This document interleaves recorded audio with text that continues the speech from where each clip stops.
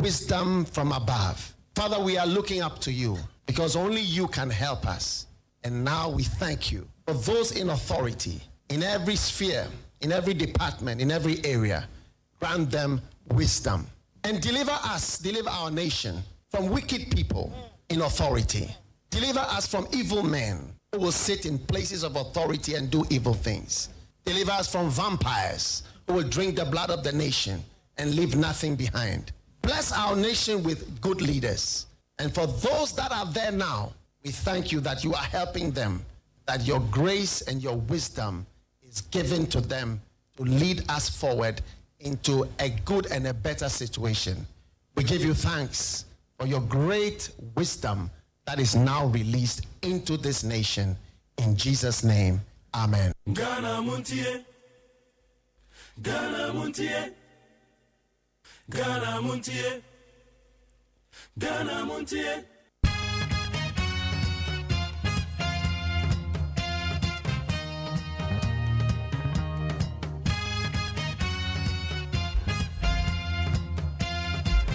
Anope ya mwakwa bede bagana Montie so and we need 100.9 and we kwada we the midweek edition of Ghana Montie need 100.9 21st May the year 2025. Yada trader point yakopa se sa wabo ya hoban. Ode na chan ya yatena say ya my Ghana Munsem esema wodo bebre na ekoso. Ya betwa de obonkrata na ne ya husari ansem na ekoso wo mo. Sarah so na yewa be for town ba de so ho. Ebono nsi a yebeko peace 104.3.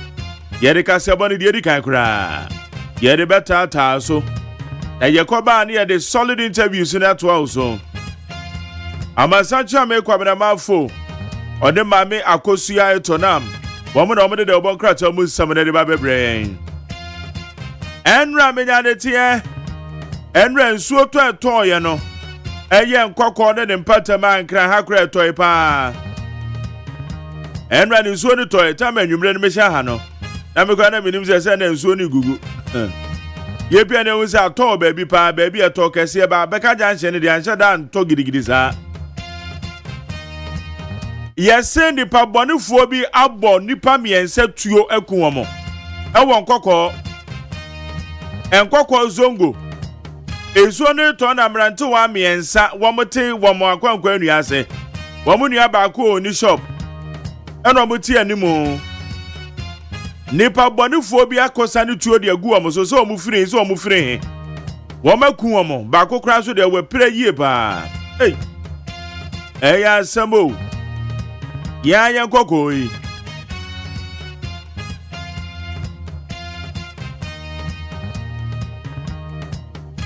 Ghana man penyen eye His Excellency John Dramani Mahama. Enra eye Ghana EU Business Forum. En samba na Ghana man penyen de tudwa. Anope ye bedi ho komo.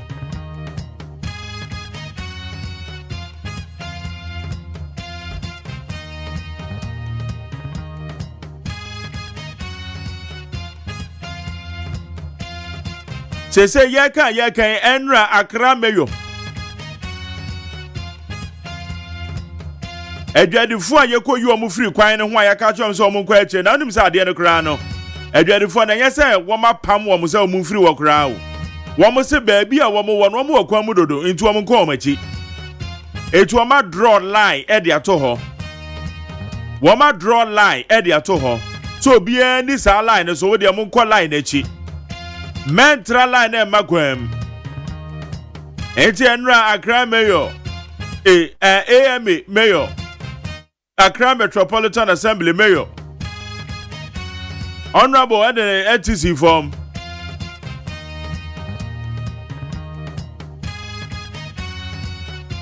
Adwadifo ne bi kura say enanopai wompo wombeko sa adwadifo bi ne kan adwadifo bi no mo amaso ye den wo say mo de amaye nkwada bedidi ye kunafo ye beba ochira ye beba eje se wo ya jejefo mo se adwadifo no mo ya jejefo wenu bi se na sa ukotu am so sa na ye nto aba ma enso what mo nto aba ye nto aba no wo de abato no mo de hunehuna eye politicians ana no mo de hunehuna One more so just running here, Juma.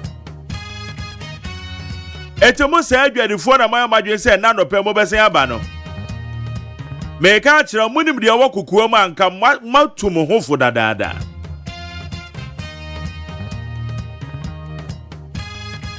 Na sa na ya de. Oka no pe ye bedi hu komo wai. Enkwada ne beko school awona ba ewiema yonyuno said ye so ne toto no. Eni te mesra wo bayi bomade se wo be hye ne sweater. Ya ene ye friend cardigan no. E ba cho aya afa bi hye no wate enkwada ne mesra pa. De titru nkuma fo na wo mu no.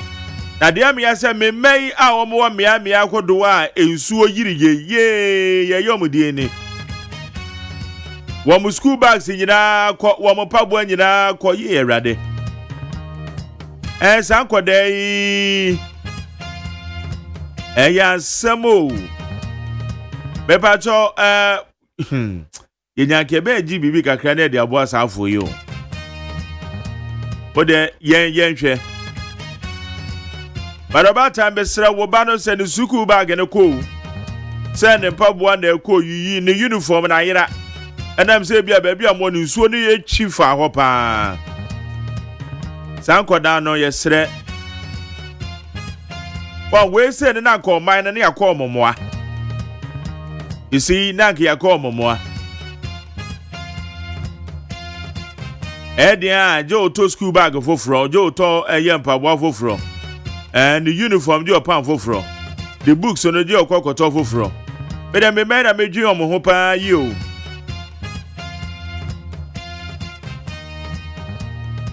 Bebacho safo no etisen wo ho. Okay, ye behwe ye behu na kwan ye de no ma begu na kwan mi ahwe ade. Na womo so a womo de womo nya affected no mesra womo beko school na ewuku ada ye nintem wa ye nintem aomo. Wonya this way bi eno ane so hye na wakaje agum de amaomo. Mesra because ewiem no ayenwuno. Na bom ja hyehye kama. Bepacho memma nkoda ne nye late o. Memma school bus ne ntunya omo. Akwara so free school mo bana se bibi hye ne bag mi na nye wo na automa no a aya bisa no. Because wa wani tuya. Ye nkoda ne nyina ne ye sa de no. Etie bia na bibi hye ne bag mo ba tan wa yiwani eja wa yiwani na wa yiwani. Ana wa ye de akwada ne ja wo no so wa yiwani. Aya check ne bag maybe an akofo obi bi a hye ne bag m na anu mi de ba akofa obi bo obi bo canteen bo wa me say masa wo kon kan fa ko ejamo me check on bag ni mo ai ye ba bibia ko yie sama ka cho so wo ho a o chirechire ni a o chire oba de no wo kwa na wa frɛ no no we show appreciation to that teacher. Rank high need 100.9. Ye call Abel Town Manaso. Ye de asedama peacefmli.com, cdnewsroom.com, myjoyline.com, check out ghana.com, star fmg. Class fmli.com. Womadaro Madedia Abel Town Manaso ye de Samakodo no. Ye de bro with 100.9.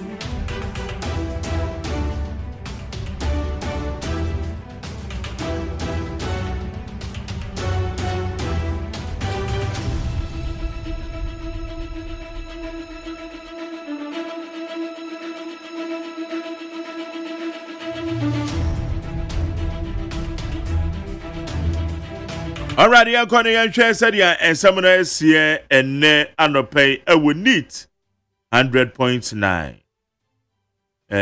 Someone our hopa na yan share we ya. City Surge backed by $10 billion, $10.6 billion reserves. Mahama.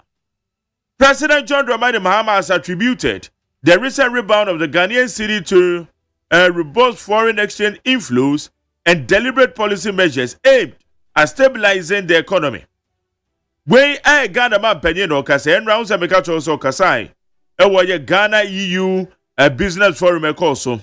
Na no na Ghana man penye say no kure nie oba bedi ade no obe inherite $8.6 billion reserves. And ono so ba ye wabomodi adi bi aka ho amenya $10.6 billion reserves a. Eno na aboa ama ye seed na nya ahoden pa. Nti admittedly no omampanyin kwana timi ehu se eyade a na bibi wo ho beto so a ono so di bia ba beka ho ande ama ye seed no ahoden abem. The congestion exercise, not a 9-day wonder, Accra Mayor. The Mayor of Accra, Michael Kpakpo Alote, has reiterated his administration resolve to restore order in the Central Business District, emphasizing that the ongoing decongestion exercise is not a 9-day wonder. Abusia Accra Mayor, your friend Honorable Michael Kpakpo Alote, or the two jobs share the congestion exercise no yeno. And yes, or yen sa no was already ho, Debbie, and no crumbs on Boko baby fufro. One boy chirashe. Baby on Boko yen said you had the phone Bessaba, because you had the phone the Biasword, then it was on Bessaba. Menamacatro. And you had the phone be himself Bessaba. I can't be your saying 9-day wonder. Now some mama sword, then no. I didn't cry on Pamo Womo, or some monko lie nechi. Unsa de no mato lie bi yo ho. Monko lie nechi baby amon mo kwem. Enra se kromu da ho pa. Upper East Region, Ayariga condemned gruesome killing of NHIA director. The Member of Parliament for Boku Central and Minority Leader Mama Ayariga has strongly condemned the killing of Mohammed Seidu Akugiri. The Bongo, okay, okay. The Bongo District Director of the National Health Insurance Authority, describing it as both gruesome and dastardly. Abusawinim, Ayadia Udru Aya Bongo mentioning Moa or Boku Central. District Director of National Health Insurance Authority over ho. Any pabanophobia botuya kuno. Wamu ye no saying kweja. Wamu kweja a two body ni mo wama sheno. Hey. Tell Boku yon. Boku. Bongo na Waboku Central. Wama bonu tuya kuno. Wama say kweja to the machino. DSC ewo Upper East no. And Mama Yariga Honorable. Nashebedwani Makasa dewe eye ensem Echese adewe condemnable. Your bompa is a post for IGP yo hono wo hwe. Edim say the amranti ombeba. Ebechi wo mo. Abokun sensem idi. We can reduce prices now. Abosokan spare parts dealers. Some spare parts dealers at Abosokan are resisting calls to reduce prices, despite the recent appreciation of the Ghanaian cedi against the US dollar. Udu Abosokan spare parts dealers are one more. Ibinim say one more dear, pa says Sabiru metimate to Omroma so dear. A bedding. And then, you know, be doing come on. Yeah, they are said my peace at FMLI.com, citynewsroom.com, myjawline.com, checkoutghana.com, Star FMGH, class FMLI.com, any other relevant news portal. One of the boy bear for Town, so you had in Samahodo, you had the bread with neat 100.9. My Mia Kusuya Etona, my Ekrado. I'm a Sancha make come about for Subabi Teenager. Now, you did one crack almost some not to us so. Mamma Mache. Major so my Jerry. Now what to say? Nyamena dumo na Nyame ede young kwache ye. And then so nya onran so ya adom ma ye dru fia pepe. Ena ojem no de na mani age pa. Anya sade a my Jerry. Ke ye mo ebeye den dia ma. Ebeye den pa so go bi and then so timi a stabilize baby ya timi baby ya. E ba na na ewie ma she kama. Ewie ma you come on, all right. I go see a question in the grata no. Okay. na yekwa enim dia na se de obokrata badwa so do da fa edikan no ene yatena se ayede ebre wo na me hyase de a daily guide obokrata ene kura me na wo hwe nim ha se a wode Johnson akuamoa asiedu wono eda wo ye auditor general ena fe Emmanuel Amakofi boa wono nso so aye chochrofo ede ema ye University of Ghana Legon achechirefo ena wo mu edimande se auditor general won resign efa report bi a wo ye de fa university ne ho ya chese daily guide obokrata nso ede ho amanebo ede aba na land ministry no ena wo mu ene asante aka bomu ebeboa na yensa sensensem no wo matimi ahwe aye ne yese de be ya kwanya yetu efom agudie no wo matimi atu no kwampa fa submit dwumadie bi a wo mu ebedie ne ho nsem a daily guide nso so abo amane ewo ha sei na wo hwe nimu ase odo mampanyi John Dramani Mahama fonyini ababeto ha sei ena Dr. Mudbo mia fonyini enso edda ha eno ena wode etu dwa no se eye baomia ene Mahama wo mo ede abo ani ba ni nyina efa sidi no agina ne nice wo no ene we ka we na we aka we eno ho nsem so ede ha sei a daily guide obokrata nso ede ho amane bo ede aba na daily guide ena obo amane se eye sky train ho nsem no a wase Professor Ameya Akunfi yedna kopie mu awaya sabia fa sede okopie mu court no yesi wasa ya de biemu ya chese daily guide obokrata nso ede ho amanebo ede aba ene anopei na daily graphic de obokrata no ena maboremu na wo hye anim ha se a ena wo bo amane na amanebo a wo bo no se Ghana pa de nyamienim no kranie ade a hayen pa ayeye to a enwunu eto a yegigi e wo ma gwem dodo na enwunu enti mayen sentimi nke to a wase yege no e wo ma mu expert bi e no de atodwabra na national dialogue e koso ya daily graphic de obokrata nso e bon ho amane e wo ha sei na daily graphic e na wo bo amane na amane bo wo bo no ena woman penyi wode ato ye NDPC enim se woman hwe se woman short term development plan planning cycle beba ay so man no nke wose enya plan bia animanimu ya o man behwe na wadi so ho nsem so edase a daily graphic the obokrata nso ebon ho amane e wa ase daily graphic ena ebo amane se womu de naduafi a womu awie suapon ye graduate a womu e wo so mo ye national service womu chem se Ghana card ye womu enni binti no womu ntimi enye womu national service asi womu kwan ya achose daily graphic de obokrata nso de ho amane bo enso ede aba na local government minister ana ode kokobo ede ama Ghana fo nyina se boko nsem no o ka bia na womu wani ada ho daily graphic na mame mo mu ewo the chronicle na the chronicle anim ha ena wode empress gifty ababatoa ene anyasam ketoa kra ne ho ayefa papa na fe wode agrada enso fonyi eda ha na wo hye the chronicle anim ha ena o se empress gifty ena wasiu agrada eye 200 billion Ghana cedis efa nsem bia wakade agu ne ho fi ya tse the chronicle de obokrata nso ede ho amanebo ede aba ene anopei na wo hye the chronicle animu a wode wosoafo wo hwe ensase ene oboade nipa wode adom ye nfonyi ababeto a ene wo se last ministry ne ede niema egu konse animanimu ya na otwemienu edi animu ensase ho nsem no commission ebehwe na omaka ho asem ya chese the chronicle do bokrata nso abo ho amane e wo ha sei na the Ghanaian Times obokrata anim ha sei ena wode yewra Mr Bright appear fonyini ababeto ha sei Third Right International de odo mano no ena wase mofra ya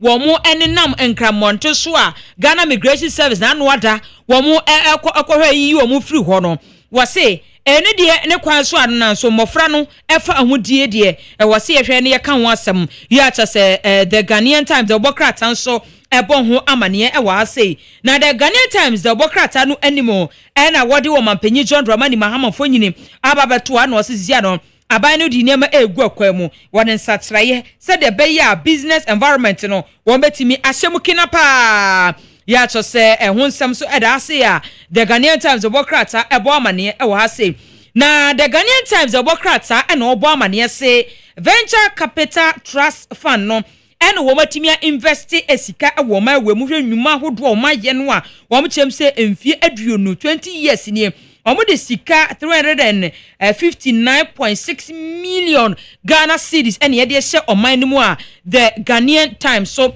ede ho amanebo ede aba na mamemfa the new Crusading Guard obokrata na wo bo amane na amanebo a wo bo no ena wo se dom kuma ya se wo mrahye bedwefie no omo de to aban na nim zai wo so de a wo se obeye 24 hours economy na 24 hours economy na wo so obeye no aha obisa ya dum so ena ye de ya na kani ye bo na ni suppress ntimi nya na so eno ne ye de 24 hours economy enhwen to kani anu makani ni nya na so magana fo ho entimi hia no wo mo Ghana ni jana so Ghana ni bia ebetimi ye adwuma na oye 24 hours economy na ni bo no bedu adwuma na kani adum a obede aye adwuma no ya ehun sam so eda ase a the new Crusading Guard obokrata ede ho amanebo ede aba ewo ha seye na ona no ada ya kyese o mampekane mampanyi abedi akire alai dota mon bobia ene okopie mu ewo abrochire eno na wo pa akyese MPP defeat no mo ye ne de nyame anim no kure ni ewo hu se ne ma ba ko mienu bia ko aban no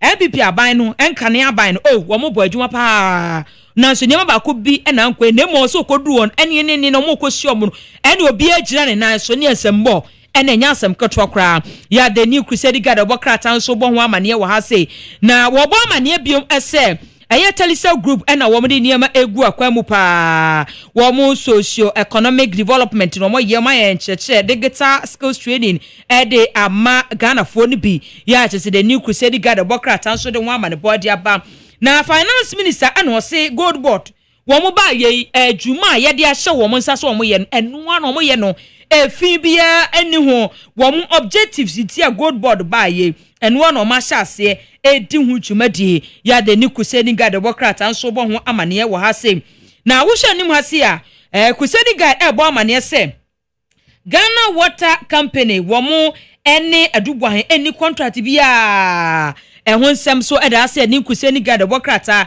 enso ebo ho amane ewo ha se ye na wo bo amane se Dr. Steven Amoa ena wono so ede bi amane adongo ni nyina efa wo mu chem se high interest wo Bank of Ghana appointment no ho no ene wono so akabidi amano pa ya se the new Crusading Guard obokrata nso ebo ho amane ewo haseye na the punch the obokrata we punch ene kura me no ena wo se o hwe ni ho a wo se Eugene Amoa Asamoa ene a Millennium Excellence Award no wono so win prize ni bi ewo ha ya chese punch nso ede ho amanebo enso aba ewo haseye na weni piwak CEO ena wode adesrede ede to aban nanim so mo sere no ada wo mo sere no pa se sisia no sedie nsuo no esi ha adwe na otwe wie ne de ene wo nka bubu ni mantem wade se wani wo se ka kire ensuo pa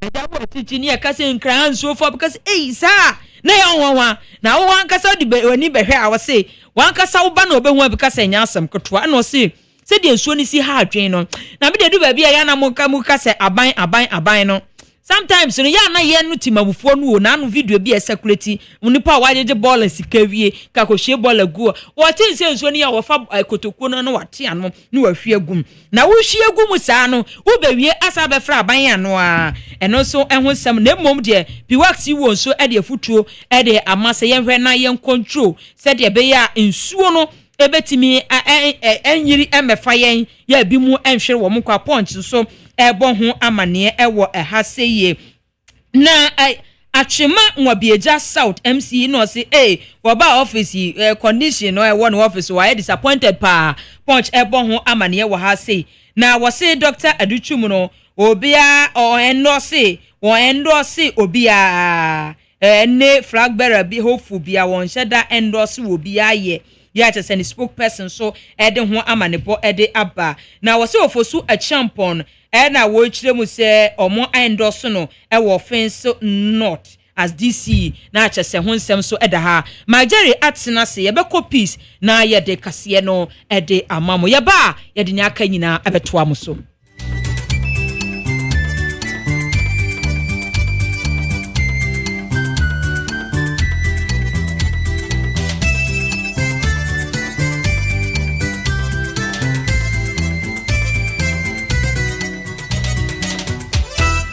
about no senior peace 104.3 FM Suni adishmaima yemamunyina che and sama hodo ayabo no omeyimu ene ama hodo so and anope yesi enkonwa e de besomo kasebo yi etwa ne ho e de afa hello 101.5 ya wadum e wokumase ye ba enkran ha say ya okay 101.7 neat 100.9 yenyina wo ship fikasemo e wo abeka enkwanta.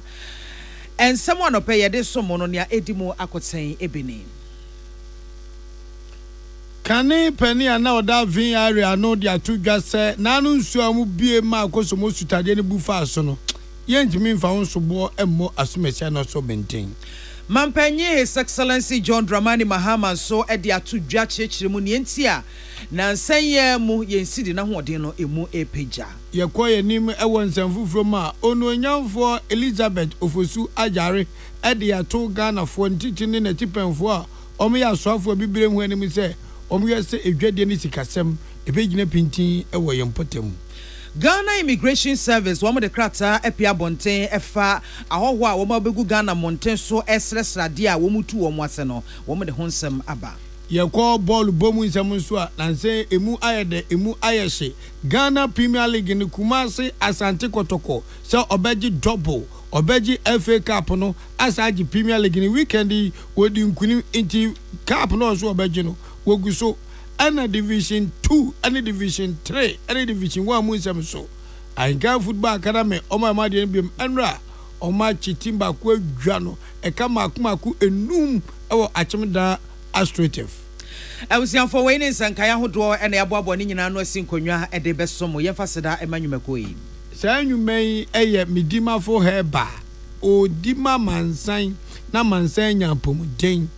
Yadia dear yo pious yadia ya Nancy Yamia the Mosas abroad on Queen call a midima for her bar Daruma and what say.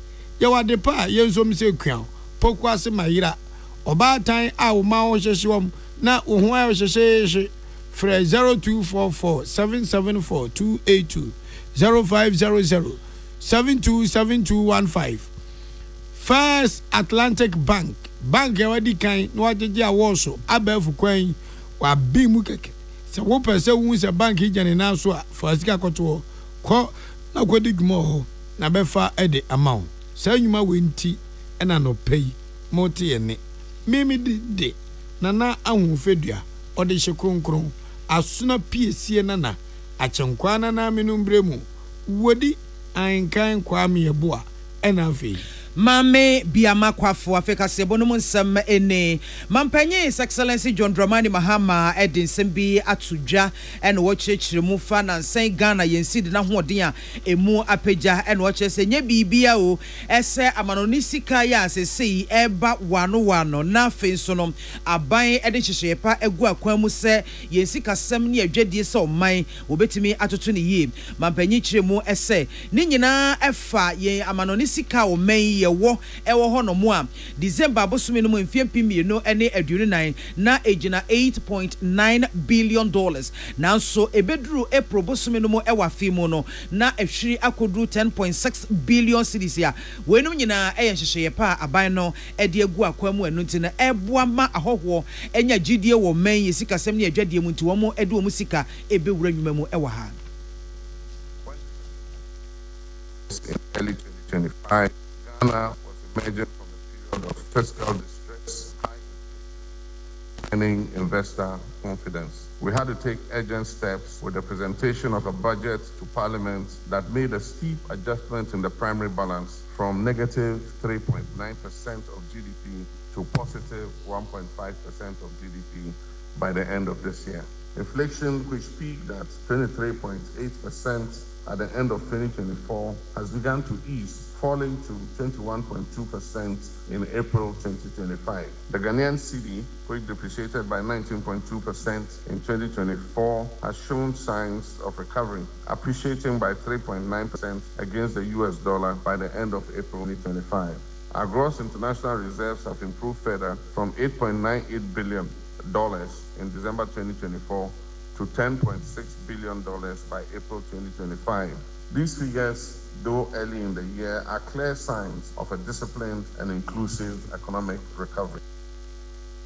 Eni a woti ye His Excellency John Dramani Mahama or the Sansemi Ekotu Eja Brana Ghana EU Business Forum wom de sheso enreya. Salamat kukwa pencil ene bo ansemiano ebae.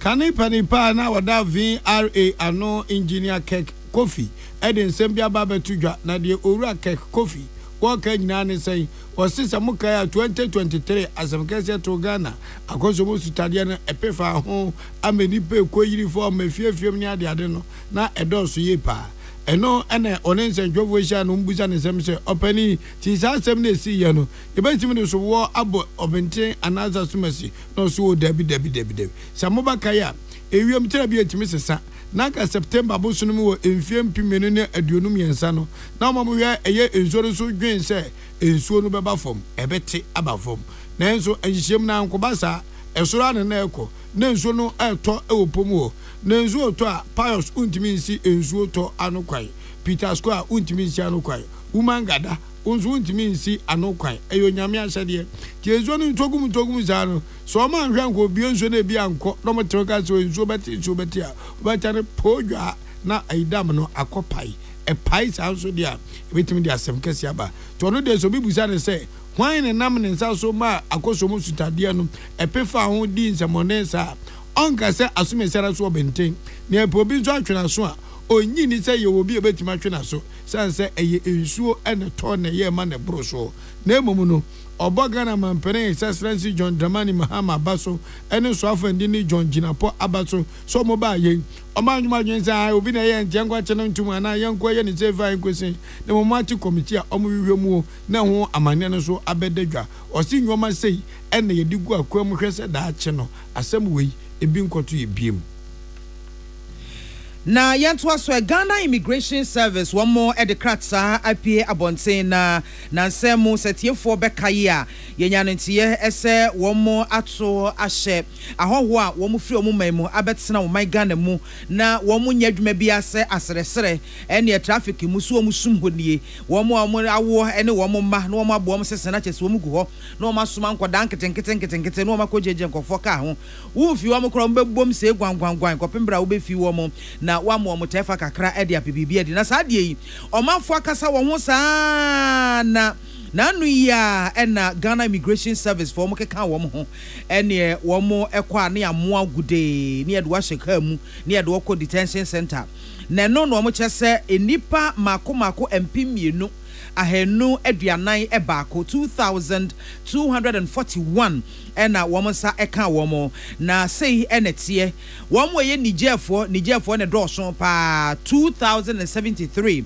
empimienu ene aduoson emiensa ena Nigeria womo eye oha aduasa enwotwe Burkina Faso eye duonu enwotwe Guinea nipa baako Mali nipa baako etu kakabo mu anache empimienu ahenu aduanan ebaako na saa ahoho nyina womo to sante a chese womo ahwe womo yi papa de broni befre no standard operating procedures ene profiling ne nasefo womo screen womo pa na womo ewieye no ena womo chiche womo mu ye ema ene emema enkoda ene womo keka ho nti womo chiche mu saa na womo chese na no fiada me bosumina ne to so edu enso a wo mo hye sa adwumade yase no wo mo nim se wo mbetimi asesa wo mo nyina na sa ada no a wo ma wo mo nkonsa ama wo ko wo mo mamu na so wo mo antimi esanse wo mo wie na kyesa de asa na ne memene da eye me bosumina ne to so edu enwotwe ena kyese wo mo hye asese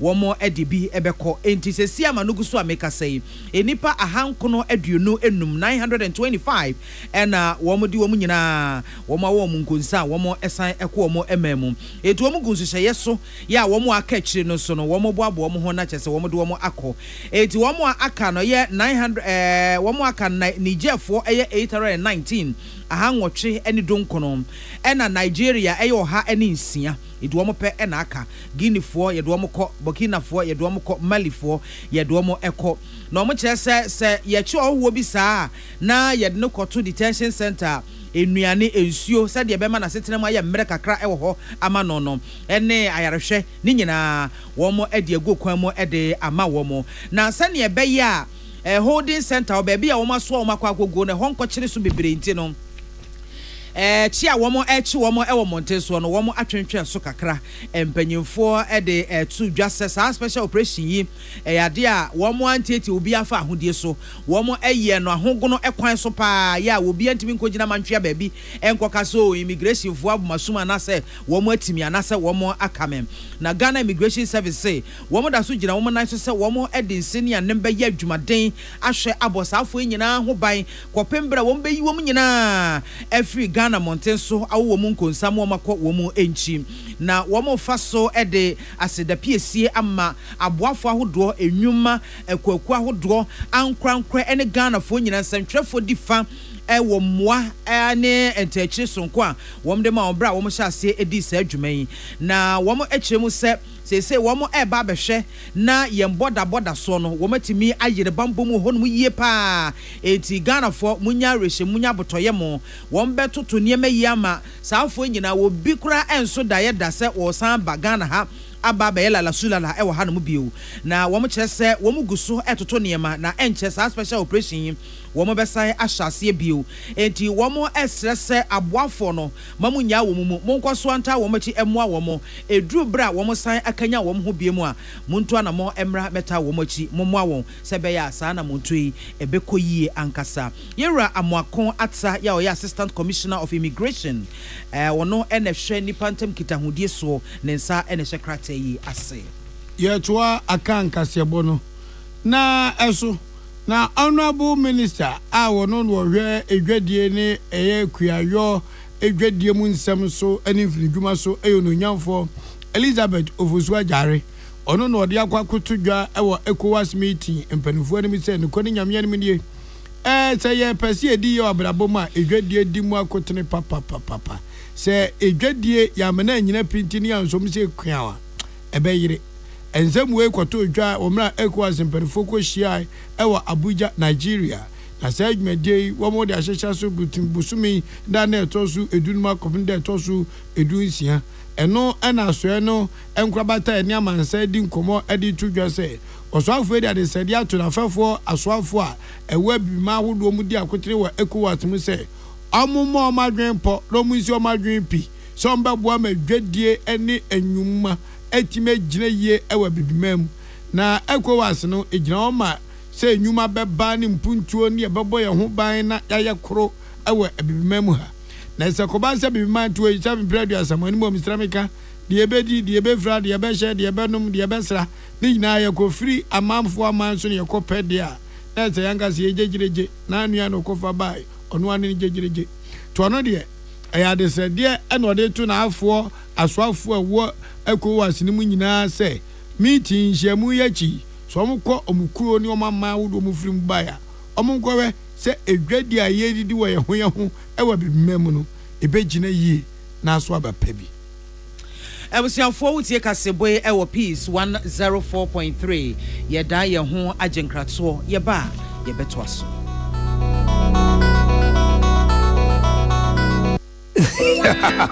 What be some plumber? A damn pipe no de boy adwuma I no say DPS pipe nko no fa mo adwuma bribia o. Esan gidi amenya wo DPS pipe mu nti. Memfani agrokra o. Enti frɛ 0543 662 727. Pomachina kwan was Spintex Road, Coca-Cola Chiriwa. DPS pipe. Gidi ashenso de. DPS pipe nyina hene. Amanfo dia moka kire Freddy's Corner home appliances hono or dia ba Freddy's Corner Home Appliances Center. Home appliances are eye papa bia ebi wo ho brands ben Media, Samsung, Skywell, TCL, TV, air conditioner, freezers, fridges, water dispensers any dia kekeka ho nia ubenya good warranty dia ko Freddy's Corner Home Appliances ukoko memle CCTV a eboama monitor of properties any business at anywhere in the world. CCTV ani da ho ewo detector clear pictures Wi-Fi connector. Utimi connect ma wo phone. Na wa monitor baby a wo wiase bia. Freddy's Corner Home Appliances abeka Freddy's Corner edwosu ahodo a oton phones ene ho accessories no ho. Fresh 0544 959195 ana 0207937323 ana so brakoko memle city light in chehwa. Na ye can discount ene achadia. Ubetiasie. Freddy's Corner, home of authentic home appliances, phones, and its accessories. Herbal and Alternative Medical Hospital Bena Black History and War America, China, Africa ne Ghana penifo abona baso say. Osaya mo man for tia papa. Amen Scientific Hospital. Ayare sabia o won fidie mu aso. Ya woda so a fidie ne kire o yade na no asan so sa o yade. Amen expert o kwankro yare ho. Won ra no enam. Na wa doctor for ne nurse for so. Oh what ma. Amen Scientific at the herbal, homeopathy, naturopathy, and reflexology nyina. Esa yade. Sa wona wo pe. Ana yare ne te same pa. Nyame adumunti. Yare expert. Amen Scientific ebeboa inshallah ohwato na wonso di adanse se de Ghana for ne abrochirefo bi di adanse no Accra Amen Scientific e wodome Obersnet Flat and Alashibinso our Klagon Eben Shaman Road under bridge ope o krabata p free non sure de ben wo 0245275254 ana 020-722-9505 Amen Scientific Herbal and Alternative Medical Hospital Allow Shafi nyamene yaresafo So wakoma ho hyehyew ana ebo periperi de broni kan hardware no a e de na se wo ye na se wo yam so atim so e wo be packing a farmer Martin's liver salt techira kwan entem ehwie nsu agu glass mo ate Martin's liver salt no ba kwa no na wo de agum wo be hu se ehuru wa glass ni mu na wanom Martin's liver salt ye won orange flavor ana ba ko so ye plain wonu mu a ohu beto na mum edi na anu na ho nto wo a ko hu doctor papa no papa no papa no papa no papa no akasa Polita is everywhere durable and authentic stronger brand you can trust Polita we get some more Rambo and get some more super and the Polita we dey Polita papa no papa no papa no papa no papa no akasa Polita the original always the best. Tune it in, turn it up, Peace FM, and rip off the knobs. Ebusianfo yetwa so amanone ensem emu ansane akowie wa godie mu nsem emu na amanse kubatan ababonte de ababetu dwase wo masoma wo maboafo se wo nkokopiem ewo Gaza pepreso na wo mfa nnuane ene akade ahodo enkonkoma wo mu a wo matoba ha ewo Israel ene Palestine wo mo entokwai emu na wo mkyerese wo de eye kasi akasi eludu nnuane enuro ayarehwe ho akade ne ade wo malodi ni nyina nkoda nnuane fa kyese ennuane de anyasam ketoa enso Israel force da wo mpene ema kas ni nyina enko Gaza pepere nso na sese mpanyufo Israel mpanyufo kyese kasia aba wo maba bewuram ewo Gaza pepere so eye nnreya no eye makomako aduokono miensa 93 trucks ena ekuta nnuane nkoda de ne enuro ene honkro ne banyina wo mede akọ no nanso amansa kubata kyerese ewo mse kas na akwakopiem ewo Palestine pepre so hodum de nanso baabi a wo mu hia mmoapa wo mu hia nnuane ni nnuro ni ade no nya de a Israel fo amakwan se wo mu enko honom ne no ena Israel na no kwasi ade ya wo mu gitu mu se wo mbema nnuane kuma bi kakra bi ena akwakowura mu ewo Gaza pepre no so ne no ena amansa kubata babonte de kokobo abeto dwase nia Israel for ye no wo ma hwe yi a ekombra ne bi ebeyi niti ewo Gaza pepere no so no enyasam keto asesei amansa mu wo mo de wo hye ato Israel for so achese Israel for nso amugamu jase wo mo nti jai wo mu mfi wo mo kra na sesei UK man no kra no wo mo ni Israel adwadie nkita ho a eda wo mo ntem no wo mo twam wo mo so wo mo ni wo mo ni senka bia wo mu no mu ni hwi ye bio wo mu no mo tonkwanta wo mu apaisa se kwan ya wo mu ede Palestine for no efa so ene ade no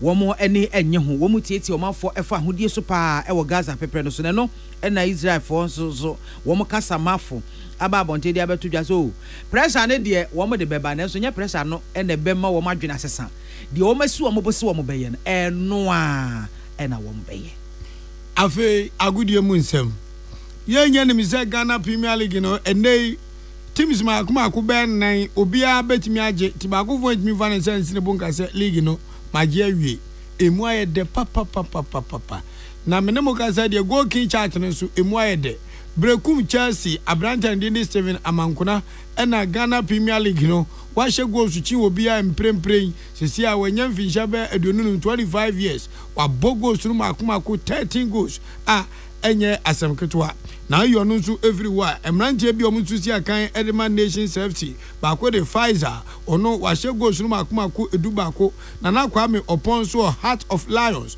ono so abogos no makomako edu bako Brekum Chelsea Abrante enono ana akwa eye Gold Stars omu player ni din ede Samuel Ata Kumi ena Kwame Poku of Kumase Asante Kotoko Metena na omu nya so bia bogos no makomako be enkron inti samran chese nyina no bia so yire ne ho a aka match se makomako miensa na di Ghana Premier League no abna wieye obi abetimi edi nkunim na say na akwakoye Kumase Asante Kotoko awia hinum so say Yankopon adma fie we ombaje double ne say a omzi FA Cup oma qualify for finals omni golden kicks and bebo e Lagos Sports Stadium na omzi sa ankola ndi omni mbopa na so mboa ombe choma jam no say yes penny di penny ombeje sa cup no na Ghana Premier League no so say points ne Kotoko yire ne ho a enya nwanwa so mbetimi age sesi ayaka say de Nations FC and Premier League no mahuri se kwam eda esoro ho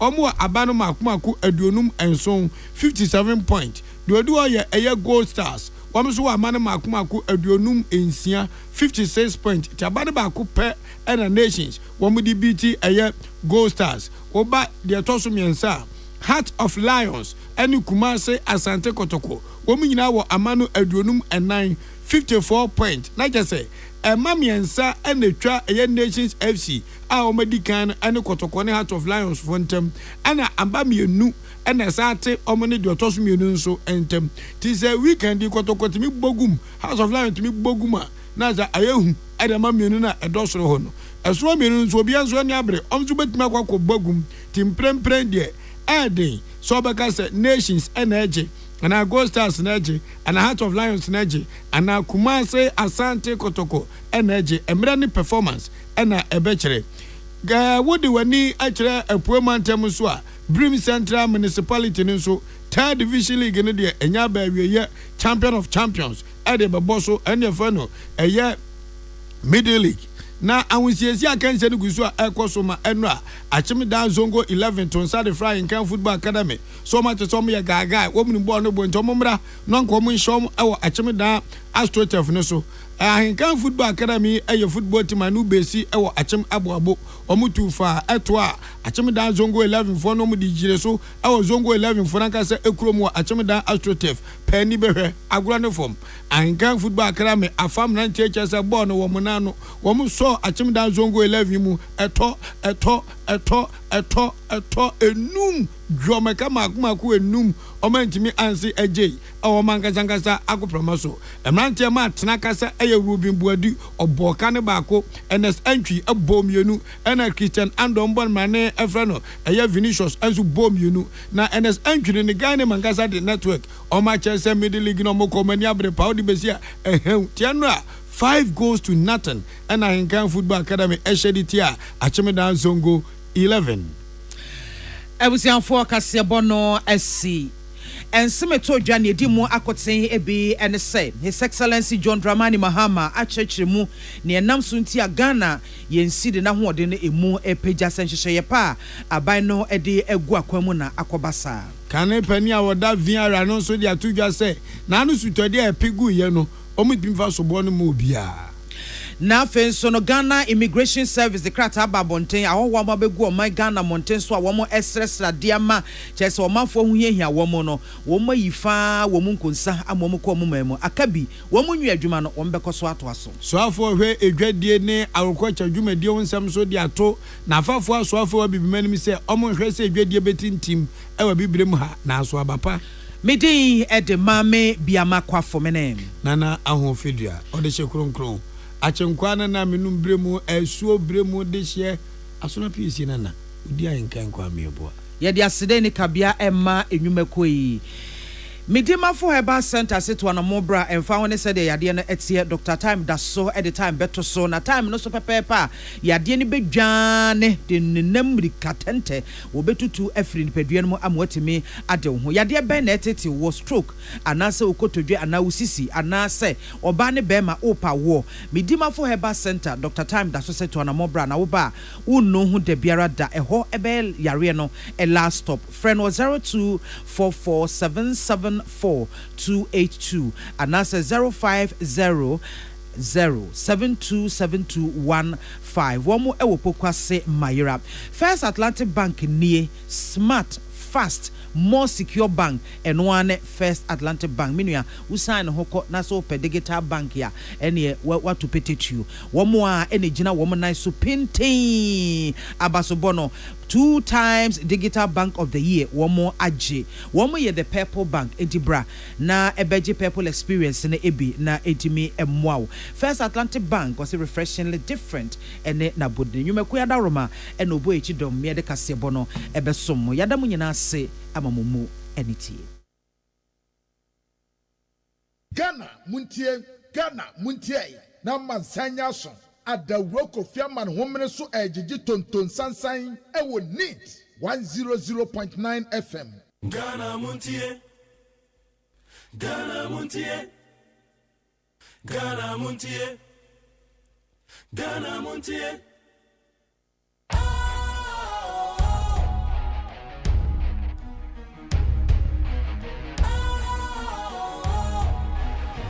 What's cool, fresh and trendy with a new look?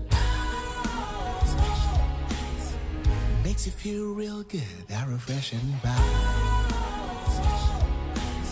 Satisfies you right just the way you like. Do you know?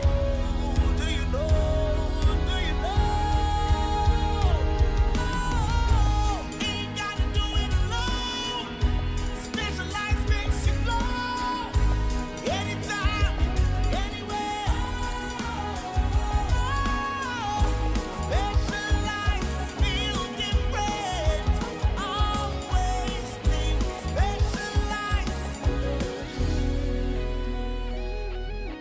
Special ice, natural mineral water. Feel different. Think special. This advertisement has been vetted and approved by the FDA. Hey, catch it. Listen in here. And you ma beto to dia me baba no hwade no. Twem so betumi a. Hey, asew. Hey, now beka. Ya John to mami ensa duku portmanteau. This way chocolate drink. Na kan wo hwe afibian so beri ni waware ni a. This way chocolate drink. Na kan sia. Oh, asew. We den kan no tumu ho. Me be mo anu so hye kura dia ka ho. Wo hwade e wapi ho. O ka se batete e da fom ho. This way chocolate drink. Crash up a baba worry. Aso. Ye fear said this way chocolate drink, ya sorry, no pan on yenum. Ye bishop free genome no snack. Ye nya ho no ye de serve womo. Ye did ye pebibia bogu ya de so a. This way chocolate drink in yenum. And this one what's ya no a. He se kire wom, koko wom, prick wom, bibia wom. Ade wo hia ni so se. This way chocolate drink. Ye wo hia ani so se. FDA ahwe se adwede nkratoe mo agye atum se eye. Efie bia beye nika na ejina busue womuo na mom ayonkofa ye da ye ne nyanyemu a ye ne omutifie ntem etimi mafia setena ye nika sronko ekoba ne saa no baba beka busua ne ho prekope enunti ewose ehwem omunyina pomudin mu na sanso beye hode a na eye Drew's Pet Foods, Drew's Biscuits, any canine Greek dog food ewo hoi protein ni nuane no ebetimi aboa ma okraman na nyine kama ahyemu ba sei be enunti abribia na wo kraman no keka ne ho anigye mu Pakro Ghana Limited and any Drew's Biscuits, any canine Greek dog food abedwaso enunti kope bia kira kwan sesi a manemu a wo kraman no open the dodo mu atua for Pakro Ghana Limited ewo 0559 274 381 ana 0559-795-432. FDA, Aje Jadien Katwe Atum.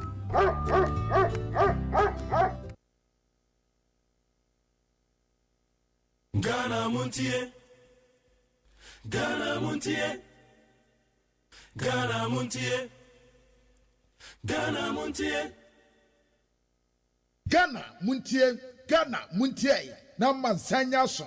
adawuro Kofi Aman homene so ejiji tonton sansan ewo NEAT 100.9 FM.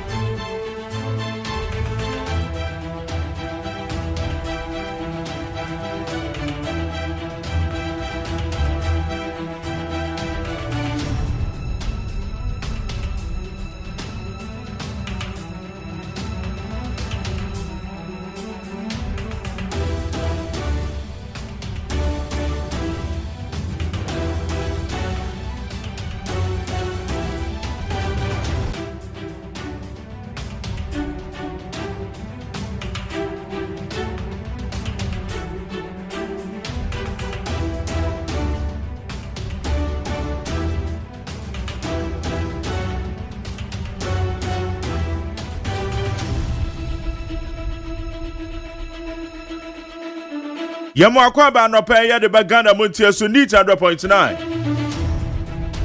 Yawo da obokrata musam ya one interviews. Yane Ghana Immigration Service for Bekasa. Say aye street beggars. Wamase wama repatriate bi ekwo mukurom. Na say na sa exercise na kasa no. Which of the areas na wamo targeting. It's in the Ghana Immigration Service. You know, bidding come on.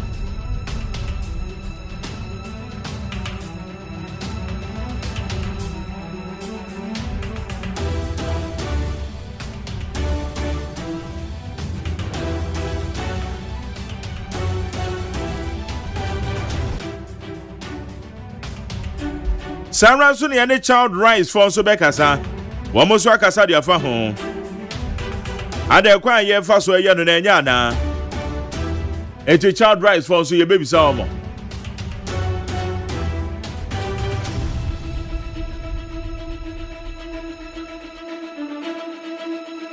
Enranson said the normal call ye ewo eye the Central Business District. Edwadifo a enya sa ya pam wo mafiri wo. Ti ade ne ye, ade na edwadifo no ye mpam wo mo. Wo meto ade an okwan ho no ye mpam wo mo. Na emo wo maka chom se wo mo empini nkwa akire. Wo mabakwam etu wo mato lie bi yo ho. Wo mo se mundi dwa wo lie na chi. Wo dwadini ni dia wo se wundi dwa no wo lie na chi na mo beba wanim.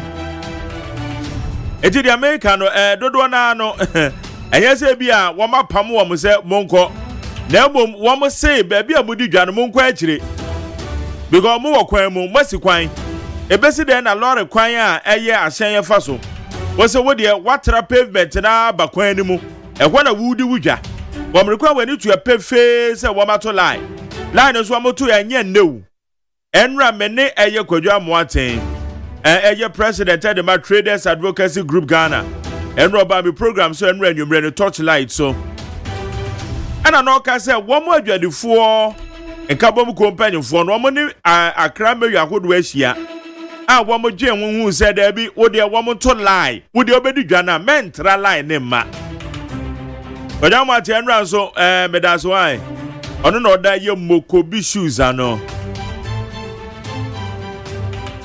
enti ayade adwadifo kabom company fo no kra no wo ne mpanifo na yenhyehyɛ dada enti yaso yadwadini wo kwan ho akwa akire menyina pavement so mentra pavement e makwam eno so we anya simple enti adane kwa anya say yapam wo say wo monko Nemo womo se monko akire because mo loro kwan mu eno so hey asemini ebi se mo ba pam ye kura ye beba ye besa aba okay na beba akira hwe ye be check say ampa ebi ba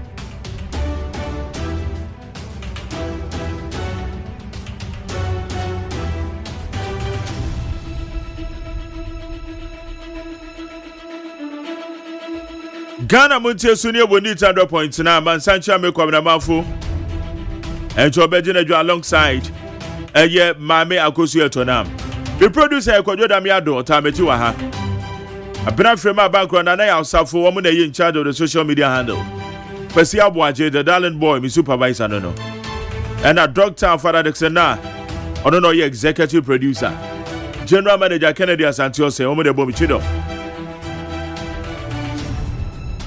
By now, say, if you do a mum,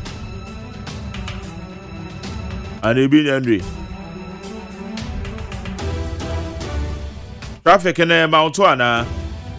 Maybe I want the traffic in it to say. I was Mark Jerry. Mamma Quaba be more. Major Sopa. When him say, Yanama, yes, surround my bedroom, to say, okay, you may if I bang more bank crank for it's all my special risk allowance. What is that? And again, ene de enokre na edu ba bia bi mu ho no mpo na mo a ja modeda da V8 ni modie e modie ne ya na e kakra wo mo a ededa V8 ni wo mo a ededam on se me chire mu aba se me chire se kakasa ni yie wo mo a ededa V8 wo mo a ededa da V8 mu no ene Land Rover ni Range Rover no ono kwado otu free ni ene ka bia wodam bia se ye Edi won se wutu fru kan mu fia na wokọ na omo ya omo nante kosi kwan na no e won ye zanya because and me sorry abeye we na me say evera ho ma che aduma e say father ya do ma ye sorry ho ma che say ni pa there so my risk allowances bi o because what him say ukra kampa what dey show what the father say ukra kampa wo bia we gate sa ahomache no bie kura no risk e wo ho nya asem keto na na me ne me yonko bi ka so odu ni fie ni mu a ni fie ni de to asini ya de sekan asini mfese onfa ne ne mo si ni na ni tie ni fie no kwa asem no krai Rex ni de ebi chen bi yes ebi chen ebi anu ode pa ebi anu ode Rex na anu ode Rex bi aye Rex san bi aye san enye bete enough Bobby Machiaze. Na me che password de ba ko. Ante bedroom so. And gentlemen. Maybe go here there. Oh, a highway no na accident bi was. Yeah. Main road na main road no. So wonam ofi barrier na wo ba to set Taifa Junction. Yeah. So wonam highway no. As a car kese bi nsuo no nti ono akam won nkyɛn sei. Ɛna nketewa mienu nso anya accident with the same place. Oh, okay. Nti na ɛhɔ no kura asi. Nti posifo ni hɔ nti chobo ɛna mrante na wɔ na no mo yi afiri hɔ. Tia kosi nkyɛn. Na kode bebi a wɔhyɛ no anya asɛm ketewa. Oh, highway no so. Yeah, na eni enya pa. Asem highway no so the just say be local so the ana ya asem. Yes. Unni alternative bia. And you na say 55 na wo mo ye no. And they all make you provision for such alternatives. So what can highway no mo a ubetimi anya ba bia mo nyina mo besane afa change the route. Enkonko ye say tetede na omapenda da kofo ye between new planner to your friend is enkane na masamai no. Yeah, it's when the woman ye bibi the woman say we tetede say kan tete. What's it yet to all? But I say tete design because they say sa kwai no woman ye bi omoko man would be so na sa kwai na so wutom ano watom eno no wutwa wani ba bi e ntwa. Nti eno no womo yes designs no enkonko ye te say said the idea o man brenda da ko for ye. Okay. Yenko enim na yenhwe yeah. Enra me ko no sumano. Okay, sumano de farmer no bono mai. Na ye ko ye no wa hu say na Wara Mining Company Limited no. Yeah. Ni wura no 89 say onim yewura Alfred Mahama e wo kwan bia so.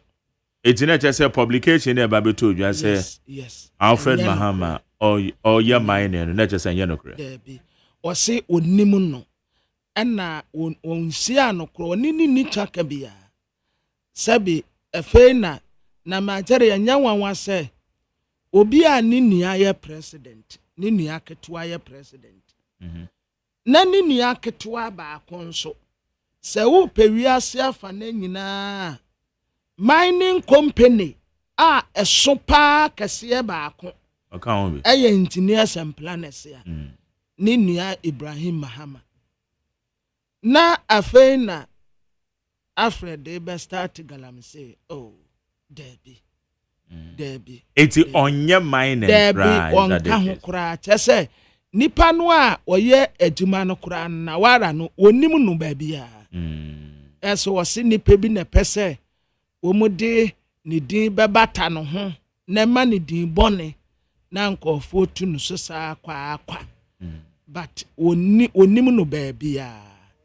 Na enye na adwuma nso kura. It's just onye mine and crampo ankasa. Debbie, one day Alfred de oya farmer. Oh, okay. And no bia wonim ni bia nso nim say yewura Alfred Mahama de akuadwuma na oye. Akuadwuma na oye wo wonfuo be. It's just we na yakeka sa. Yes, enti say o ma saman ni pa. Go me just say wasaman sa publications no. Newspapers na. Yeah. Newspaper paper na paper. Newspaper ba ko. And the buy. Yeah. Nti wasaman no. Na wo bia ma jare me na me nua ye president ya. Me nua ba ko nso eye engineers and planners ya. Efe na me nso me ko start galamsey de. Me ko start de ayede. Ba nipa no oye ne mining e wo kwan paso. A mining company limited no. One more mining company, almost what genuine concession. Almost what genuine concession. Almost ye umaduma. Na national security for ho. Ya no omu fi say. The omu nso di omu ni ko hu ye no. Na omu nya aduma no wo kwampa so. Ena na omu ka say ni din ebe wura mu. Alfred Mahama din ebe wura mu. But we no kire say there be money din say nipa bi na aseda pese omu din ni din ebe wure mu akeke na omu ma ni din bone enti enya no kure omo ni din wo ba bia. Okay. Yeah. Okay. And said that wakano no. Yeah. Publication there by no. Yeah. Ghanaian publisher until was no say on retract or apologize na on compensate no. Okay. Anyway, then na lawyer for about sure there. O match the code. O match the code. Okay. Yeah. All right. Ana de bia because he didn't say the entire assembly be o ba na ya bo e kira hwe yie. Ade ba kwa ya pa kwa me didn't say you didn't say no o ba ko ne say bi ade a wonnim ho hwe na wonye. Na ye beka to so. Na ye beka. Iti no eba ne sa na ntina me sa na nsem ni bi ba ho se ba pemsen ade ne yentwe ne nti afi ye kwahwe na se wo ye involved there afi na ye wasem bi wo ha ne aka a kire na ma jere ade bi wo ho krampa eni kwampo se eba wutirimu se minim se ye predict na me fan se watch me the car speed watch me na wo say when hu apetishi bottle we mekam ane na tasa wa na wo pese wo ye post ni na se so de na wo pese wo bo me keke na wo jam na meko because me de yaden me kofa no wa he nti ade bi wo ni kwan se ba wutirimu se wo be ka da se efe no wo be start galam se Debbie na dia nanka wo pa opportunity ben ene fe no kwa Alfred kwaje concession na wone nkofo ni nua wo engineer se akasia pa wo wiase ni nua ka ho ni nua sa ye president fe na okoye galamse Debbie okay so na just say that is update was answer no okay all right Para musomna yanhwe nsamakodo a ewo enkrata no. Yo, akoyenko. Agoziyanko. Na yakwa anim dia na da obokrata abadwa so ne fa to so emienu ana yatena se a ye de ebre wona mamemfa daily graphic. Na daily graphic anim ha say what the associate professor University of Ghana School of Law Abdullahi Ali fonyine edaha ena woka se Ghana pa de ade ha ye pa ye to enwunu eto a ye jeje ewo man wemu a ebi enwunu dodo na enwunu na yoman ye sode a ye sie pesika na ye de aba oman ne ho bra ye sode a na ye kɔ ne ne abrofo kodi nsawoso da bia da ye sika ye gye to a ye jeje wo man wom enwunu wose ye mfa niema enwu akwan mu na ye nhwe saa eto na enwunu ni nyina saa sika yi ebeka oman sika ho betimi aboa ama oman no atimi atumpon na wode sanse otudwa ewo national dialogue ebra na wabene ewo eto agigye ensemo expert pa ena wode sanse mu etudwa sa ade eha oman ne baako eye eto a enwunu ya daily graphic nso ebo ho amane ewo eha se na daily graphic de obokrata ena amane ba wode aba no se Wamampenyi John Dramani Mahama ena wode ato NDPC enim se womu abadwokoi enhwe na womu enye short term development planning cycle bia ebetimi abo oman ne ebedi so se de bia ye behwe ne edi abu oman no ya daily graphic de bokrata nso ebo ho amane ewo ehaseye na womu ede atudwa ase Ghana card yi wono a woda nanwe fie yi a womu awie school graduate womu da nanwe fie a womu awie school womu chem se Ghana card a womu enni nti womu timi nya akwanya enye national service ya womu chem se mrahye bedwafie hwe no mfa hyehye engu akwan mu se de be ya womu ede nanwe fie yi a womu awie university anasua pon awodo na woso mo ye national service womu de hyehye begu akwan se de be womu so benya card bi no mo de djuma dia daily graphic de bokrata nso ebonhu amane wa ha se daily graphic nso ena opo amane no se oswafo a wo hwe ye mpatem amamuo ena wode eto Ghanafo nyina animu se wo sere Ghanafo ada se asem ba kwa wo se Ghana ni bia wo wani da ho na wo ya hwe yi ewo ho eye bokon semsem bokon semsem ti won se asoro wo ho no ka no waka ni yie efise asundwe ye pe wo ma we mutu bi unim na wo ka no so wan koka ni ya ebetimi kra meja no asenso adari bio ewo boko enwon sem so da se daily graphic de bokrata enso bo ho amane na a telegraph de bokrata ne chesenra a sky train nipa ya de sobu abone ya professor Amiya Konfi na bra wo mu koduru court wonom no afi papa to one hu se ne ne subri no ne subri munso mu enti na se court asetena no onya abotre twentwen so kakra he se ede na ye no afi wo mu se ya professor Amiya Konfi na wontumi no ho dodo okay ti ase ya de no kwa ya asabia ni ye kosenti court asetena no o mo antumi anto asem de no se sanse ya de papa no ko hospital right kwabra yakwa amano so enra the congestion exercise a so ewo eye enkran empatamu ha ititru Central Business District Gilbert Ankra ono no kasama Accra Metropolitan Assembly yene no eni wonkomo Gilbert Mache Mark Accra Metropolitan Assembly Honorable Michael Papalo Sida no chia musifo anopawe etiefo jo pa na bibia boko de okay yo edikan exercise mo embarke enrei eye driver for enkabomu kuo won na omede ma yenti ene trigger action na se na eye resolution na assembly no agi atumu ena eye mayor woma ye the implementers by the executive arm of the assembly no womo edebeye adwuma. Thank you very much for opportunity to you, Madam Pawi. Now, my main concern, Osha, about the issues of big congestion there.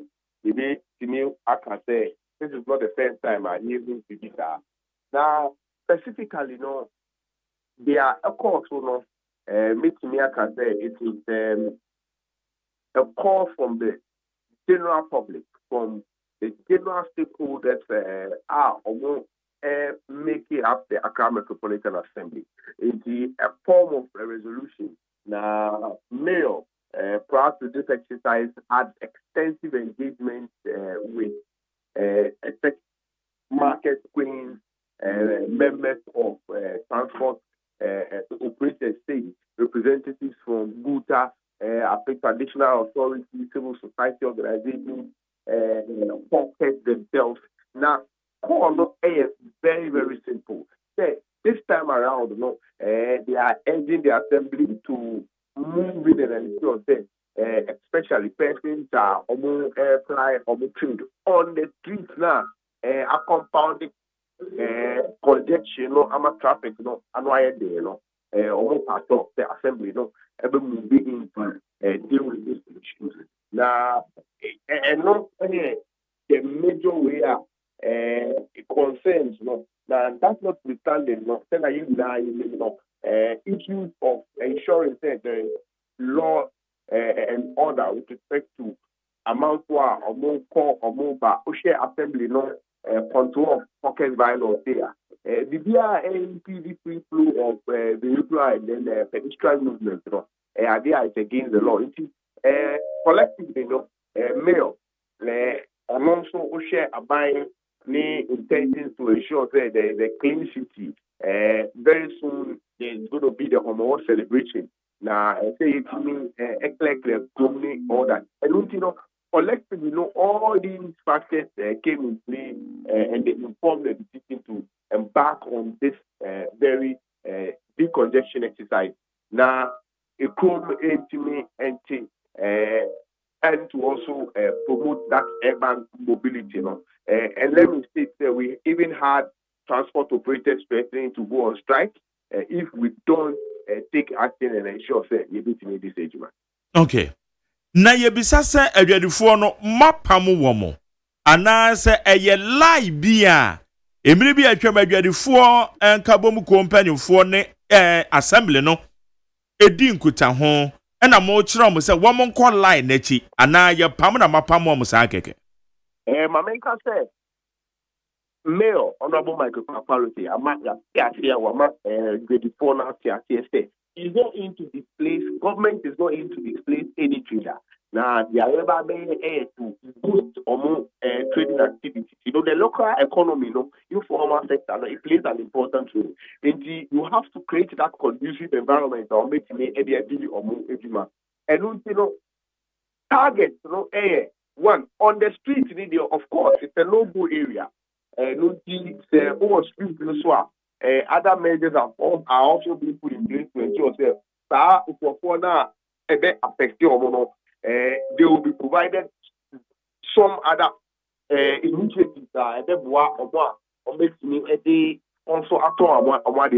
Mayor was quite categorical in announcing initiatives that there's going to be a rotational trading system in the city where 2 days you allocate some specific lanes in the city center for trading activities, and it will cut across into and no ever boa ama at least over how you can balance it one way or the other. Aside that, other measures include the share areas are pavement. We are coming to redemarcate those pavements and then rearrange the traders. Osha concern is that be maybe products are all torn. A display maybe back, but now what display better 20. Now I did acquiring in other traders who ain't who shed what display after complete stop. This time around, it's going to be unacceptable. Now, intimate show piano, so intimate between the aside that, mayor government is going to put in a lot of funds to redevelop markets now, the metropolis, Ocean Slaga markets, London market, other markets, Ocean, Kwasiaga Sokrana. A lot more of these markets are going to have that facelift in the long run, or more affecting one way or the other. There's going to be a balance amongst one bit media. Enti eyadia enyesa mo pamo mo na mom mo chise o mo yie. Of course not.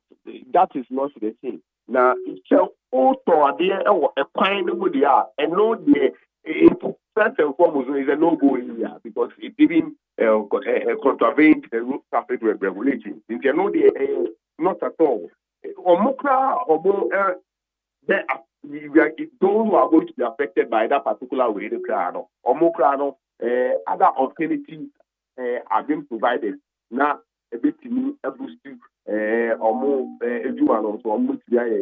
are looking at blocking 2 days within a week. Now, at least they will be able to also have that kind of way of meeting at all. My answer say yo, what's the alternative near the alternative, it be any set. Then there's going to be a rotational trading system. Now, and no ever ensure that on specific days in the week, and maybe 2 days. Now, you have particular feet to be so, now that particular area, you are blocking, and we are going to do that in close collaboration with the police. All modalities have already been set. Signing is even ready to see. No, on those specific days, so Mayor has announced the 24-hour operational model. And no, they set up a 24-hour security task force or movable.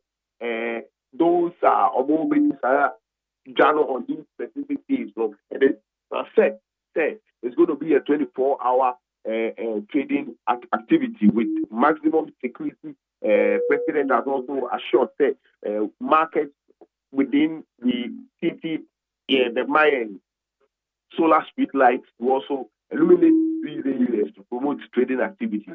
This is one part of initiative Kita for or more they will be affected. Or more shares inside the market and all that. And or more, maybe one way or the other, they may not even have areas on the pavement. Na etrese yen fa ne se wo meton paboa. Wo meton eye foods. Wo meton atosode eye nyadoa ne ntoso ne ade. Wo mu nyina egu kwan ho. Eti ebetimi abase okay, this time bi ampaboafo no. Wo bebe anwumre. Sana opa chirana. With the factory lady, and also but the most important thing is that we are going to demarcate area, street on 2 days within the week, for trading activity. Now, let me use the opportunity to say that within the city, we have a specific product market. Open serious food stuff I say Uba and within the Okaisha, the kind of Nyama we are going to ensure that of course there will be on the streets, they would have that same way to supply their trade. Ɛwɔ market ni mu. Ɛwɔ market ni mu, ɛwɔ street no so. Ɛwɔ street ni ho. Ɛwɔ street no so. And this is going to be done on specific days of the week. Okay. Enti bepese yenya understanding no. We say specific days ni biwa within the week. Mobile blocking street no na mama omo kwan rotationally na ebi aba beton ade. Oh, okay. Na eno no eba ne sa na chese mo be make special arrangements for traffic flow. And that is what we Jimedia this is saying. Mamenka say there is that close collaboration with the Metro Security Council.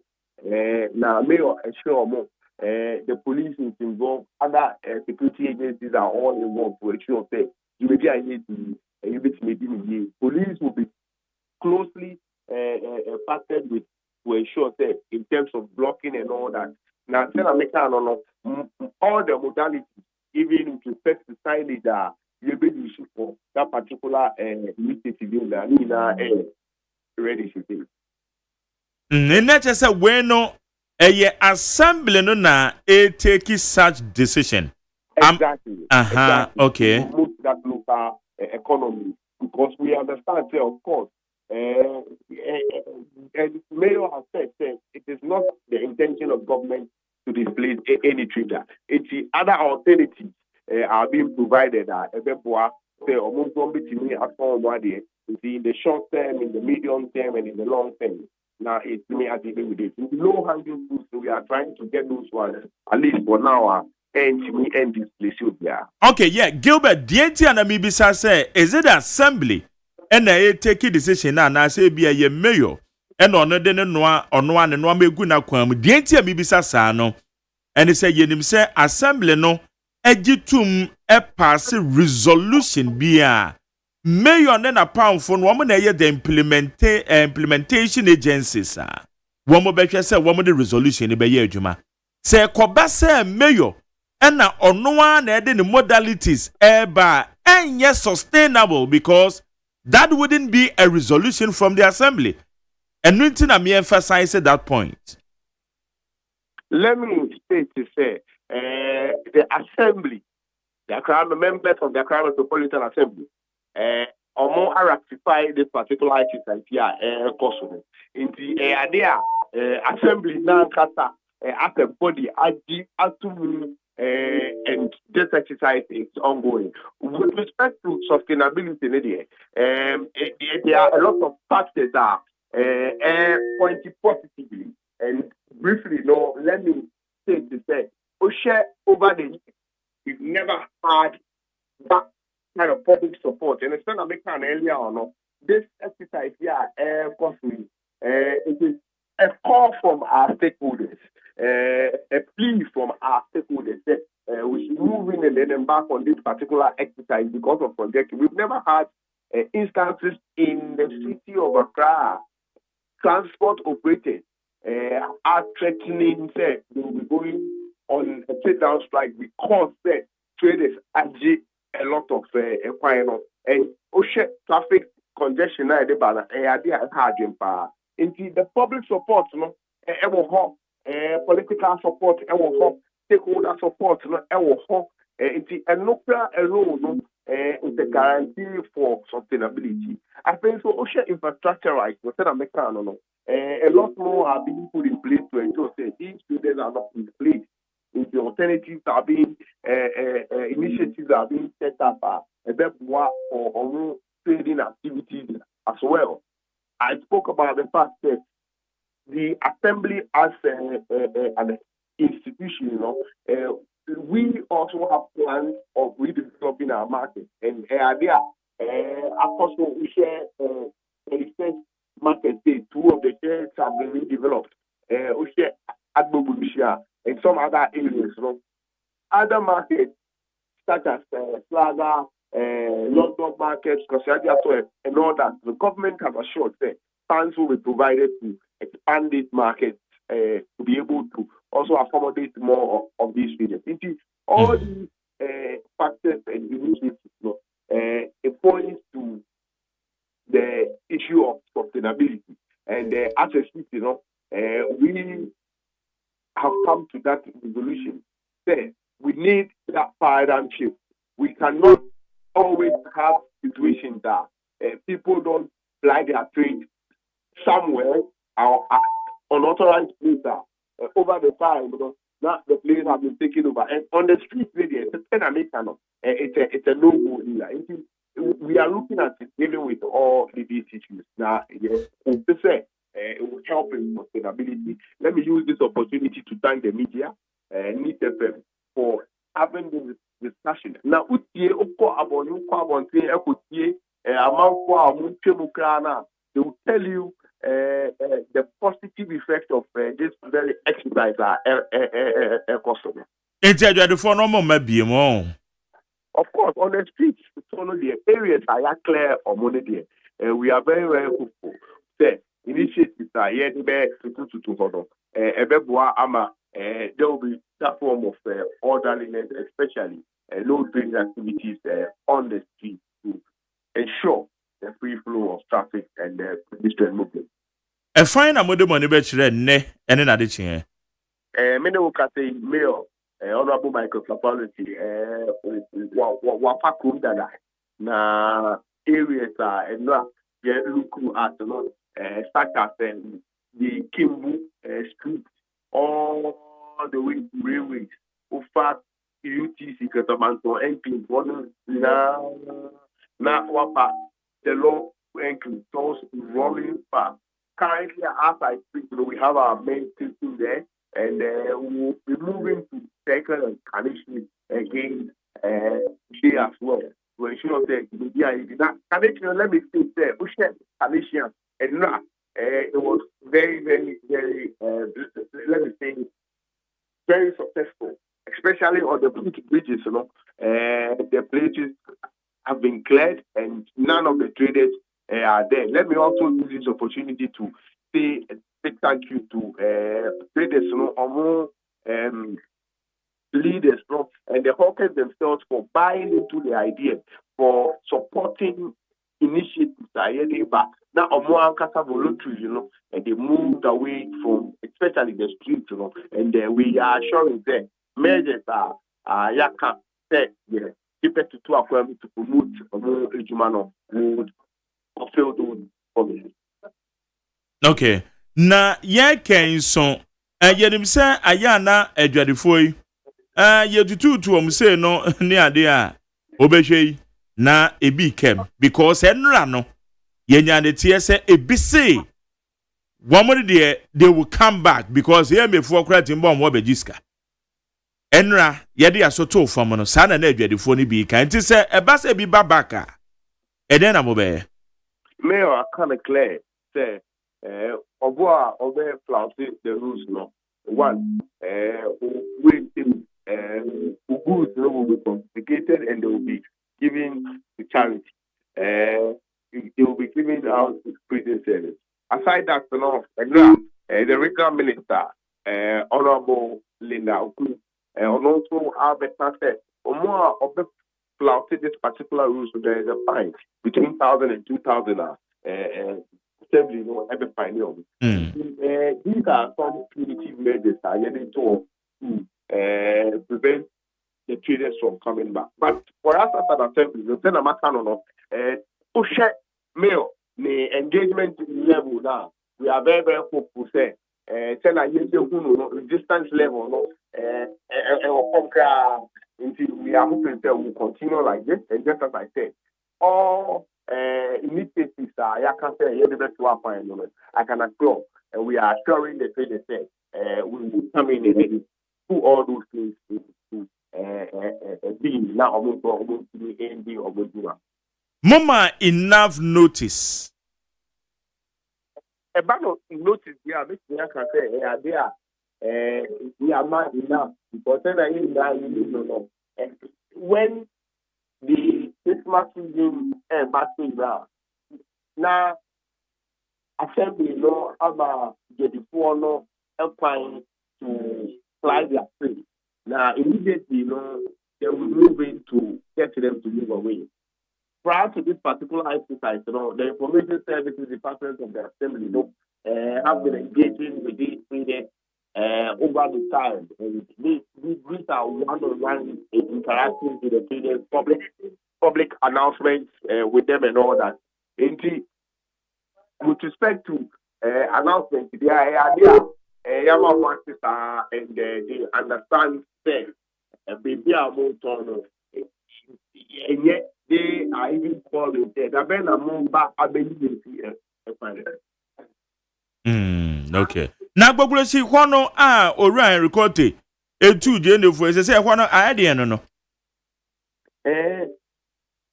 Fortunately, unfortunately, I mean, that particular enclave, can technically, as a metropolitan assembly, and share state. Okay.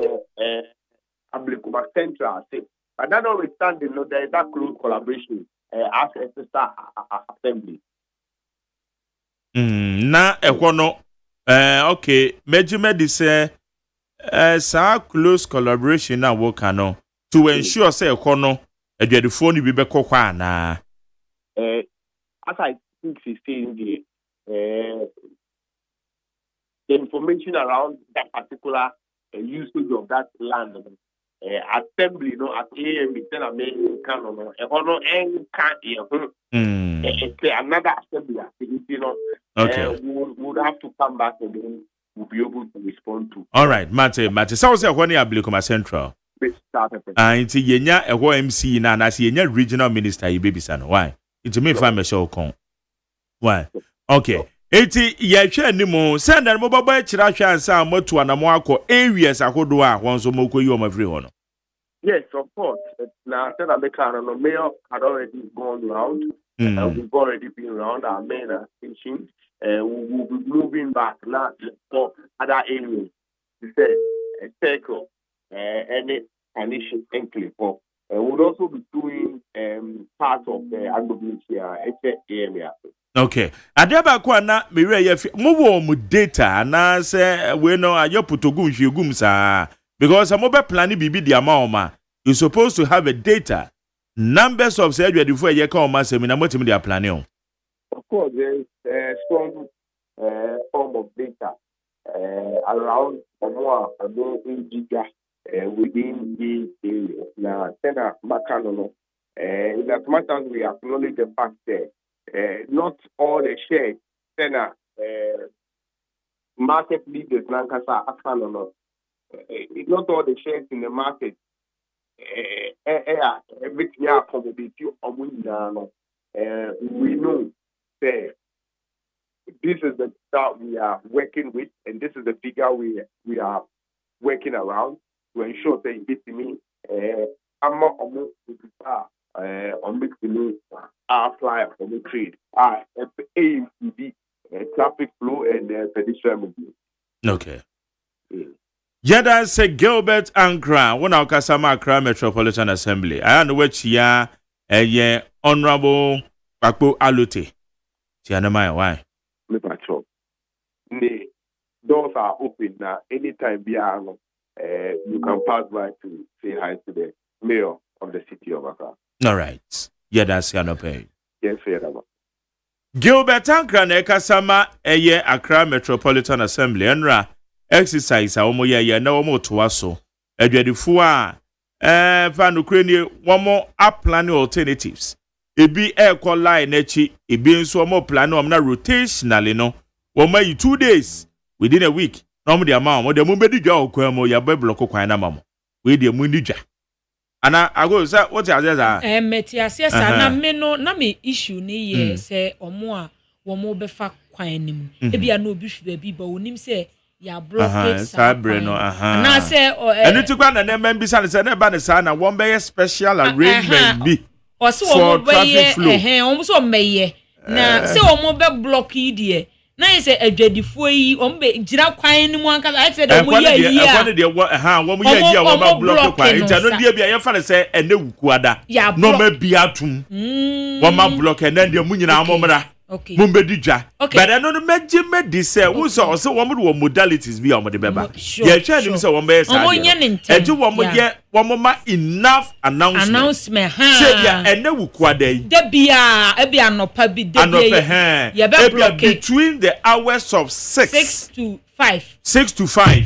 One be block any dey adwadifo ni mrem. One be du wo mu dwa na. Na wodi ma ja bibi so a. Ebe dey kakra. Ebe di omo di dwa ni bia wura no kra ebe ka ho. Esi a wo mu di ja wo no. Eno so kra ya asem foforo. But wo ma ka say omo di niam abegu akom so yen trust process. Who say human face nti.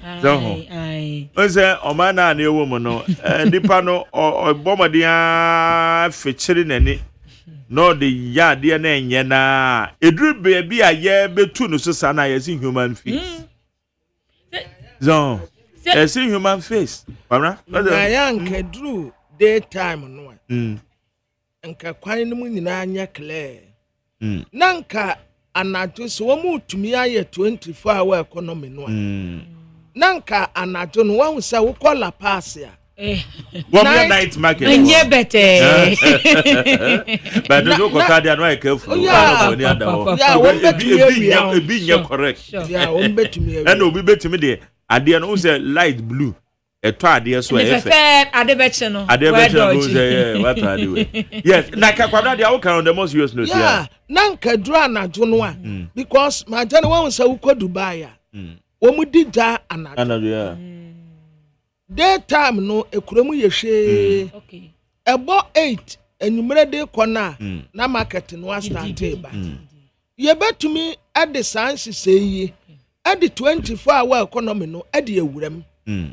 Enti edura najo a wo mu a edida no provided they say ye benya tight security. Yeah. Said that no can. Yes. Ye benya tight security. Your lighting system also ye be ni ye. Na esum bia nka wo fa bebi esum wa na light wo ho said ye be ya obi se bebi di nsamone a light no betumi atono so na nka majari omu implement 24 hour economy no a na nka nyumre modi amuma ton ade ye jadie no nyina yamfa ne kase no nyina nkwasha anajo wa bra wo mu wa bambo e wo ho a majari nka ya better ya better ya far better ya kasi ya yiri ya ho aya ye betumi aye opa ye dadie kasi ya kase ya wo mu de niam ba masom omo elodi niam ya najo no mu de besi no mo yi niam ni nyina ya na ye yiri nyina najo ya o yi bienu o yi ya o ye no o ye intime fan san kanumre be ya 7-8 no na nka cars no start eba ahomate ya prepra wonyina kama na kromate sure no bia ye naduma sanitation bibia ye kama ade na terese ye ntumi nye ye betumi aye eye just a matter of your psyche agene enka daytime wa majani nkofo ebebogu kwan ho eniema bebrebe nyina nkatu obeta omuma ye security omuma ye lighting system 24 hour economy no ya ne aye beye ba wo fa wo hwe adwadifo no kom se ewia eya na adwadie ne ekofom ewia kura hwe adwadie ni bia ya na siwo enti no hwe o mo se enwumre no o ma pon no be 4 to ekọ be 8 no omo se saa time ne na market ni tina mu pa enwunumu adwo no ewiem na kama nti eba ne sa nipa ne prefer because me say me wo hoi na me mfa ne se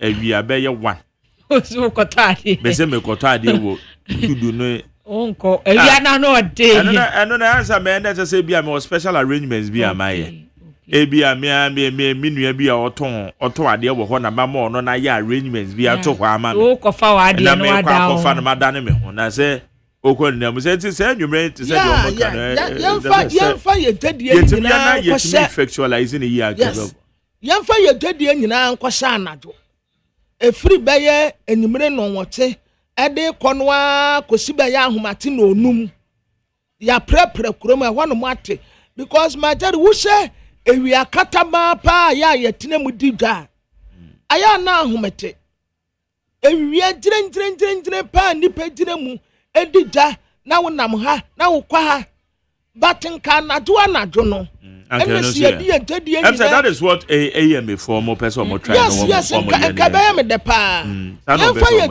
ya Accra ni Kumasi Takra de Cape Coast emia wodo a ehwa no ye too congested no yen start 24-hour economy no anadwo ye nyina ye ndida obi amra but asaso mu ma police for presence no yes MTTD for asaso mu nso wo krom afa ya lighting system a Greater Accra regional minister na enum one wo kan say wo ma light agina so ma otaba ke wa mantia ye since then lighting system obakwe back ya de go lighting system obawo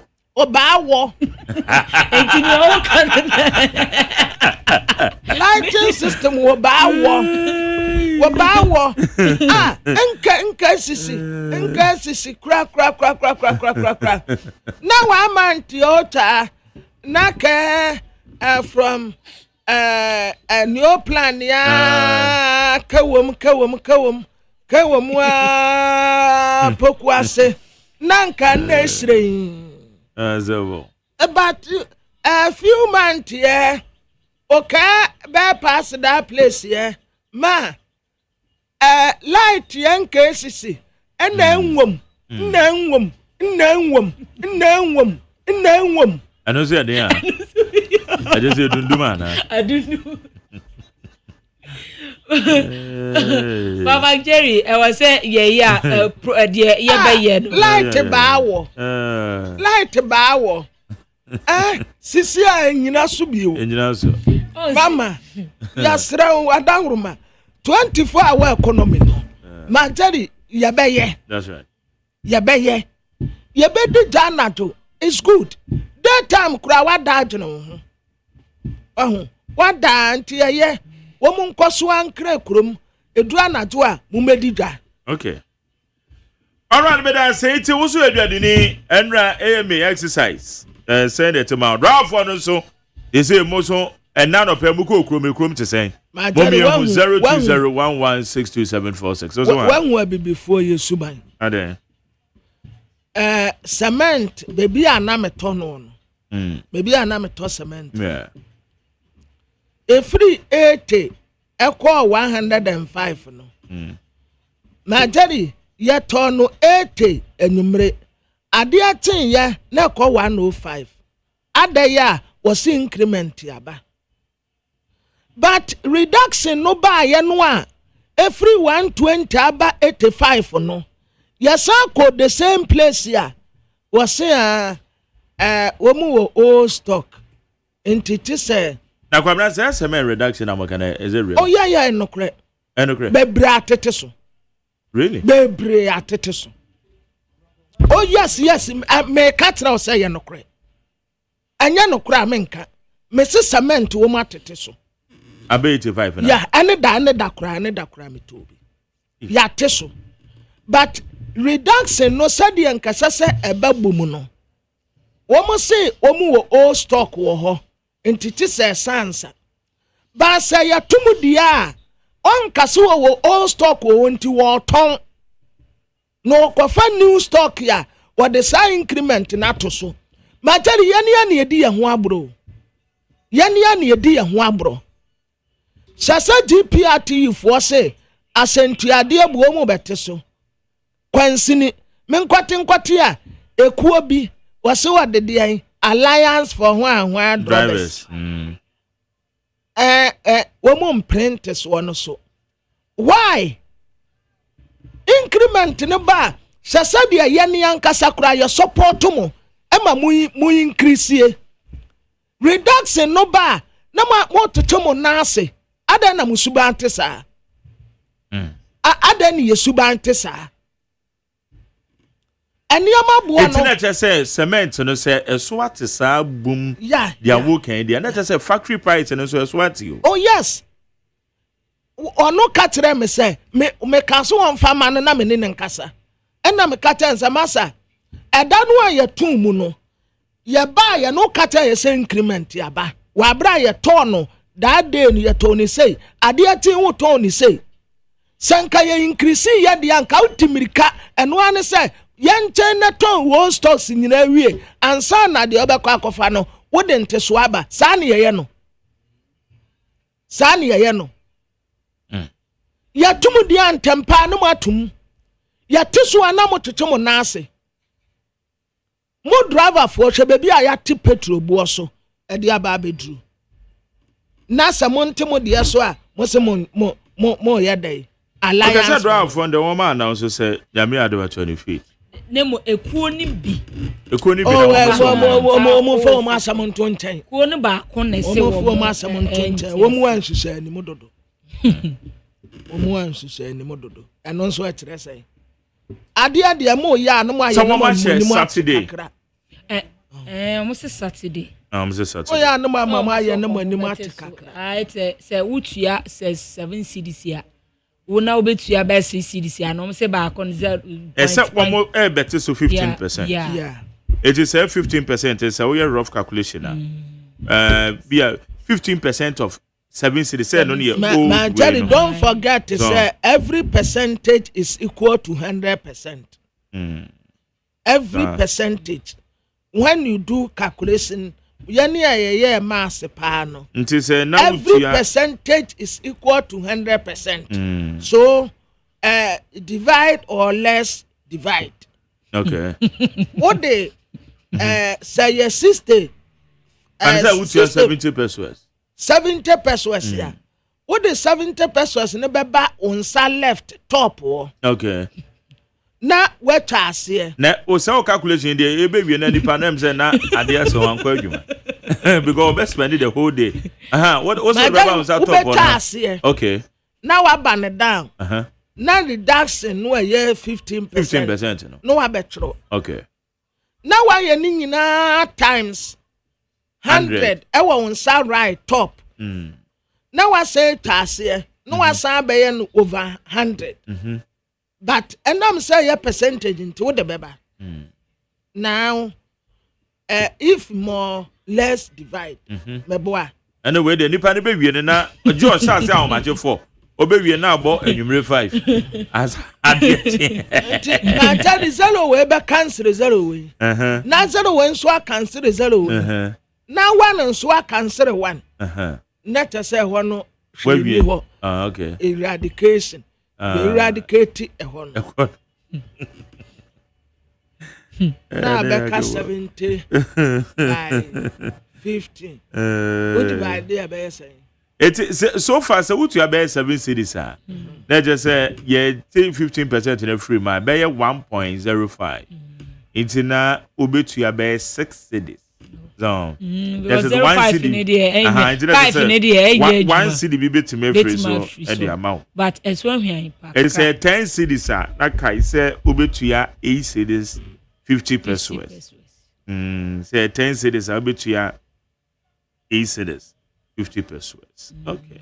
Chief Justice yo nipa no a wo mu de petition call ye no ene sa lawyer for ni nyina akohia baabi baako ya wo mu didie as wo mu ye ayi party no na no wo mu di ntiremu ambase wo daabi tadio sorry no wo kɔ hɔ a no wo kɔdidi kulendi nso wo mu kɔ no nso to wo bedidi ana boys no nso a womu ye petitioners no say womu nim womu ya so womu nso aba ho womu so bedidi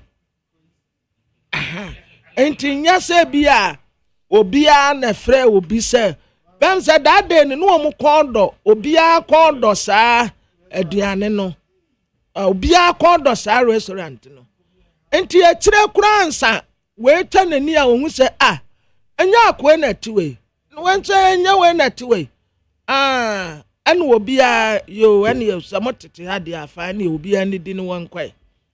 And to be a could will be ankasa. What it just when it away so and where you when it away so. Woman yet I sign put.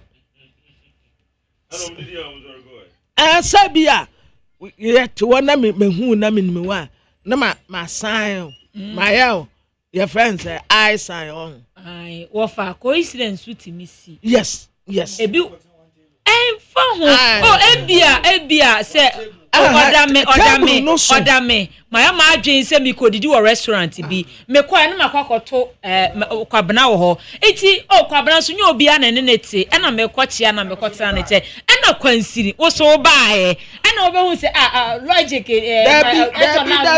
Dabi ebra we tenase na wasi ni trase a wo miamia ne phone so aha enti won share obi a ote wo aha na de ote won so miamia ne phone oh enti obi a miamia ne phone enti ya de obi aduane baaye no a wo mo huhuru wo mo nsa pagya wo mo nsa nso wo mo nsa na yes dey nyina tete ha ansa no wo mo nsa san wo mo nyina akora na te we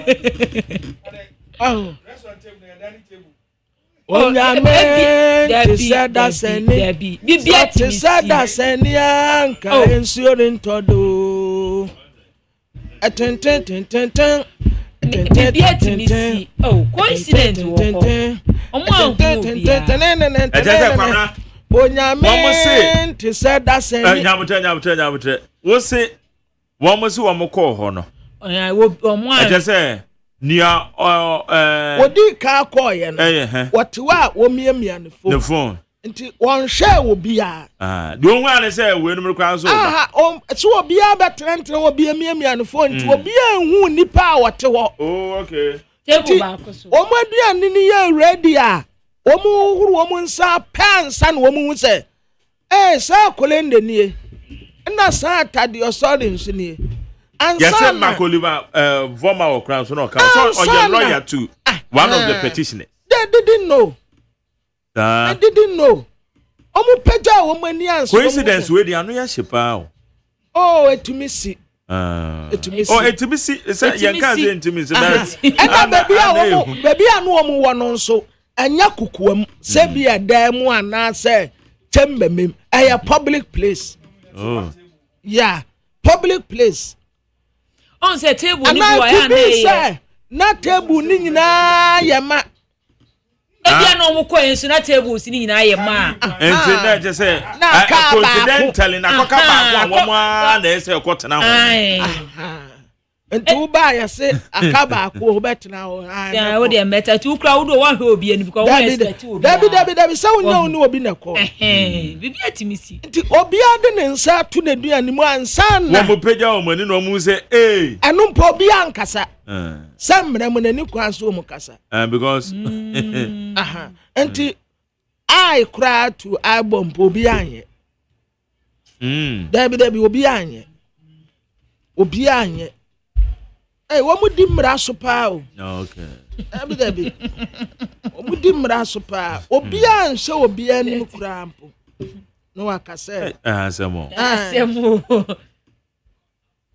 obi anya hwe se na Sam George na enkofo bi kase businessman bi ache ne car na car ye de che no eye Lexus foforo no aba no a nanim no lines no bom bebre no eno ye dem yanya car ye tenem ye dem car ni si wono mu ana ehome Lexus 2024 model shine kuna na no na Sam George kire se nipa kro no a wode saa asem no betu dwa no wode no be court Sam George nankasa de krata otro de koma Ministry of Finance say or krasa Lexus no aba unso ye mrahye bia no wo toka na eto a ededa so no wuntua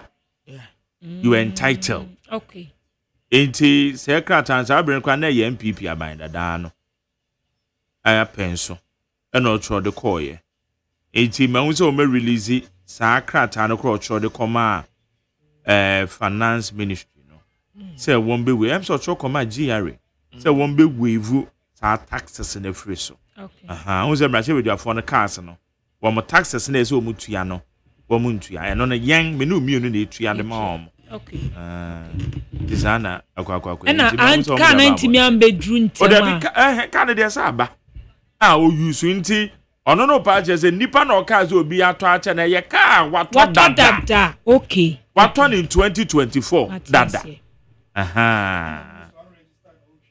enti o be register open new number na on register won na on register me nim but me sure say we register on register me hu de open new number. Okay. Oh, say on register, but so be to be to. But sada no say sada na etiamra. Yeah. Open new number. Open what talk see wana over be we won register. Open new number. Or person aye no customize. Yeah. Say DV bo ho dia obetumi ayiso.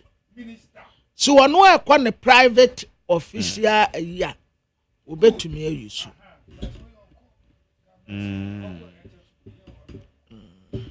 Until can you unregistered? No, so that don't register. Oh, be registered. Says see aduma na egu no so no dooso. Wo sim crown wa code DVL. SIM card you know. Omra na me register man na me within 15 minutes odo come me and me register ma. Obey. Na minister dey say wo ko register o ka protocol. Won. How many days live? Ono so can no register na no so. Ebi ana wa ebi. Ana we register with two numbers na go. Ah ne die.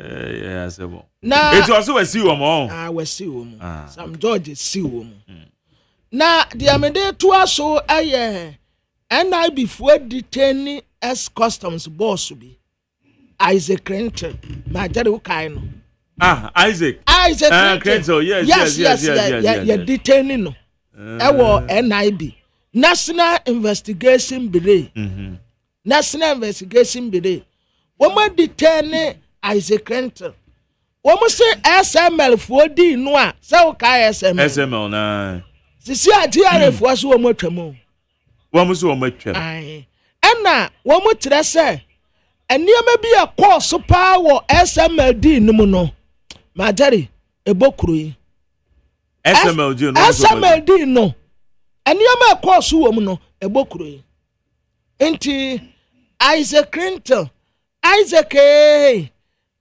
nyame betre SML na wo mo ebo ma GRE etimi anya sika ewo amona mo kan yenko bi sa GRE fo nso de wo be ka fa ho say wo mo se antisa all the data available nansen economic forum na course no SML for ba ho wo mo say your makeup asembe fancy dress really yes kasia nankasa ta ho enti NIB boss former Isaac Clinton or NIB we detain no okay yes you be follow SMLD no a ebo wo man no e bai enti yekuta ne patch na democrat ya mu and what say abrantie no a aposifo any togofo kabo mu a yekofa no baaye no yase yede ne betina court a wo mu tresa abrantie no wo mu koye no na wegya ne nan a wodie enti abem se na adwene nyaduma yemfa no kwasa Catholic wa bra wo tini kurom togo honom no a yekote no wondi sansem huni wo ho but wo ba ha no yakwa akote ne se wodi wo no anagya nan enti yemfa no kwasa Catholic ne yenkonkɔhwɛ na adwene se ne ho ye ana se ne ho nya enti wono so nimfo ni da ha api court o ana wotre se owura Peter Mawu benefit ya esesenk wonya ebra obeye mra sebedene no omude wo mu nsa ato so wo mu ntenten so na court ba bedi nasem se kwan ya ofa so a obeye mra sebedene no na nya kwan pa enti se kwan na nya kwan pa de ya emra no eni no bedi no nyonyo sade asafata ne benefit nyina so ya mfa ma no eni wase ebu mra so ba se court kwa asetena nasa nasɛm ɛda ɛne epita mewu na kwaku ani do ho frɛ no debi wɔsɛ wo de zompie wo sɛ yompie wo sɛ zompie menim asekyerɛ ba na kwaku na no de frɛ wo ofrɛ da medini sɛ ɛyɛ yi dia ne benefit wo nsa bɛka sɛ ɛbɔ wo nso dia sɛ de mmara ne sɛ no saa pɛpɛpɛ na ne ubedi akoyanko. The Ghanaian Times of Okrata and what Mr. Bright appear for Yini Ababatua Child Right International and no Wakasa Ediafa Ghana Migration Service or Mujumadia Womu Edi ye to say nam so ma ahohua wabe PMU awoma wemu wasrasradia ewo Ghana ye monte eswono ya to say mumofra no and or say e womu say mofra no yaso omudie na so wose omutimi hwe mofra eyi edie ene mofra right no wose omutimi hwe so ye sede be a ebebo Ghanaian Times obokrata nso de ho amanebo ede aba na wode o mapanyi John Dramani Mahama amfonyini ababato na obo amane sezi Ghana ban aye krado se obeye ensatraye anase wode niema egu akom sede be a business environment wo oman nim no wo betimi ahyemu ekena the Ghanaian Times ebo ho amane na the Ghanaian Times the obokrata na ebo amane se venture capital trust fund no na wose oman no wo mobile mfihye aduonu enie 20 years die wo mujumadi wo mudi no wo de sika 359.6 million Ghana cedis wo mo aye investment e wo man we mu a the Ghanaian Times so e de ho amanebo e de aba na the obokrata me de to amoso aye Ghanaian point ya na Ghanaian point enim ha and what as a GPRT for ana omude asentuade abo na nteso ede abe omo chese omo atete so kura omo atete so na tete a omo atete so no nso a 15% mua ana omo ate ede efiri so enti obi bia uchi sen drobeni monshana mundi nsese ne mra no so pepepe se de se na fata eni kwan samo ya mo ho se ye de ekoma ye de a eye ekotia ye de a ene enye de ye mpe no saa na de obokrata ye friend se Ghanaian point enim ha KG group o ana omorvampo enti wode yera Alex Apeudade ne mfoni abeto no ye KG group chairman was a lotto industry in Womu project.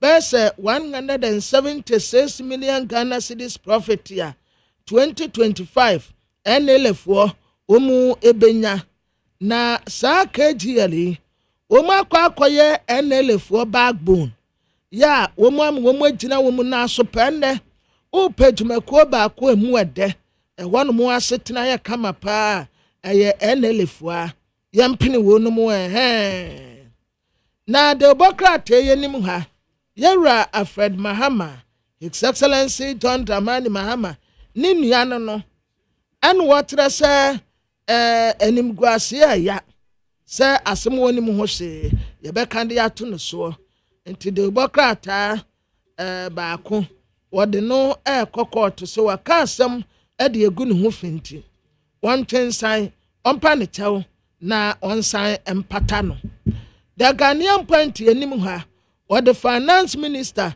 Dr. Kesa Atoforsen nimfoni abetoa na bra woda gold board omo board members yedie and wode asem yetu dan what say gold board ayava kra achieving currency stability woma ya de pa sawusha bebi ayesikasem ejira sisie yi ende sidi no ampanya nwoden samaitasen ya wogina ne naso a wo ka dollar no hwefam baabi no a na tese gold board fo wo mu kan wo pa wo mu di mu ntintinban enti wo bo wonu mu abaso gold board fo ma ya de yampini wonu mu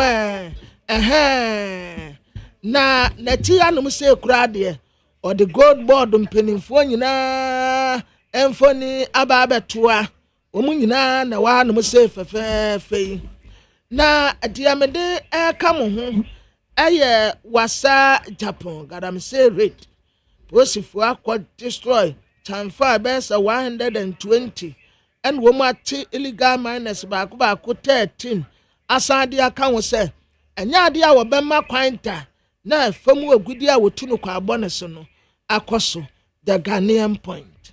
The Ghanaian publisher and wo hwe anim hase a wode yewra bright appear wode child right international ano ena wakasa dia fa Ghana Migration Service jumadi a wo mu ediye no ede efa wo mu a wo mu sresrade e won kran ha na no no wakasa ede afa mofra right ho anase mofra fa ho die ho ehon nsem so da ase a the Ghanaian publisher so de ho ama ne bo ede aba na ebra na yapa board members ya wo mo behwe no madi dwumadi e wo gold board eno na finance minister akasa ese gold board aye dwumadi bia anasa soya ebeboa na Ghana economy no eden satraye abamu ya the Ghanaian publisher so do ho amane bo ede aba na Mahama Ayarega ana odi ne mfonyini ababeto the Ghanaian publisher animo ena wo bo amane na amane bo wo bo no wo se ehano papa wa condemn say Bongo District Director National Health Insurance Authority awo Upper East Regional yakunu no ochem say nyame nu kwene saade no yade a entwe yie kura ya ha adwen papa to say the Ghanaian publisher so ebo ho amane na Ghanaian publisher ena wo bo amane na wo fa wo story no nda ha wo mu judges no ne wo mu a wo mu ehwe na CJ o ma hwa aka na asem no na no ena wo chem se do mu ina timi ko hia ofa akono Ghana fo nchem se sanka be yanka sa akuyi anasa basun ko nke ye nwunu ba nanso so wo se yewra tidios nso aba bonten so aba ba kasa se sansem no kura bia animu a the Ghanaian publisher ka ho asem na the custodian the Democrat ananimu ha or the lawyer Samitemfi gold board managing director nimfoni abeto anum say ya na why fa pa and what the Dr. Kesa to forcing or your finance minister or no symphony abeto ato de waboni tini wo hyen first no one yebeka say or your sakora wache na wo send space no a wo de kan sika no sa space we is purposely for counting of money so on ye sika nyina one nten into a kind baako a sa space we and what the kasa de be ya emom fa ne so na what say gold board for ya de yamprin wonum na tira say na nkofo wi gold pa kwa brochire o wow ka say dollar ne nam ahe na gold board ba ye asisa nneoma ni nyina kwan ntisisi ano ukowi ade afahe en wo mo sa wa task force wa national security fo ni wo mu akabom police fo ka ho enti baabi a obefa wodi befa bia wo mbetewo eno ka ho an economy no aye stable panti wo boss Samidemfi abaso lawyer Samidemfi the young man yampene no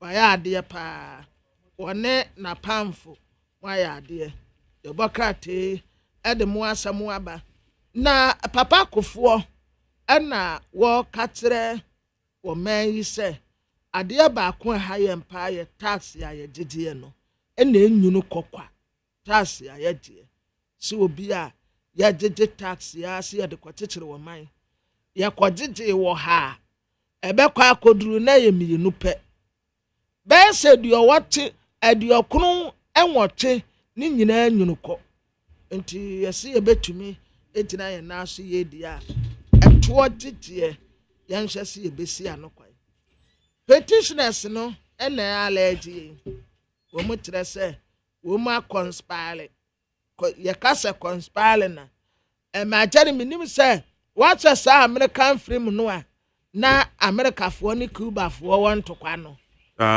I don't see it. Tell me, America for no cookie buff for a cocoa killers. No Cuba for no baby, America for no befa cono. Woman de electric fence, I didn't see on Munina. And two drew one of a best shock.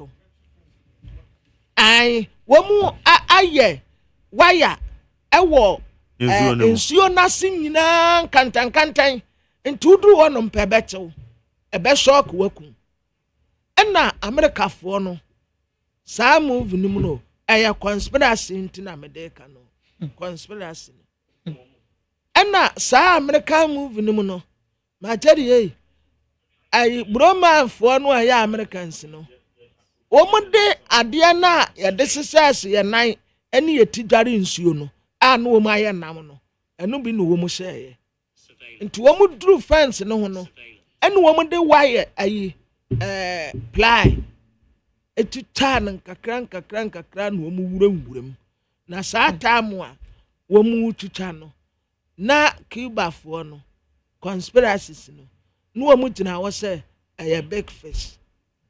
Yes, a big fish. To me would fit title no. Koye, and to woman the bow no.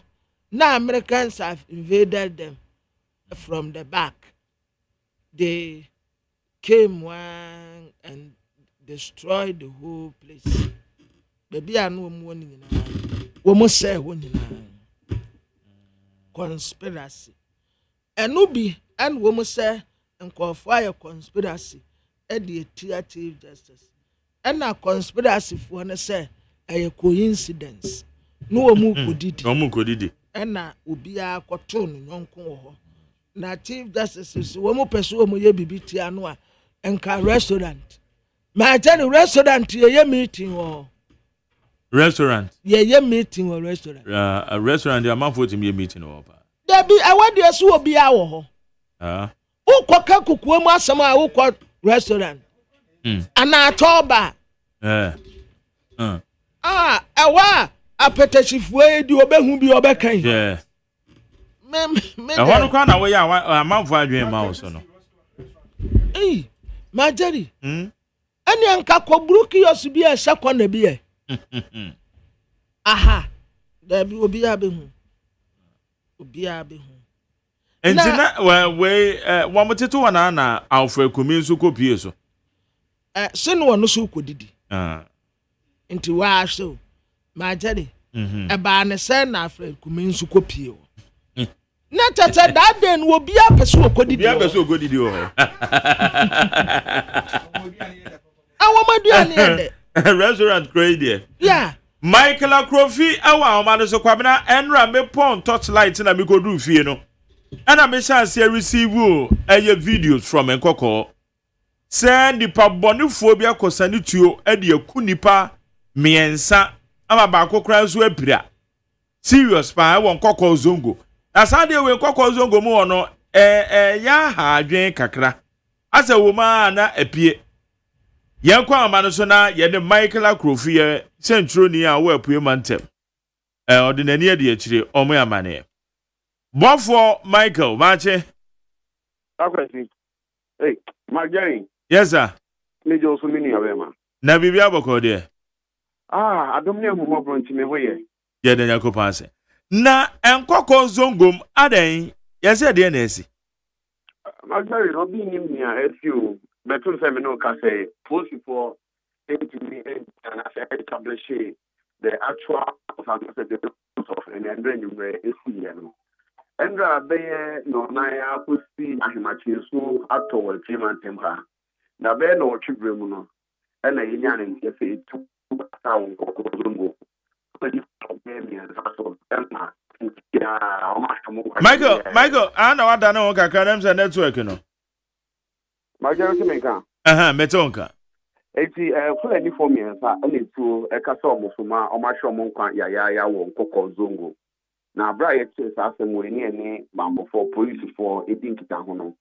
Almost say the actual root cause of the case no want to me establish it. As I say obia ma narration for kra into afans on mugu so investigation on my share and nam so matter itu no eto ye. Then or chubem around 8 p.m. and dra. And I nyan into say manche be ni no and ankoko zongo ho no ho be bi ho no mo no mataya pa e wo ho na ho no mo tito ano hu se ataya base na e wo ndua na se no where your friend is saying, baby, a police barracks, no, one woody room, was as a free new market now, over found sending fast honor. Sir. Okay. And see, almost one of who say, not to be the motto at the Gijan say, and call from Babenumu, I tell you, the against what to our wapa. And say, almost Chukunyaka, no many of the Yatana. I found this year, I want the Kakamu to be not a Katao menu, no say, now when you my mask and you when you had the so little Masha Masana. Oh, no much to tin. Nipan, you can no from the Tata back away. And almost say, or Benam, a queer Joe Quanos, and almost 2 moto, a queer Joe Quanos, and I'm got 2 toes to be cool back on Cano. Now I'm some 2 tooling, a car branch about or one about not the no saying police watchers or survive or that a holy family I Sabia. And almost every a Nipamians and acquire Savana, almost any Pamians and almost in like Omo. It's a minute as a police for one more cocoa, many pressure crocom, Ekusu Yerishim was asking one, Omni Zungo, 24, and after so far, or Modishia Nipamians, or my show Moncano, or Mugusunum Yerishim, maybe say, down on the end of the sea, maybe we and dressing to Akokasata Nipamians and Suma, or my show Moncaya. Really? Police for years is engaged with Nyombe established an asamina, all people say a key root of the incident, Yes, I can be here for. Okay, it's not just say, no.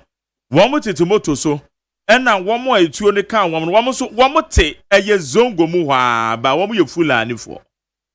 Sapper, some you full any for. Now, almost me established say, almost every hornman as someone to work. But days now, no matter, and it is only a regular, we are more tired, but days the one Benuma tire. It's only minimum bozongo. Wow. Wamu wie ya na wamu ko chese ba ko na sorry ko no no dwane ya na say na wa sorry awoko nti wamu bo we no mutu anu because I can see mienu bi a wamu she eye wamu ntade tintintin na ba ko she white ono no da as a gatamu oda gatamu nsuo ne to usunsuan kra nam ne ho bibisa I found it. Ono ne kuku no akwadwo kwan no so. Hey. Woman nyina ye namfofo ana se miensa no. Oh, some ye feel any for. And woman nyina so e hwibom. No mom tax ase no. E no mo hwibom ana so mutu bom. Nti o me feel any for there. Maybe o miensa na akodi di measure wo ba bi na anso e ni na bi abufu aba. Na e bia na ntene so mo so abetutu abom dia na ne sa no. Okay, it is a what was so to for ma. Womo enu omo no mata no mani ade bia womo nka bibi se bia mranche no omo ni obi o problem bia na bibi etisa debi omo ntumi nka hwe se bia ye ne obi anya issue ana se bibi ena na police also omo gusu ye hwem omo de abusafo ne bia na omo tumi ama abusafo the gist of nia e bia pain se e bia ye ne nkofo we mu issue ana se ye ne we o se na wa bia omo threatening se omo be eduma na bibi sa na ne omo akoye sa de a police for here you be near that better from Biano. Yeah, can me it here for. Okay. HSA Enram because Enram me ya torchlight in America say so to e won kokko pa that's the information I'm peke here. Say na sabri na mu e na mrantie from ko di eye ewi. Sa pepe net here. Wow. And so na akọ awoni mu no. Ya sani to agu ni pa mi nsa so mo ma show mo kwa ya. Some man tell them be said man. Police will go to show. So we feel cocoa, so we feel him found how many motor be said man. Go to every show. Hey, some more. Okay. Now, I'm saying so I wouldn't say for any for a year prepare say about feeding important. Yes. A moon just and make for bed do back. Because I need to a year. Yeah, I want to come and cheer baby san yeah. Yeah. Almost empty try no more to be near the idea my police opportunity. And the Encrofor cry link that incident, and I say full any form to Korean Crawford not buy any could do my baby, and now no more link to say yeah, no more name she could want to do a baby, and I said the BN and I'm some more to me to it. Where primary investigations and enough information yagada. But moving for police for establish it, be do one and some other two and nam so mass at the and only the two jar, you'll be dying here for. Okay. Bovo Michael, yeah, that's it. No, some that's my Gary. Abusia high need 100.9 na enra say enwumre no ebra na me program na make can say ensuo to kese pa won kokko ebe nyine ma eba me kura me sha na minim say na ensuo no ko to machiri ha eti yesi fo na say na atopa olisa be ka jan hia na to but anto kese te say de to taifa no me ade na enumu a me guso make can say na etuo akasa ewon kokko zongum enam so many pa miensa womato anana no monse do na wo chese de amane boy Michael de menya na chese safui nipa no eheda kobọ eye safui ituo eno mu chesi ba ko no kra sori ko san kokun no asemo se wiase aba sa no obi nya asema na why careful so what they say because ne nipa adwombo no woni patrim adwombo no woni patrim namwa agosia adwene ya neje se papa asem bibiri oni obi nya asem a na wapa nipa na achew na wade achew because unnim die a plan nipa ne be plan eneno e kamia se obi wo ho a waji obi nkwa firi ne ho enka nipa na obetisi obi ekum obi entansi enne udi awa nipa na wa twitu wani mu a bedwam o se hemfo se de anyi o wa botu okọ se ye beche no se wo ye bejeli no se ye be ye ne den waku enfa ne ho oni o kwanzi se obi kun sisi apa de wo mo obi kun pa udi agro na wo do nkwa to na wenim when your friend is saying over the weekend no Friday no okay and me chefia na me so me pie kakra okay na pia me pie no me ko na na mo a Shoma Estate wo baby na me ba no Abranti ebi kuta Range Rover unregistered okay o tie sekwan mu be baby a me free ba no tie sekwan nim rekope am be born so am say graje aden na me de mi tutene ye me ko na me hwe so odi machi do believe say on ma me light sa bi ko jina no ma me light bi ko jina no ma odi machi o okay aden so yanwumre na be bo modin a mama ne kwa ama na nsa me ho na me ko duru ba bi a me hwe say ko ne ye pete kaka na me si fom na me so me na ma me bo ame ho kakra because nkwasiafo wo krom sorry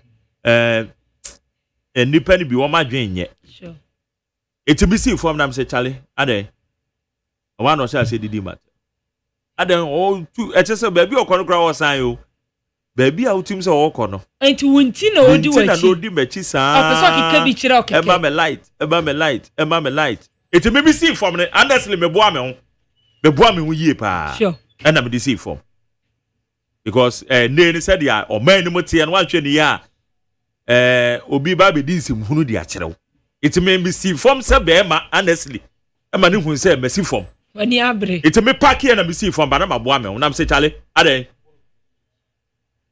it ye wa no sha ono ahu say yeah me see from ahogo no so na no kure nie eno ono a sha ase so didi matem so ono didi matem no tena ka ni mu na wam okoye because me ma ne hu bibi because me nim de entia it is a wudi machi won wabo me careless na won ma me highlight from my Shoma Estate edema ba bedru atomic down ma wuram wo eye your friend is saying double road no so jiden na still akwai the Range Rover unregistered in so ekwa na me wo so na me park here na me see from here because you must say o man mu no nipa bi adwen enhyeda enye ana kwa na wo we ya hu che we ya hu obi ba fa so manenka famanya me awrade fa no bua won ade na see ya no etafei wo me gira won cry eye study yeah because me ko nana me bua me hu yie wo ka anim me pe ba bi ya me gina etese bibia be kama kakra me boss wa na me bua me ho me etese me manu mu say yeah be mercy from because me dim die ntia wudi machi Yes, na imagine ya me say. So kwabra first na ya kwa kwesi and na say na me ni wa me yire ne me ma wa na be omo. Wa kwasra wo mu ada de ne pasa. Kwabra serious. Say Nyankopon yes, kwabra na waka no. And ho. Say Nyankopon ebo ho ban ma de party. Na won so kakra obetumi aye dia bo ho ban no. Wonso wontumi nye. Na kwabra wonim say ya kan won say na ka bibi say wonni ho a wan na ebehwe wachi. Eno ne asem no. Sabi ya na da bia meka asem bi o. Hwe yemu bia yɛyerenom afiri yɛn nsa saa no ya no. It has not been easy o. Na bisa ho sɛ ɔbaa no mpo firi mu na nye easy na nka yɛ na yɛ me wo na ka wo firi mu yɛ me wo na wo sponsor no ka sɛ ya hyehyɛ nsuo de aso a wo mu so mu nkɔtɔ mra Charlie ba ta na nim de eti emrantie na mo na nkrom a mo yɛ we mo yɛ careful o because kwabena so bi betime di wetia baby odi betina about 2 kilometers o and yɛ call water na yɛ call strap bon koma also yanta no wan tire bi kakra no akasa no de na apem ho na won te ho bio baby a what no eve kakra we ande wasaba no te wodi enti sa wo ba beto ahye ni pe we so na wayera no wasaba back ya so waye bone enti nko ntena wo na beku no na wakase ye besiem wagya nsem Abra ede Charlie. Asem. That ye bi na besiem wagya ne. Dintiti wa ya kanisa. Na say ye. Kanisa. Say ye besiem bi. Ono wa ne besiem bi. O amafa adwe nye. Ono wa ne besiem bi. Wo ku afa no ho. Obeku. Because so be adi wechi pa no ko nyina no say ma light. Highlight. Unregistered number. Unregistered. Now would the me mechi. Really? No ano said ya me ano me ye no. It is all no didi matter. What di matter so man kashe. Now, otu ne car no course. Because me am many who say dinner wedi mechi ba no. Yo. Baba me try wo brother say na san to aso. Eva.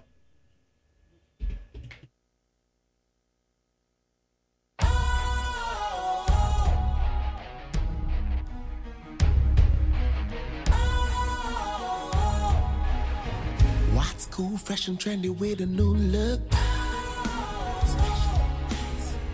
Makes you feel real good, that refreshing vibe. Satisfies you right just the way you like. Do you know?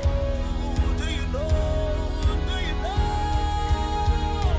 Oh, ain't gotta do it alone. Specialized makes you flow. Anytime, anywhere. Specialized feel different. Always think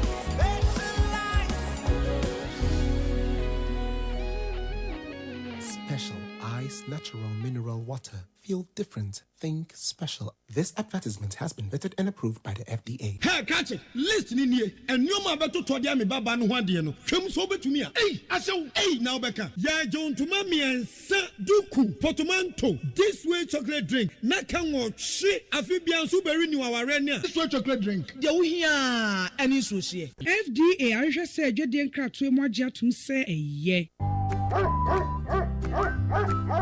Efie bia be ye nika na ejina busu ewo mu o na mom ayonkofa ye da ye ne nyanyemu a ye ne omuti fie ntem etimi mafia setena ye nika sronko ekoba ne sa no baba be ka ebusua ne ho prekope enunti ewosi ehwem omunyina pomudin mu na sanso be ye hode a na eye Drolls Pet Foods, Drolls Biscuits, any canine Greek dog food ewo hoi protein ni nuane nu ebetimi abo ama okraman na nyini kama ahyemu ba sei be edunti abribia na wo kraman no keka ne ho anigye mu Pakro Ghana Limited and the Drolls Biscuit any canine Greek dog food abedwa so enu ti kope bi akira kwan sesi a manemu a wo kraman no open the dudu mu atua for Pacro Ghana Limited ewo 0559 274 381 ana 0559 795 432 FDA Agye Nkatwe Atum.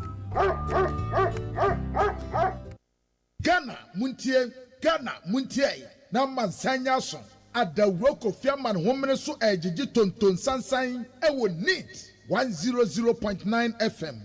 Permit me to briefly address an issue of growing national interest, and that is the urgent call for a long-term national development plan. Ghanaians increasingly demand a stable and predictable path for national development that transcends our electoral cycles and partisan politics. Here I'm reminded of the words of OSEI AGYEMAN Dr. Kwame Nkrumah in his visionary 7-year development plan, and he stated, the economic policies will lack direction and consistency unless they are firmly related to a clear vision of the structure of the economy towards which we are moving. It is only in the longer view, he said longer view, that it is rational to project any really radical transformation of our economic system. And he goes on to say, in the very short period, we remain prisoners of our past. And so there already Nkrumah was projecting that we should have a longer view of our path of development. Indeed, nearly 70 years after independence, our economy continues to rely heavily on a narrow range of primary commodities with limited diversification and value addition. This reality reflects the persistence of structural constraints that continue to hold us back. Proof that in many respects, we remain, as Nkrumah said, prisoners of our past. Ghana Montie, Ghana Montie, Ghana Montie, Ghana Montie. Able to tour the central district of Accra to ascertain the level to which our request for traders to move off the road and the pavement. I think we've been successful. We started this morning from the Kimbu area through to Mokola, to CMB, to Circle, to Kanishi. It's been very successful. We've seen that, especially in Kanishi, where the traders had moved off to where we've actually route line for them to be. Under the bridge is completely cleared. And we are very happy that they are complying with the orders of the assembly. This will not stop today. At least today we've seen that there have been significant improvement in movement by vehicles and the pedestrians. And we hope this will continue. Tomorrow morning we'll do the same. We'll be doing this till Friday to see how the orders have been complied with and how traders are taking this exercise serious. We'll endeavor that nobody comes back to where they've been asked to leave. We are making arrangements for those where we don't have enough space. We'll see how we can manage the situation. We've already said that around Katamonto side and the main central business district, we will create 2 days for them to trade on the street, so that at least if they are able to trade throughout the day to the night for 2 days in a week and not coming back onto the road, it will also be good for them. We don't want to worry anybody. We want everybody to be able to trade and be able to feed or look after their dependents. This exercise that we are doing is for the good of everybody. We want the city of Accra to be clean. We want vehicular movement to be free. We want pedestrians to have free flow. And so we indulge everybody to support and help us to achieve very good results from this exercise that we are undertaking. We thank you very much for being with us throughout the day. At this point, we'll be seeking to have a close for the day, and we'll continue tomorrow. Thank you very much for being with us. I have just one question. is there a plan to permanently relocate some of the people? And if that is the plan, where exactly are you going to take them? We are not going to move everybody from the streets. Okay. As we said, we have a red line that we are going to arrange them on the lines. So we are not moving anybody from the streets. Okay. You want to force me to say something. We will not say anything. Oh, not really. I'm just seeking a genuine answer to the question. We've seen that some traders actually have been affected in the sense that where they usually used to trade, they've been moved from there. And they call it that you've not created any space. Do you have any evidence? Just after your exercise, I went through there. Do you have evidence? I'm saying that just after your exercise. No, I want to know. There are a lot of cameras here. Do you have any evidence? We do. Do you have it now? I do. Where is it? Show me. Do. Show me. This will not be the time for us to. I'm no, just no, asking. Please don't say what you don't have. You know why? You know why? You know why? Ghana Montie. Ghana Montie. Ghana Montie. Ghana Montie. Ghana Montie. Ghana Montie. Na mansanya so. Adawro Kofiaman homene so ejiji tonton sansan ewo neat 100.9 FM. Yamo kwa bede ba Ghana Montie so we neat 100.9. Nti enra de so Accra Mayor. Eye Honorable Michael Nadina Yamaxo Michael Akpo Alote. Ono na no address media no exercise so earlier what John Dramani Mahama. Ono so call for National Development Plan. Amenyoko bia baswa ana ben bia ba nanka obediso. Eno mun semano no. Yamfa krata ni bintu aso. Agos fa krata ni bina yantwa de ewo mo ho. Na mamifa the new center the Obokrata na ohwe anu ase ode kanem amapanyi abedi ekire ala yirota modbo mu yamfa nyine ababatoa na we na tade wa shefita pa ada se wa choke ne nsabi no wan wa bo gold chain pa da bi we nye gold ni bia we nye de ofa kwabna tabo ni bi we silver wofa de ano pe gold no ti we no wa boni che papa bi no wa boni tai nya asam ketwa en wa pa chew ni nyina ye enkuku a MPP amanyoko no edi ye no aka ho asam ya the new center the Obokrata de one man body abaron say Ekane NIB director and was you head of surveillance or more penyipa odo ma no chiremu se wodi sika 10 million Ghana cedis ede atunitri so na unya the new center the Obokrata katafami ensanwa ehonsem ewo ho na the new center the Obokrata anim ha say no the chief justice gatuto no yes ye no asinche ye ne nsem hwehwemu eno si women's right group bi na sorry de no say Mami ya obayi na firi ode mu orem pop women's rights group ichirem say ombo njo so kra na mo a womde maame no afa we etieti ma afa hodie so papa ya chese the new center the Obokrata aka ho asese maame adwuma wo ye no ne kwan so ano ma mu yetu we ye no ye nso ye ne dos wo ma we mu ye ne dos na so mema no post no magia fa so eja mamuei mo se mo de marakra be shem na fe yanya chief justice oba na mo pekwan bi su na mpese mo yin etete ma fa hodie so wo mo chem se entwa yie kra new center the Obokrata so de ho ama ne bo ede aba na the new center the Obokrata ni mo eno de craze Bellamy fo nyin ababato a eno wo se Bellamy ena wase 80% NLA to a wo enya no nya free KGL yes ho nsem so eda say the new center the Obokrata so ede ho amanebo ede aba what the finance minister vonya to a Dr. Keso atofo say ena o say gold board drive a city no pa we gold board jumade wodi go akwam na drive Ghana city no ema me no ka se city na nya ho de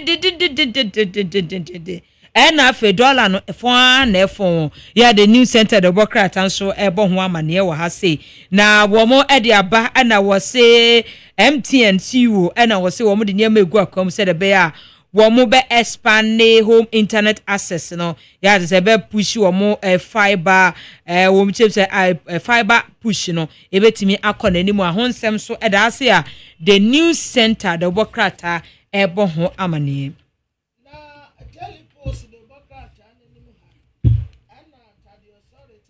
yentro say wono wo pe bibi e dey chief justice ya restaurant wo mu koye meeting obi akoya na okodidi enti wo mu fanto nchen ana both my Canadian IIF Professor Ameyekunfi ana court no kase judge no and what say asam no atote na so kakra tre say papa woye anti-court wana me say me ye heartophobia me suro say bia wodi me kogina suro a na ya me sade me free suro abehwe fam anti me ya heartophobia me suro ebi nso ana professor me Akumfi aya courtophobia wo suro court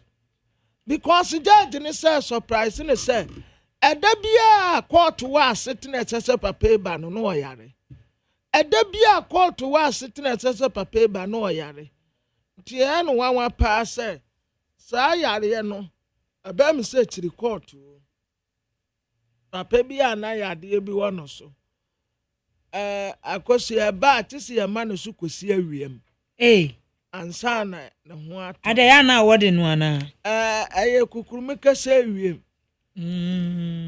na adano awia mo na yare bae na asi ya manu su kosi abonten na ya no ansu esi pompigu no so ana ya no ansu esi tututu ni ya sagu no ho dina danfo bi pie ho no se konfa o se minyo da ko baba no anu am da dokon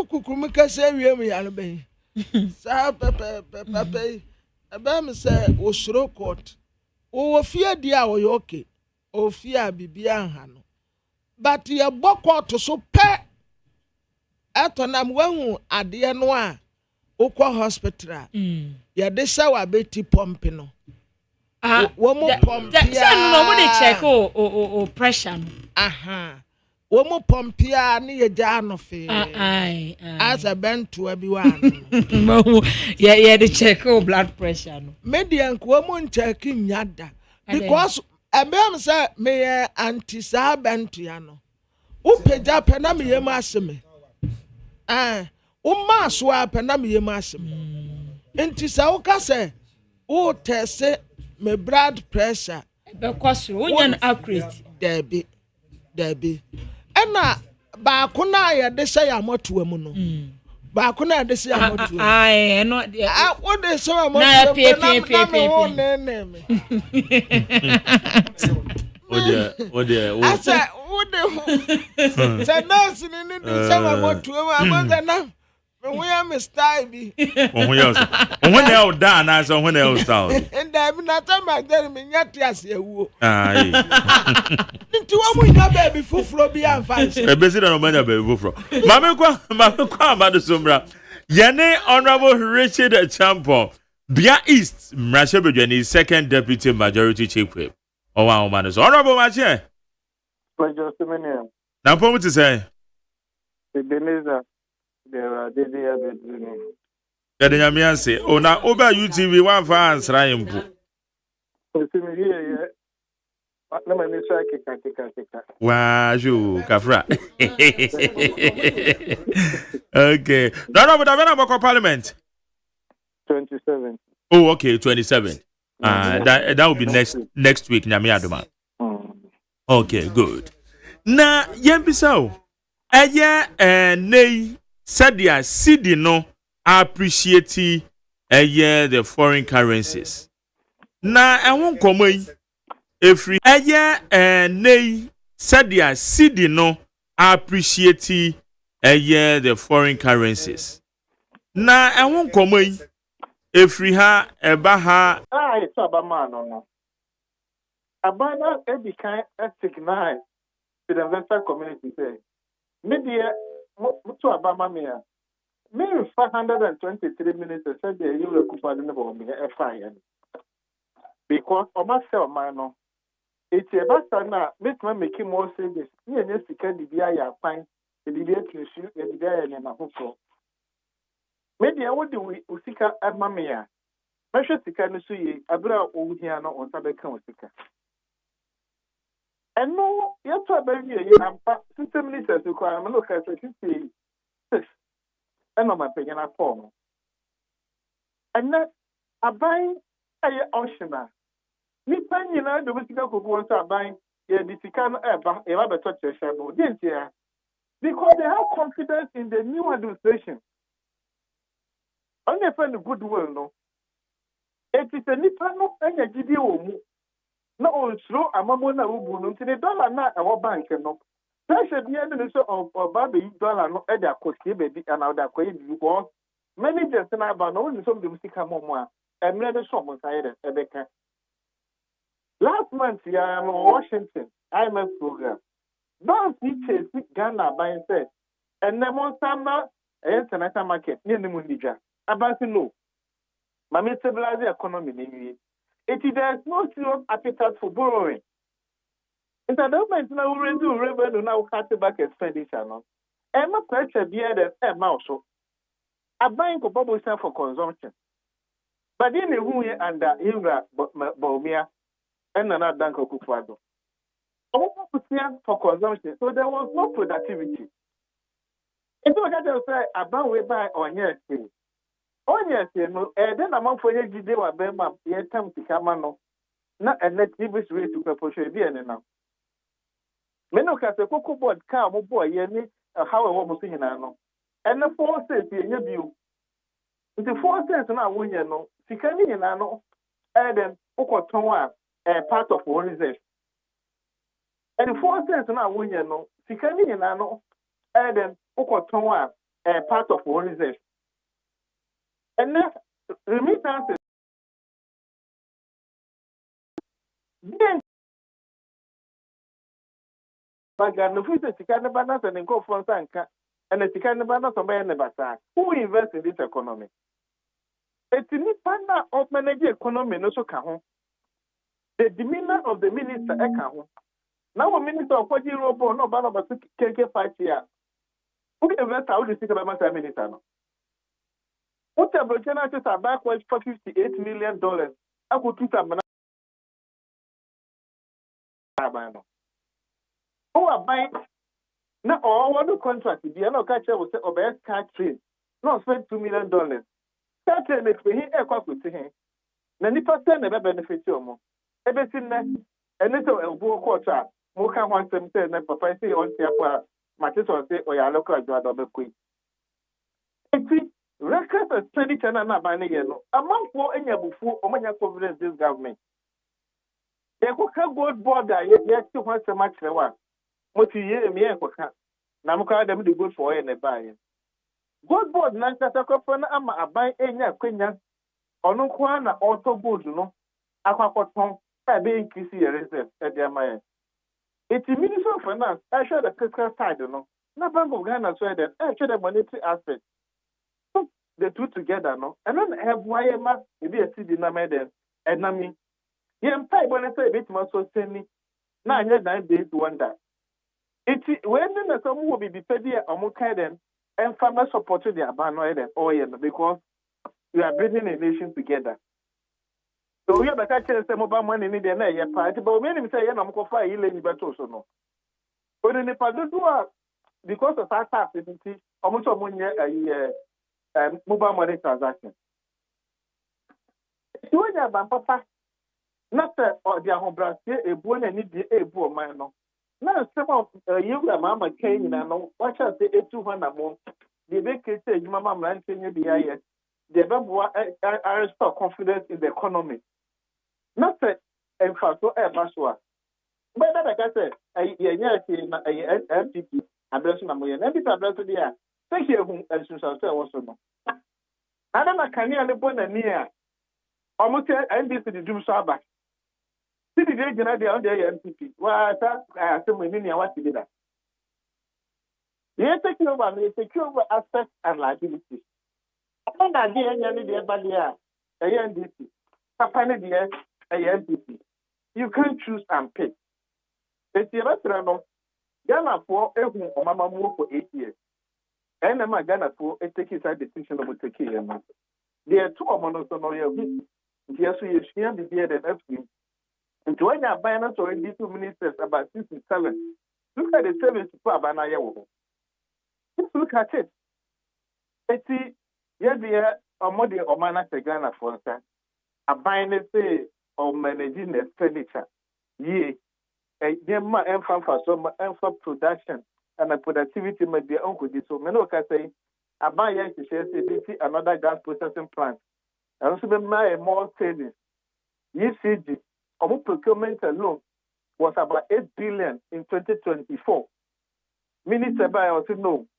Won't cut it down procurement to 1 billion Ghana cedis. That's about 7 billion. That's the way. Minia, our economy, my own debate, my economy. Because over Kanema, meter the good port. A go back 3 years. Was a mere chest container fire. Tell the car with a woman. Who do you want to my creative Yamaya? It's your more reckless management and go far how in your brain and to say, yeah, Papa. No, no, she always 2,000 money, dear man. They should press the government support this government to achieve whatever mandate Ghana for the Ediamano. Okay. Honorable Anne told the BR for some political reasons in tea, who the realities. Now, young realities in Menave Yaba, ye free one about political space in the more. Bank of Ghana Governor Eka say the previous administration policy on gold for oil. Abwa ama yetimenya enough reserves. Eka hubi. Ena yeside no. Etimi ababe se. But also for political reasons. Na yete say gold for oil no crown eniho. How would you respond to that? I know dear, and ya kwa system no. Ayo mwana kwa system by. So the kaya. The then governor had this thing. Will appear before Public Accounts Committee. This time it said, that call Worms, you know, cookie was that committee. So this time it said, good for oil, no. Nishan so and Kataya them, and it said, I saw Kataya only the good for oil, no more share. The more I said, or more than this cannot say, they are kind of dear, executive some bit much with it. It's on no what yes, you can't do him. If I saw good for oil there, but I may change here. Many board member, many executives, no matter the can't answer natural say good for IDD, Papa be a brain. That meeting I send a visa for Lugu down payment a wire. Oh, my indicated a final payment almost 200 million. Brian pass so more for. Ye beside me said, dear no who ye, when the satisfy man and said, my agreement to Tessicana, Papa Nantimiano. If you hear the what can't answer or more communication. And the mayor teaches answer no. It will be a question for her. Mungo be sad this and then for. And then you government or walk away. I had then a governor no for different political and a different political administration no. Or no woman we now no one can stand a party. I want no way to get here, maybe one to many no. Because on respect to be we had demonstration no did what them. We invite them back committee meeting no to 2 for 1 month. And the baby will be in a way. What Bank of Ghana cow that was next year. Okay. But Oba admitted said the Bank of Ghana governor the can a reality on the ground.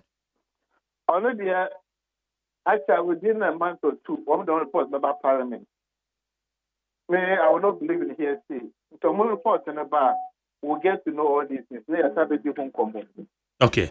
Enra Ghana man penny John Dramani Mahama. Ebra na okasa ewo ye Ghana European Union Business Forum ya see.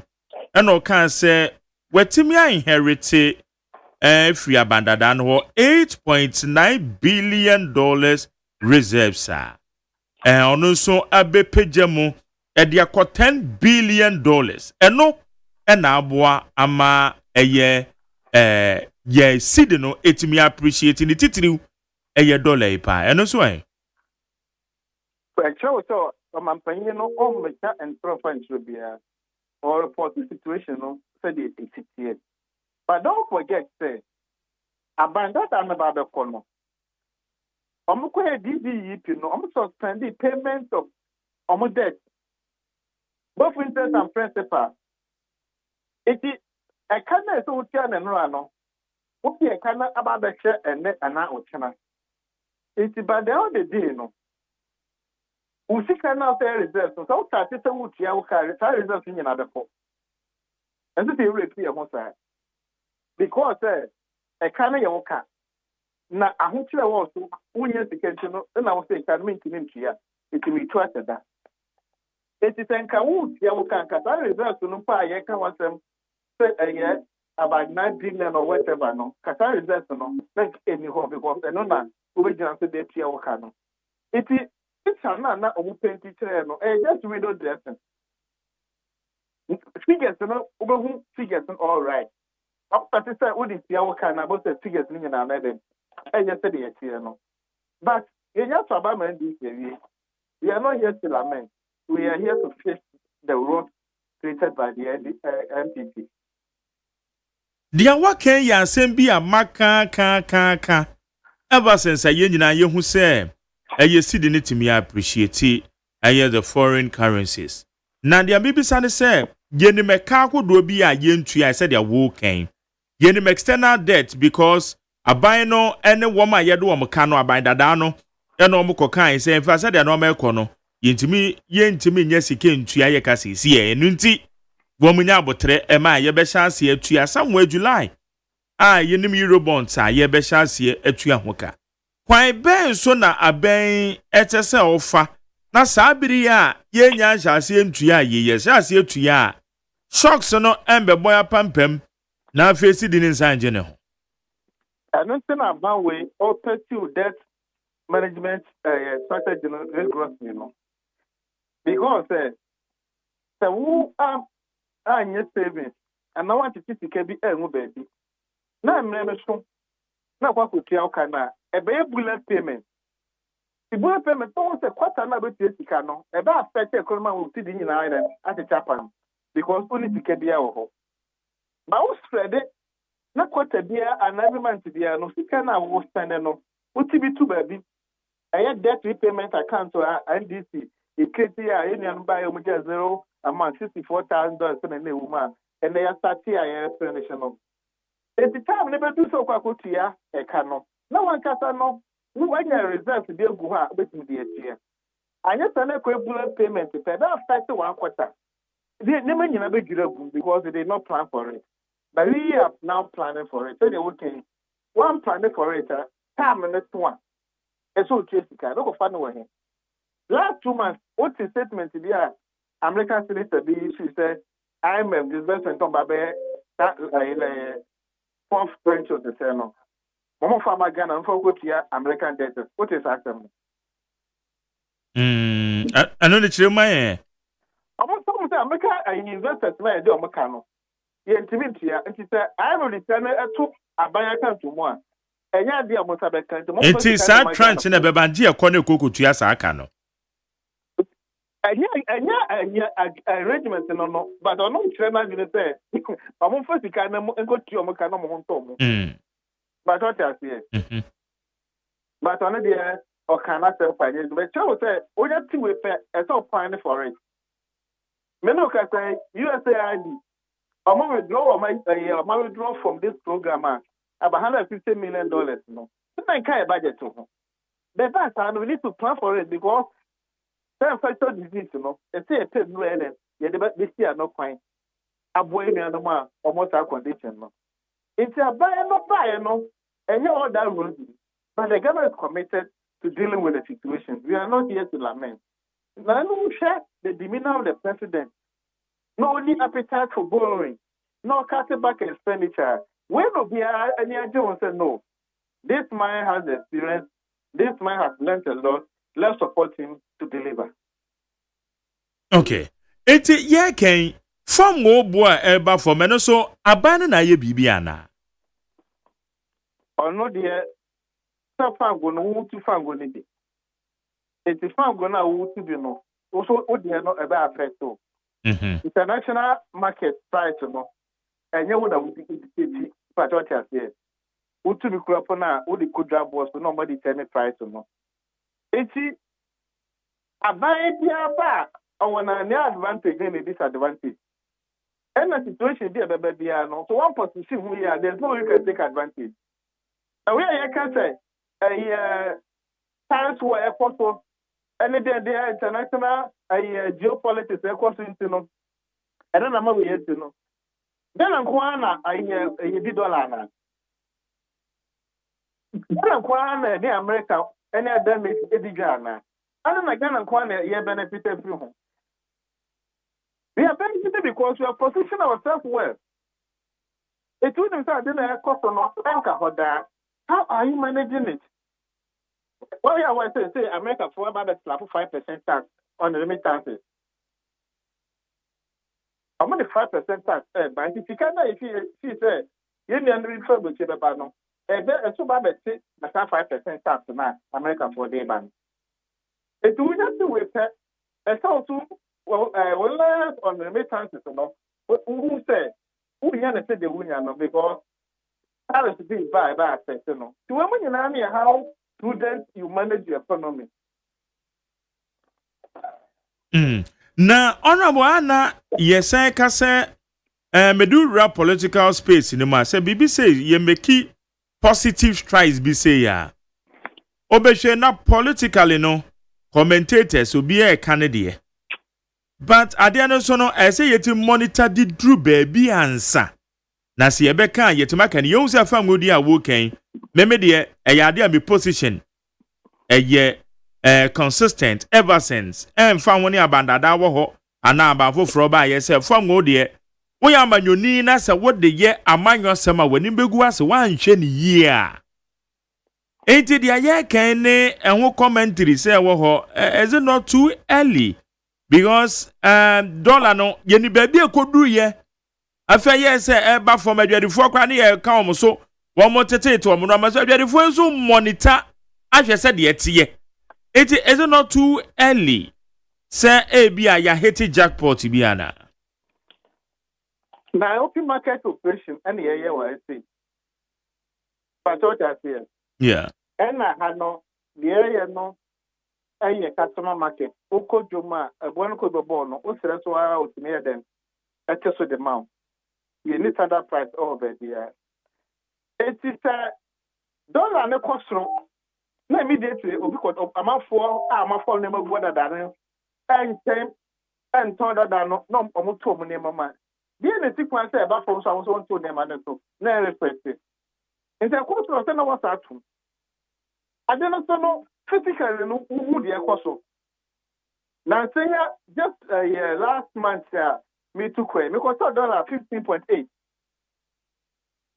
me ko fo be na me ni omonam omusi o your transactions be my me your transaction 15.8 na momo ye ko bedu ha o betem sika mame no e no mutu ya 12 na mame me moka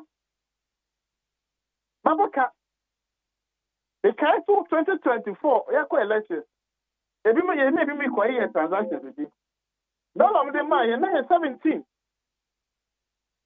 and now you go to your about 12 say gains aba eti enye stable the behind the ebekoso aba for ebekoso but you try to sustain it to a level say obiya the anybody home if you know about that rule no system na man so na won say the be aye duro ni they want people to dollar about for you need ma wa bro chire say bebre bu afu say no or the $1,000 back go benya 17,000 I'm in the quack to trap bloss amano and no baby 12,000 I'm not happy. Every economy no or any economy or no no personal gain.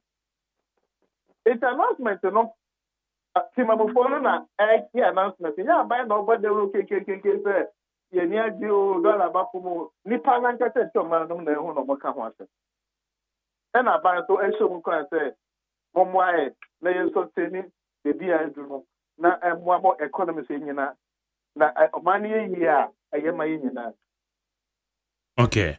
Na ayana yajitum so say ebetimi abase say bia aban bi efri so a because I remember very well. Say in 2017 ebra MPP ebedi ade no. Over 2017 budget. Over 2018 budget. Me kura me kan say aban bi efri so bia aban be chance ye aye bibi.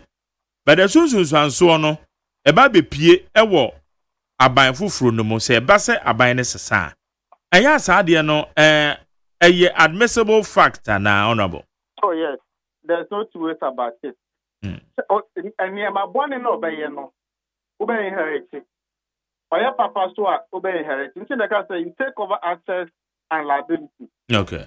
DBT omoye ya omoja akati onye na yaba betue. Energy sector omo mismanage ye ye na yaba be Cocoa sector, or Miss Manager, you know, Baba Fissy. As I tell you, sir, Matt, no more can't the monka one said. Guess Catada, the banner, the normal come but you do can need to tell them Eddie Dumsaba. I don't know the one can sorry, yeah, manager, and I just said, yeah, I town, it's a kind of bobo in it. I don't know the one can say, I won't make him. Now, the positive, no one of Moka one said. You take over assets and liabilities. Into the papa. The dividends will be there because governance is continuing. In the only day, I will not doubt it. Okay. It is a more here on energy sector. And then I see you need the person also get credit. All right. Honorable Nada na mobile treasury bills. Mama for one chiru me. About from dodo Anna. And I'm say a demand supply issue. Can the man catch the baby and a Bible sister in our table? Or she says, "Oh, why do I do for you?" Apparently, your manager economy no and who says the situation this year. It needs to become baby and a family. And see every ocean be an abano, I reject some of the offer. Now, can I yet the check that I know my boy that every honor. But I say, oh, my back. Give now, bubble to me why about the crap for no implementation won't start here. A big attack here, a big shot here. Now, what you can now, a guano, now, Mr. President, how do you get money to pay back? Because you cannot demand any action here. If the appetite in the honor, it will force the rate to go down. Okay. Another pay Honorable Richard the Champon. You better say, but obey to me, I'm assurance say pay baby a mujina no. You were the success story which the one. As far as yeah economy is concerned. We have a lot of good news, but it takes two to tango. And yet this before I had some phone and I said support to Sabawi. Name in another, yet Chechro Mana, yet then the country or the nation we all want. Yet say no, you get the Nina series number for what is 1 million banners were better than also better so. Not I yen and why high. A coster will be also to me can't say, man too, name. It's yema, the cost on any direct reflection on the lives of the people. Matita good take and go for someone to take them also. Matita Kessica, I say 50%, majority I say. Because the price at the pump is also a coffee. It's where a positive indication. See, dear me, you know, me, I abua, associating a progress here. Then, like I said, before, oh, dollar no demand in order, yet there are only coina pressure and tabaneswa. O man, no one now with movie. It's yen and I say, come boom. I'm found some party and listen lesson. And this 4-year mandate. It's young support to party, no, not party, no, then won't deliver on its mandate. The ticket is also a car. Here, Miss Otto, party A or party B. Who could do a quarter the Miss Party and that own. About 1 million and wine high. Never say about a quarter 2 years. It takes about 1.7 million vote difference or no. These are the dividends. These are the benefits we are deriving from it. But once take advantage of NDC, now go can say, you got support NPP and demonstration that they are, but don't they know? But to me, I can't tell them to you. Okay. Honorable, no pay that say when you didn't come on.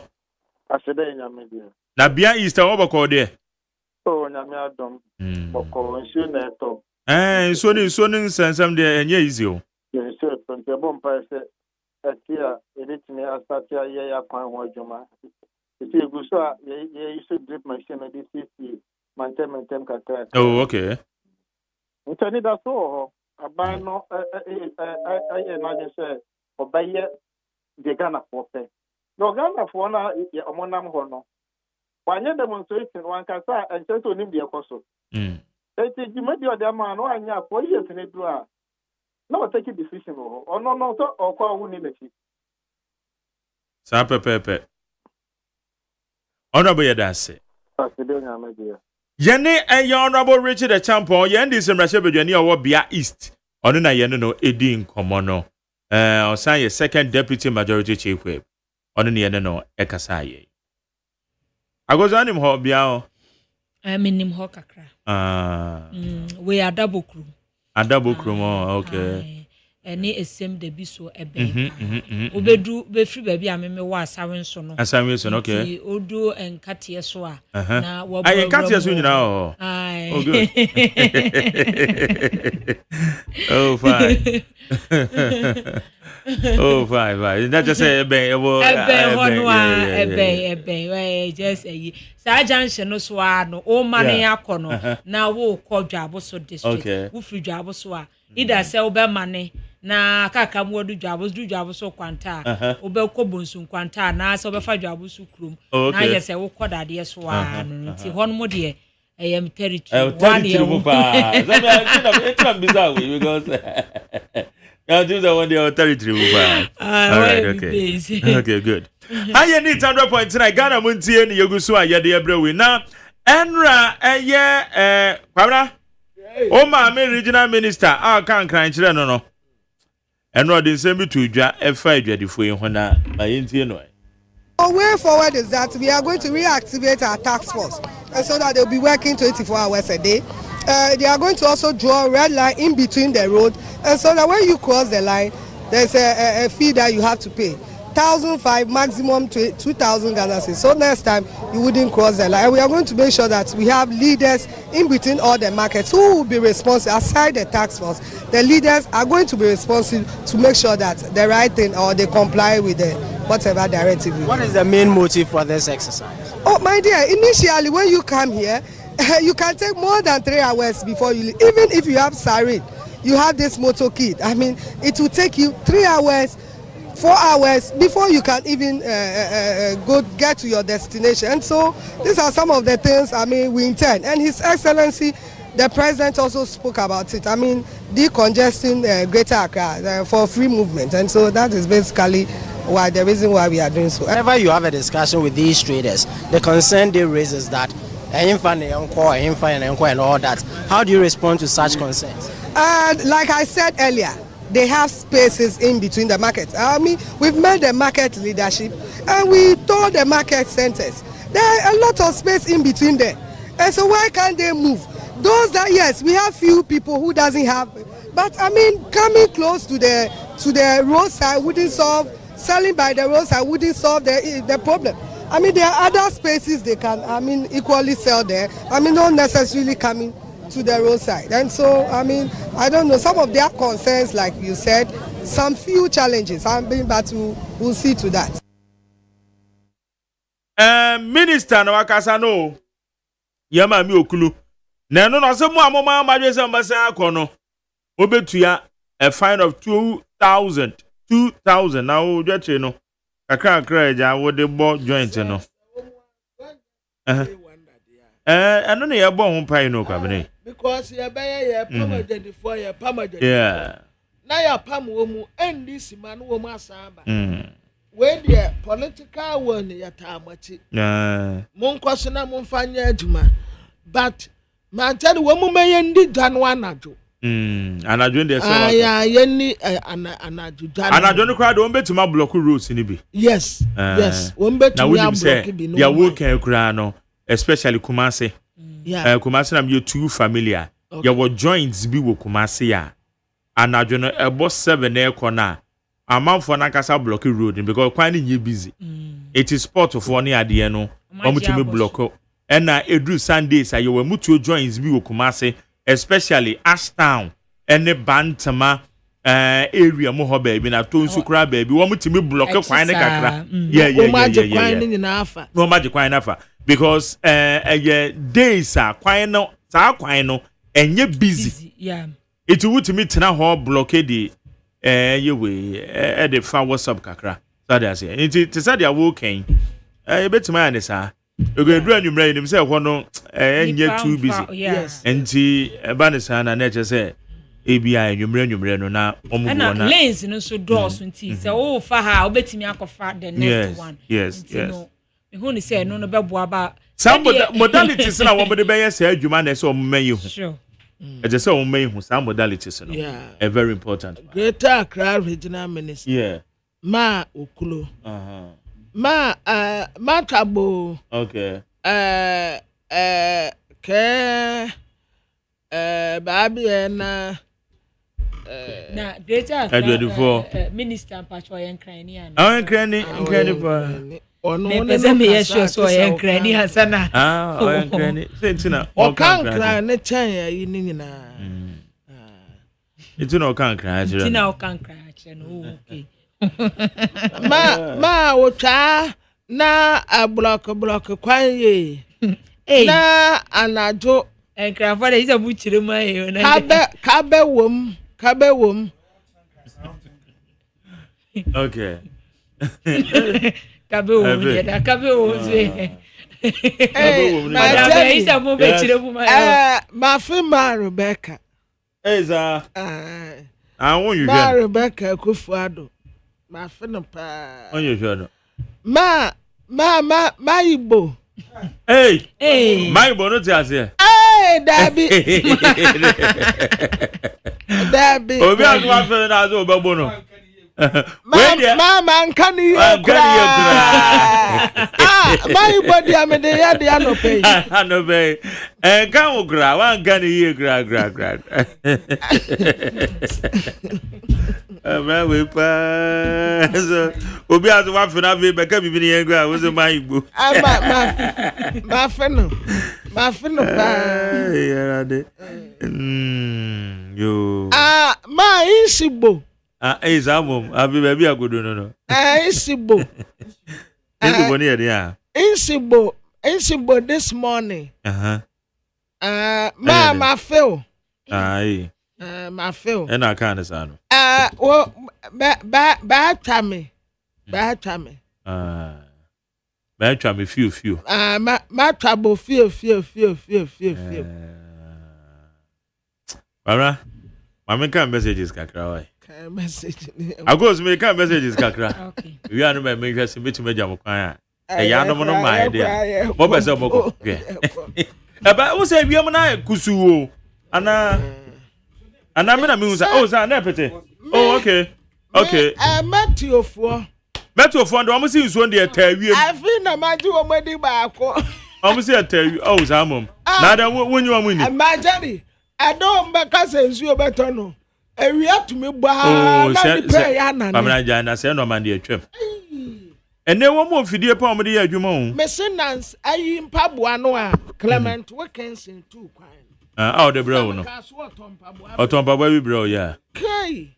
Enti ya na je se. Anu abetufo ka se nsuo beto no. Yeah. Na me so ani awo beba ntime se. Ma tari kamenai mu ni nyina nane. Mr. Clement Wilkinson Pabua now problem. Minim so aton no sacro. I on the circle say Pabua what on your foot play. Aton wa America circle. Okay, oton America cantamanto. And we are bombing to me so. Now winter boot there. Is it then? Okay, hi indeed, 100.9. And then I will have for Honorable Daniel Kwesi Ashiama. Or your former member of parliament, boom. Now, or your member of the NDC communication team. Honorable Samuel, I pay a 10 culture, Papa. And then, dear, our best. Now, Honorable Kwesi to a baby, Anna, or okay. Into Honorable Samuel, I pay so. Ewa, mama fa messages ni bi na afei yɛmfa discussions ni hye so. Eti discussions ndi ade wo mu nie. Sunday a year can no still ye hwe wiem ye hwe said ye see na appreciate it abi before so omo dey no magu kwam e dey na ben yaye aben mo pen fo so say aban na bampo anipa nya mugidie keke no nko a timi ba bibi sesa eno nko a timi ba bibi sesa ye man panyin John Dramani Mahama enra odi atudwa oso ben inherite $8.96 billion reserves. And no buy no be a baby come $10 billion reserves. And no, and abuama nei see the net me appreciate it. No, it's na and no baby says so. Nature say admittedly no, a idea nature say bandadani ye bibi. And a bang will so bet to us so. And I say saying a debate, and it's realities on the ground, and then a year not the street analysis, but the realities. Because again, to me, I share realities now. Ye bebo we say ya ye beti ye no na ye chance ye tua ye kaw na fe na ade na ekọ ye chance ye kaw na ye tua externally so ye betua no dollar July ya say about $2.5 billion euro bond say chance ye tua because abandada no kwaye nhyehyɛ say ye ni sika ho nti said ye tie no say ye twentwen so kakra ona ba na mo friend say that day and cry day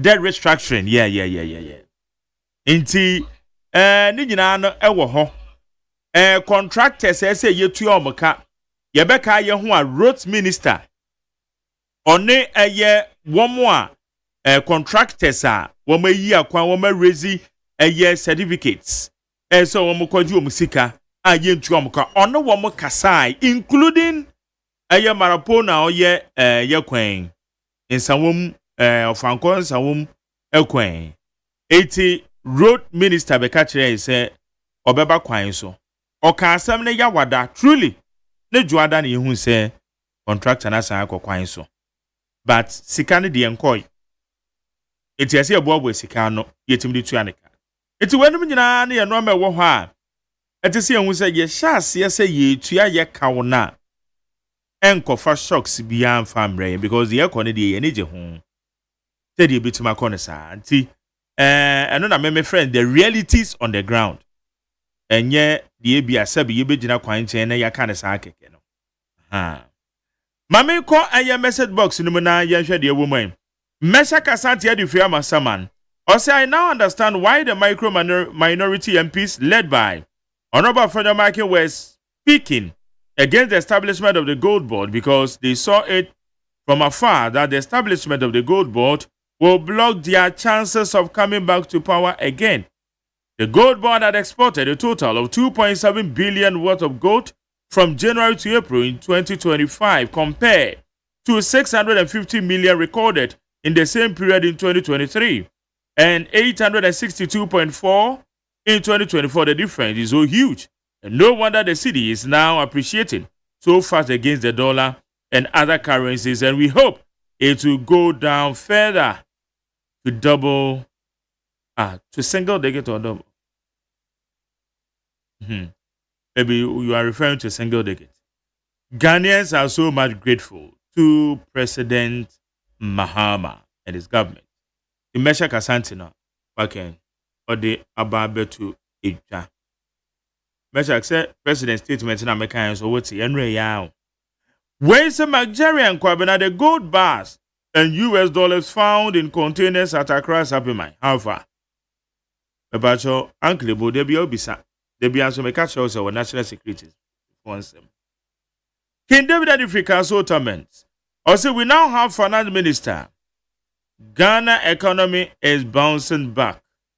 Dr. Ato Forson, kudos to you. MPP party never again. Also, Chia Felix now call you Okuno.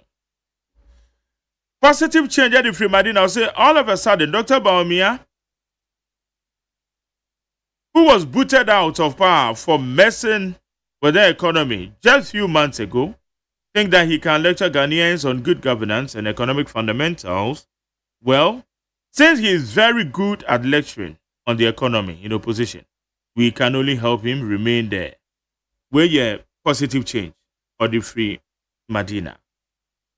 When so Dr. Bawumia is just talking, no action. All of a sudden, he has found his economic voice again because he's not the one in front of the seat. Plenty talk, no action. Patrick, Edifree, Accra. Eric Kwakubuadi said President Mahama and his NDC people should focus on the high cost of living and stop boosting themselves of the dollar depreciation. Dollar and the depreciate you, and you see the appreciate it. Dollar and the utim. And it's all got there $500. Say same $500. So between in dollars there, and what are the between? Alai Baba Edifree Badino say good governance has arrived, led by His Excellency John Dramani Mahama, and therefore all appointees should have listening ears from the experts and do what is right for Mother Ghana. By doing that, Ghanaians will just keep MPP in opposition for the longest period of time. Currently, the judiciary is working perfectly without CJ Tokunu. They'll tell us that the MPP wanted to hide under her carpet as they did during the Atamels era. Alai Baba and Eka say, no MPP communicators should defend any MPP corrupt official on radio again. Let their families and friends do that. An MPP, but no one has ever or say I'm an MPP, but no one has ever called me. Kofiana Edifree Madina. Someone. Okay. Another I pay. Mache, Mia, Tren. I don't know. Who na che? Papa, we said here for Zao. Hey, that's serious. Ma, Minchia, Minia. Yes. Yesusano. Na Accra New Town. Okay. Na Minia Balcon. No. If you data no question. That's a witty man, Michia no pay. Na Okonukruma, young guys have bank and ever bobra. Now, on say Honum, no would be a Saturday galamsey, yes, I would be at rice by local rice. You talk about that town on Oba, not the local rice, Abba. Now, or the banner, so your contribution, near cotton, beef, near to oil, near to Jenny, and Wamono, Nisi Jason. Now, the Nisi Jason, oh, Miko no yet TV. Miko no yet TV. Jerry. So we are winning the issue with you. When we also no. If you are in this Ghana, so na san. It's a young ninja day na. If you are grassy behind chair, you to me the issue no. Oh, you have to tell Diana was Asa. Want to see Ghana? I know where the young man is saying. Miss Minia Shama. Ocean Bianchi did not also contribute TB. And South local rice we that time by I miss me to beef me toy any in every day. Into maybe I no want to see them. The channel be any bini. Minia Ashama Brava bread. Me didn't be. Now we didn't this minion say a about me didn't be enchecrano.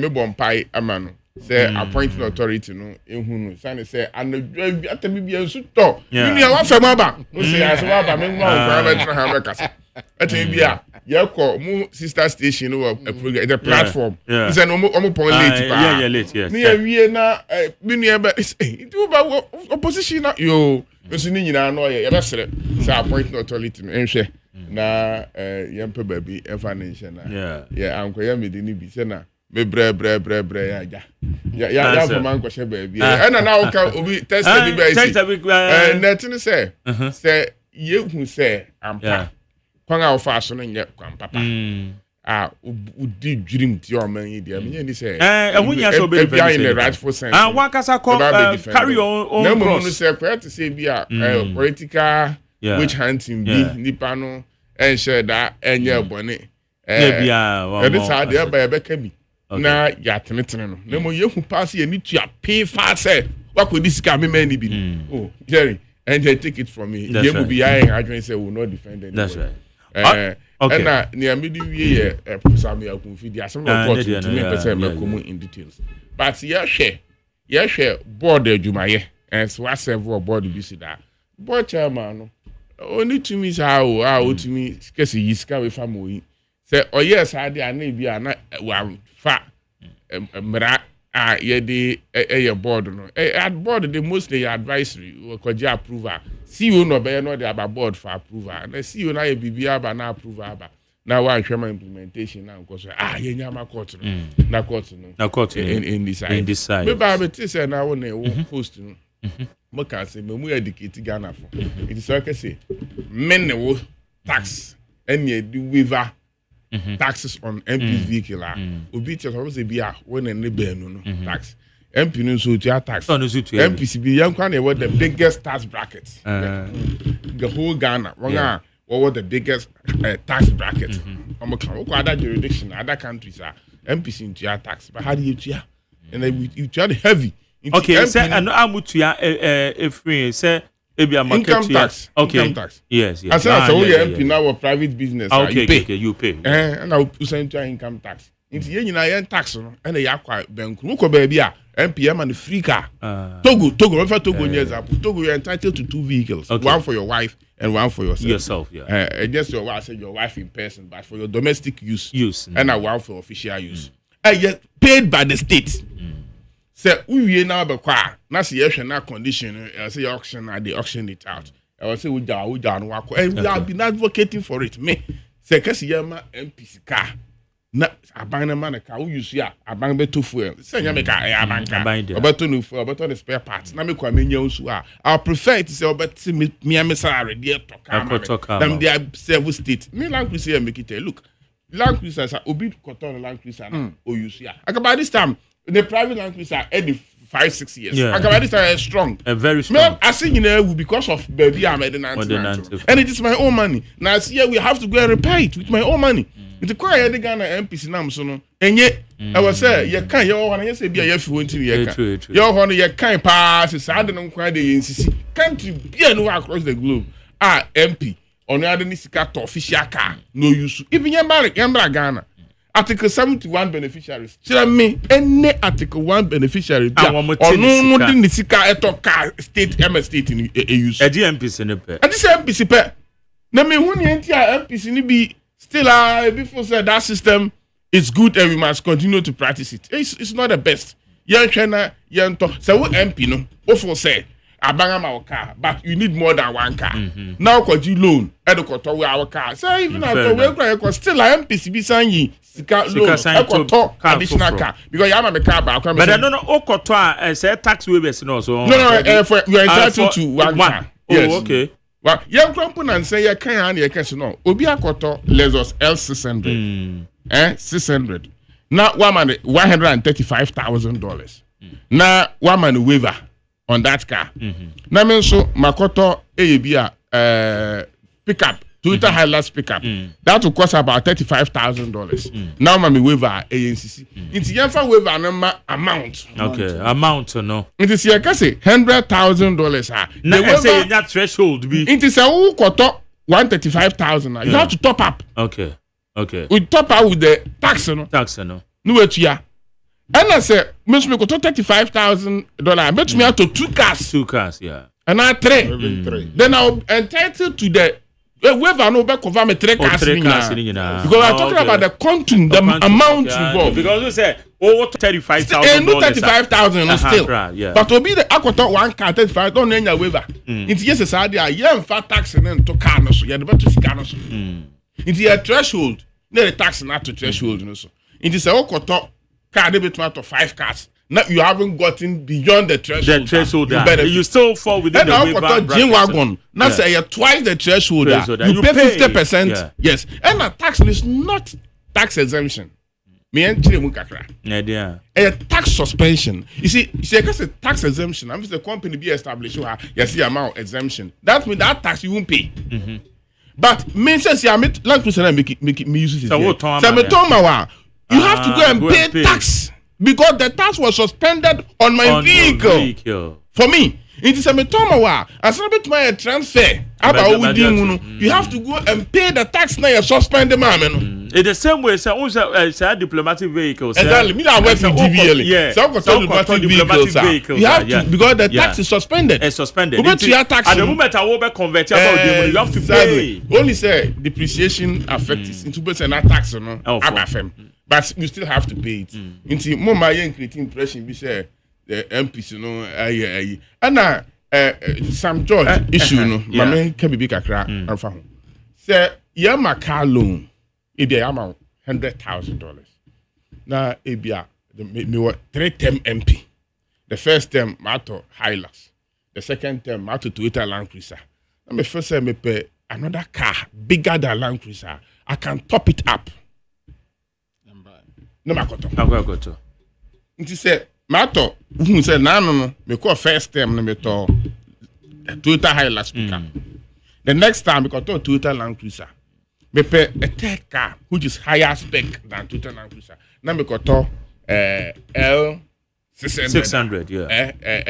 S600 from the GX 600 Lexus Actually Ebiana your man a car loan of $100,000 and or $35,000 account and now 20 waiver no krano say minim waiver the last term and at this parliament ebi kwa na waiver be cover 135 ni nyina and cover so be 2% to it. It mean those things there are some very important issues are yes I was here can answer ni enya is car say what is car to a member of parliament. Okay. Me call parliament 3 terms. Oba mifia those cars are there. 3 cars and I me privately me toy.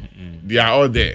And me to smaller cars until me to me waiver on 2 or 3 cars. These are there. Me if you say yeah or promise and say so obey minister na say NDC ba be ma ye data ye use no e be ba fam afei insisi atekos no esisi yan no e be ba fam so wo hwe sika pa ehwie ekotekos no nchen a wankasa personally wankasa access 1 week data water no is too expensive compared to other jurisdictions and no never see yet me attack Sam George because he gave that promise and then he hwe animu say obetuma negotiate with the telcos no na yen data cost no eba from apart from the cost the rate at which what to data to data no shimu data no kon when watch amayen national communication authority are they doing that? They are not because me to me ko gina MTN catch you say me to data na no me use to say asa into check man there's nothing meter be anywhere me to me dey check it say NCE ebemu enu na see ma say obeye sa do ho adwuma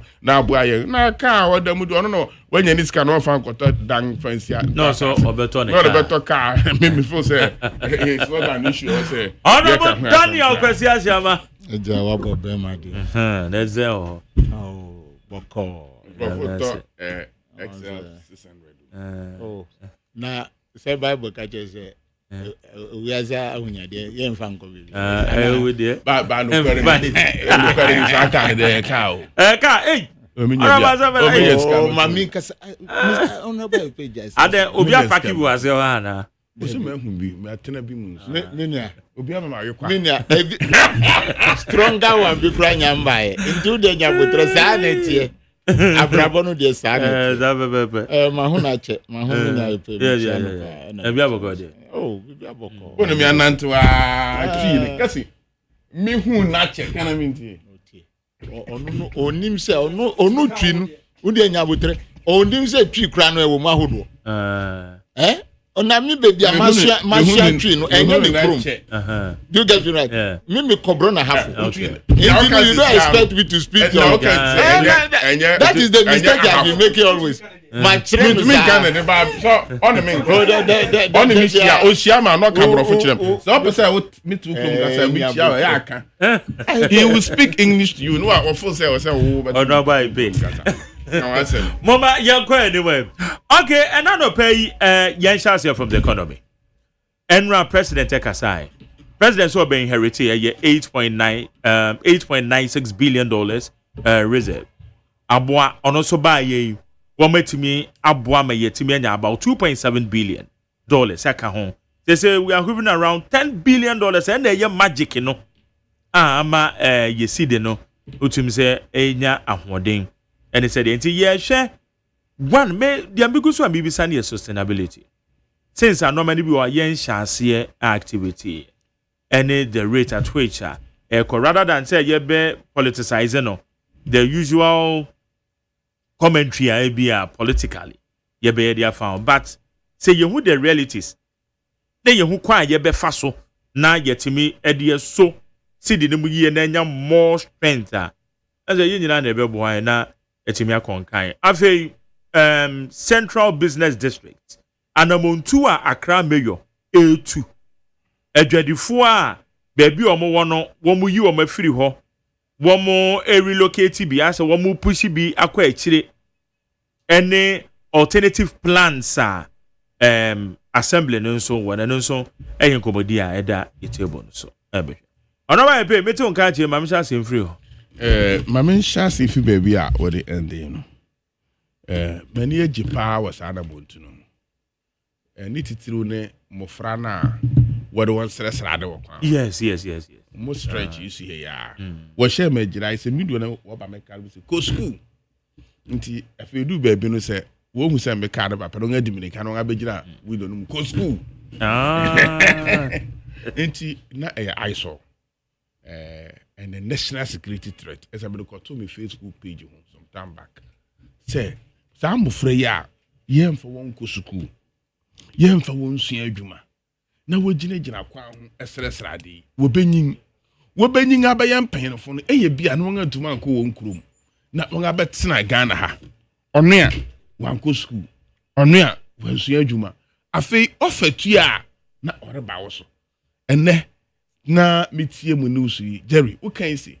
Nkoko nipa bi a moto so ehye kwaka moto bi akubie etuo ade agu nipa bi ati baabi a na wodwere wo ho enom ataya eyi bi kura na sa nipa no a wokoto utuo no sa nipa na wokum won no wonye won hwi yo nanso eyi bi a na obi ena waba won pa won akodi se adwuma no adenti na obi bebo na po bituma akodi se adwuma oni adwuma ye nti wo man sika no gye se okitatuo eno no no nso odi bedidi eye kwambo no so nanso emfa no nenti miri bi mitu kwan me call Canada na Somalia fu bi a Canadian government no akofa won afi Somalia do won abegu Canada on some refugees fu isa won a sheda ye schools special schools bi a wode won nyina kogum wo kire wade du stage bi na afi won hu say wo level no ye do call omo regular school na be ya then they fuse them into it wo ba wie no na sa refugees ya akofa won ba yi won abaye mfaso de ama oman no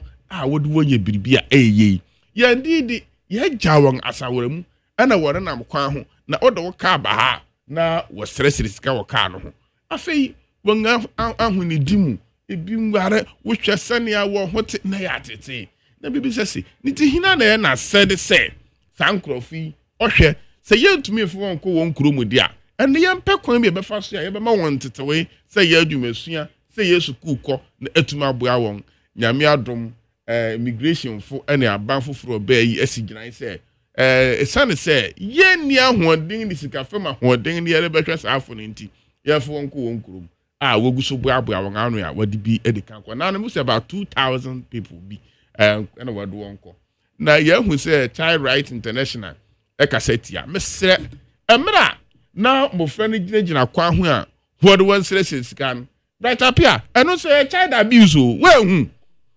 well, and now when him say no so no tieti amofra no fa ahudi so say abofra eye wasede so awofo wo be ya adwuma na ode ahwe oba na ode ntama akurum ho na wote kwan nchen wonnya adwuma na wapia abofra ni so no ko gina kwa ho no risk in life no stress risk no famra e famra awofo na awofo no mumu fa ni di ora bright apia we hu say no na child abuse wan ka ho asemo na aban edwon fa kwan pa so munko kurom na munkoko school ana munkosu adwuma enu mom eye bone menye ni se enu eye bone abio na ye ka nipa woton ade wakwan mu me de na me kwa Accra Central ache me kwa Accra na ministries wo na no na e wose me kohwehwe obi na me kopui ho no kware ni menu me hu se me de me ka akwafa na be ye na wo bekọ na obi nso ababi na eyasem nso ene aban bia ba hwete sam sɛ nea yɛn nyinaa yɛbɛyɛ o yɛ pam ho afiwani na yɛtwe wɔn ho ya no aba nea yɛhu ne de ɛyɛ fɛ nea yɛhu ne de ɛyɛ ade papa na mmom no sɛ bɛyɛ na yɛbɛtumi atoa so na yɛahwɛ mete sɛ na meyɔ no ɛkɛsi wɔresiesie bea bi ɛwɔ hɔ a wɔbɛma wɔn kwan na wɔtwe biara wɔde nnapɔn abien akɔtɔn ade wɔ hɔ na ɛno na wanhwɛ a ɛdi agoro gun ɛbɛba no nti yɛbɛsra nka wɔn ayi wɔn afiwɔ de a wɔnyi wɔn fi hɔ market ahoro ɛwɔ nkranman mu ha wɔbɛtumi de wɔn akɔ no akɔtɔn ade decentralization of our market centers is very very important yɛbɛtumi akɔ na no mekɔ amasaman na mekɔ di dwuma bi wɔ me na ma na mekɔ pue market bi so very beautiful market nipa kora ni market ni mu it is ye nipa de wɔn kɔ hɔ a so obi pɛ biribi atɔ nim so o sese wɔn ayi nipa na wɔwɔ Accra Central no a wɔtɔn ade wɔ kwan ho wɔde wɔn akɔ market fɛ bi a wɔn asi ɛwɔ amasaman megye de so obiara de n'ani bɛ kyerɛ hɔ akɔ akɔtaade na yenya ayensua no sɛ ye won sase bebire mbotuma kosi market kese pa chichamante esubai amanase otonase krabo kese ho ni akosi market ho obi sori a say about 45 minutes drive semi fitafa junction na me kese me komi krom otonase na so ba Accra Central wanya bekwa kodu otonase na we a wona ma Accra Central no na wunu ye sesi a ofanko nsam road no yegusu a ye yes ye wie na ye pepe pa megye de sɛ yɛmfe ani nkyerɛ hɔ na saafo no ɛtɔn ade no yɛmfe wɔ nyinaa nkɔ nsamu ne ayɛnsua no hɔ baabi na obi sɔre finkran na ɔpɛ biribi atɔ a ɔmfe n'ani nkyerɛ mɔkɔla ɔmfe n'ani nkyerɛ Accra Central saa nneɛma ne yɛ a congestion a aba Accra Central no ɛbɛkɔ fam na Jerry woka Ghana CD hu asɛm meka sɛ mmerɛ yɛ campaign no na me ne Dr. Mahmoud Bawumia a saa time no yɛ vice president no sign flag bearer for MPP no na me ne te ba asɛm ka kyerɛ sɛ doctor ye momodeni ye nyere ye ho enye campaign me pesania wani abre a wo ye campaign ye nyina ye nka mmom ne enye campaign ne ye hu na yesa se ye win 2024 elections ya adwuma din a ya ye ene nhyehyɛ pa MPP aban no di aba no 2025-2026 ena ɛso aba no ɛbɛba na ya hwɛ ne ye na se NDC wini a won na saa bai wo begye se o won wo ye na so na ye nhyehyɛ a MPP aban yede to akwan so no eno na de saa benefits anase mfaso aba a na worto so abai ebi ni ewen ebi ni se ye call IMF bail out IMF ka kire yensi ansana musidi ni benya ahoden no chese mutumi buildi reserves kese pa nti IMF share say ye yempo ahokyire wo ahokyire ni ho sika ye nya no wo ma ye ni sika ni nyina ye fa sika ni bi enko build reserve na ayedin eno ka ho bi na enwuma bebre wo se ye na ye ntumi nye ene ka ho bi ena sika sam kwa atwe e wo man mu esense na IMF makwan ema ye sika ye nya no ye nyusu sika no o se mo fa nkoto international reserve nti ampa ansa ye fi aban mu no ne ye wo 8.6 billion reserve na sa reserve no eba wo cedi no ana wo currency ni sika no enya ahoden pa enti sa reserve no eba no efiase se na cedi no efiase jana na nso se ye nyina be ka no kwara ye hand over no na cedi ni is about 14.7 cedis per dollar enam se sa mere no na ye reserve no is about 8.6 billion enti eboy ama cedi ni jana nso ana NDC bay mungatumi ede about 2 billion abeka ho mana akodu 10 billion nti ye nyina ye nyentom ne yenkese eyampa MPP aban a enoma IMF share yen meye a eye international reserve no eka ho bi na ene cedi no agira ne nanso na bije di say IMF egusuara nhyehyɛ ne entwamu wode ohye ato NDC fonso so say yema munyi reserve ni bi na yam make sure say mudi bi beba beka ho nti na wodi bi aka ho a ene abedu 10.6 or 10.7 billion a amesidi ni agia na nanso yi ena me ba no mageri na metie mu na moreka say gold for oil esono gold for oil na gold for reserve the two are not the same nioma Dr. Bawumia de ba no baako eye gold for oil ena baako eye gold for reserve eno ne say instead say yenya cedi a ye de cedi ni ba akwasesa dollar ni de dollar na kwasie as international reserve no ni MPP aban ye ne say say yensa kasidi say bi a wo income tax a watua ofoforo de a watua enuoma ya tonton wo Ghana ema yen local currency no e wo se ya kwosesa ne dollar ansa ya tumi de asie na abeye reserve na to to be me ka se sesa sika na asa na aban ene egwadifo ene business organizations ahoro no ere pre dollar no ho e wo market sa ema dollar no ho ye den ye na if you say yen fans oil marketing company obi akoto fuel 10 cedis obi ato 100 cedis wo boabo ano na won akosesa no dollar no wo de akokra oil ni bi aba saa no wo guta fuel wo kromu nso wo ton wani amana wo ton ni cedi no won akosesa no won anya dollar no wo de aba saa bere na nso aban nso kwa akosesa cedi no wanya dollar de akosie nso gold no ya ton ni cedi go to Ghana he ya nti aban ya na adwon se saa dia yemfa yen cedis na ye wo no enkoto gold ni yemfa gold no mom nsie instead say ye be kwa akwatisa dollar na ye de asie no nti yen reserve no ebi eye gold ena ebi nso eye dollar enu ena aboa ama cedi no enya ahoden obi a economist bia be ka kire wo se if you are managing an economy we aka say wo fi ena business a wo manage no enye say wo sha asese wo manage na niama ekoyi dabi wo manage a ebe America krabe bem ansana etumi anya ahoden asana business no etumi agina iti yapase ye kan ye nuanom NDC fo etiase pefe se if busuma numu a wo bayi won sheda anya bibi fufuru bia gold board ya waka ho asemi is nothing new ya wo PMMC one word to gold et se na waka kire PMMC se efinere ko emma obia certificate man fan to gold biem Jessica we wonkwa gold no wonato se what buy no and two gold board and what stop with PMMC say if nereko mamon fa certificate mo bia license mo bia man to gold munye sika we $300 million mu am fan to gold no anka sa difference me who say now kind the previous na ye kan nyina eye PMMC dia otoy any individuals no so eton ye no nka ho say na akoba ne say gold board ne buy no was stop all license buyers of the gold. Of the gold, yeah. A bank and that. It is an set up gold board. And you can say PMMC if there ko emma obia license man into gold be ma. The same thing. Potogum shegum. Eko concern bakum. Gold board hasn't brought any magic. The only thing they say now license na ya dem ma individuals ready to gold for export no. Sa license no ya withdraw license. Near what say gold board and I say PMMC and I bang also and say also make sure say two things. Dollar na ebe men you say gold in the buy o say international reserve o me when honorable a champion cause I'm no international remittance. Ni nyina na make sure say early king from men mu nko. Nigerians will know they are richer than us. They come to this country.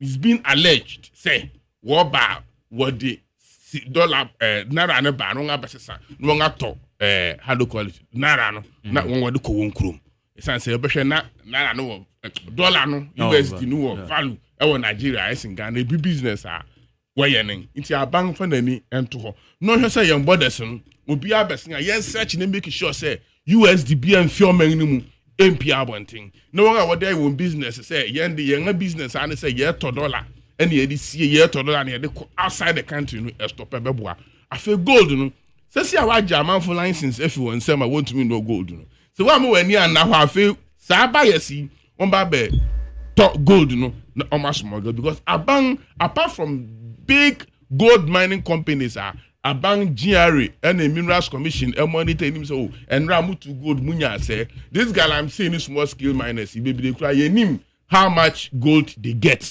at the end of the day into say why and say okay me my license I want tonga or the fa kweti kwan akọ outside the country akọ ton into ye best say yemwa immigration Ghana police na Ghana army menkumpa anke yenya soja fo nko yen ahyeso me make sure say gold bia emfa omanyim empia abonten dollar bia emfa omanyim empia abonten si etumi mpo saade ne ho ban dia ene na che say enche Ghana ye bedi esan say yenimpa in 2009 emra president Kufo hand over my professor Tamoso na yenso ye wo IMF bailout project bi our debt to GDP now fall out to 26%. None of men, you who say Professor Amos Ebano, the way I near my co ye, and the about for Frubiaba, na say a IMF programmer. It me bois ma yensika sem etutu na mo kan sem bi ho na me no we adwene sustainability. One say Professor Amos in ever in 2016 na it was west. It means near yenyan from IMF ne World Bank ne conditions or the no when we got out from it no and I yearn to me manage into sustainability in 2016 anya adwuma. And I say so abba the goodies from the IMF bailout, the goodies of the good policies of MPP and FIC adwuma no near was say yebo homebody say mesre minu out to force me in the core parliament 2009 we were very young guys when we entered parliament and we were friends.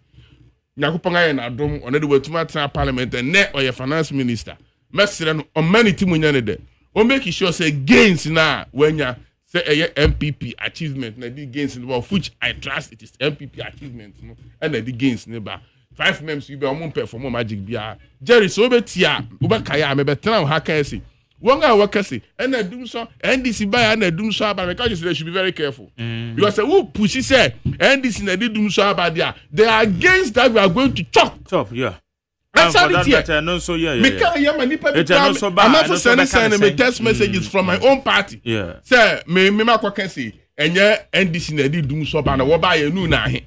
See what ban if you put good things in place and can do so to member because one of kasa say this na do so but we very careful because you are the near be akwan ma economy na ba be jane now so eba say you can't take the credit me dem be jeto say enu ma bi a ya ntutu niye close to 2024 last quarter of 2024 no enu ana ma dum so unity and na me jeto mo say enu ma ye de tu akwan mu gold for reserve international reserve you build and in no be a yen and I'm economy no ejira ne nan so nti NDC sika na aba no mu fa bi nko tua debt na eho no na munya oil na edum so no ensanko Jeremy das Medas high need 100.9 ye ne eye honorable Ayepe former member of parliament Ayinsuano.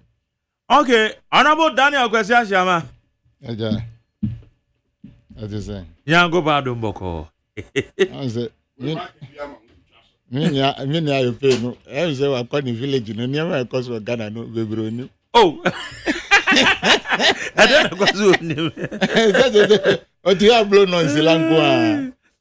So mo Ghana bebro ni no. Near women say me dem free the appreciation of the city.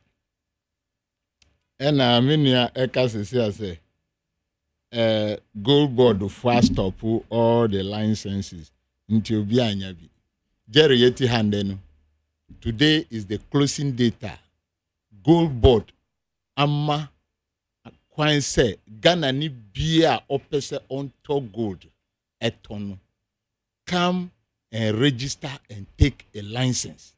Today is the closing date. In this I pay say and PPMC and gold board stop bia. It is not true. If they stop them temporarily, yes. Now I will say the bill for parliament. Bill a yedi ko parliament ne yedi akoyede. Yedi ko chichirimbra. Edi fa gold ton e wo kroma. Se na ba mi anu mu time aye to gold ti se body wa form wa gogloshi no. We should stop that behavior. In economics, we call it unstructured market. Obia mbuan kuntam obia. Enunti na China need to me sorry. Now we call ukrum no ton gold cotton. What type of country is that? And that is what they are praising themselves for. You allow this unstructured market, even though it is not only your regime. We as Ghanaians have allowed unstructured market from independent till today. Ye jindi unstructured market. Obia ye ni ope. Intin then gold board for unstop obia. The license taken in the 21st and the last day. Say come and take license and go and buy gold. And then we stop. Ye yemra. That law is just like Cocoa Board. Stops everybody, whether a Ghanaian or foreigner, who don't have the required capacity not to be dealing in gold business in this country. Na se ebasa. In business, we call it leaky bucket approach. The leaky bucket approach, ni say, a buying better gold in now we're hipu. And a gold board for. So we have enough reserve. Obibi obe free Dubai. Obibi obe free China. Obibi obe free India. So better gold wahano. On ton free a buying ho. Uton free a buying ho. Na ya nyahu faso. Enye last week na ya chi Indian for bi. Wo ye villages no baako nipa etumi free ni krom $80 abesi sign to see this money counting machine share bag mu on in a village to gold. Is that type of a gold market we want? So that is what has been structured into encoin people for masun ye pa enyo mudi a ma jabi bia to ho na se wo ya adwin se wo be si dan e na wo drop plan one si dan na obi sidan na osi una wa sidan una wa tragedy munja ne mu ye me I don't want it to go that way. I don't want it to go that way. Ba miawa a ye economist atina krom ha akasa economics hu sa ye di oman na maw akwati sta brantie bia ope girl di girl na chi sa 8 years 7 years girl no ampinisu f year girl no pinisu a we go do them susu na we ti hoy and an MPP for nindam krom ha eye you couldn't perform per the caliber of speeches baomiama okrom ha no. Is it the one to be talking like this today?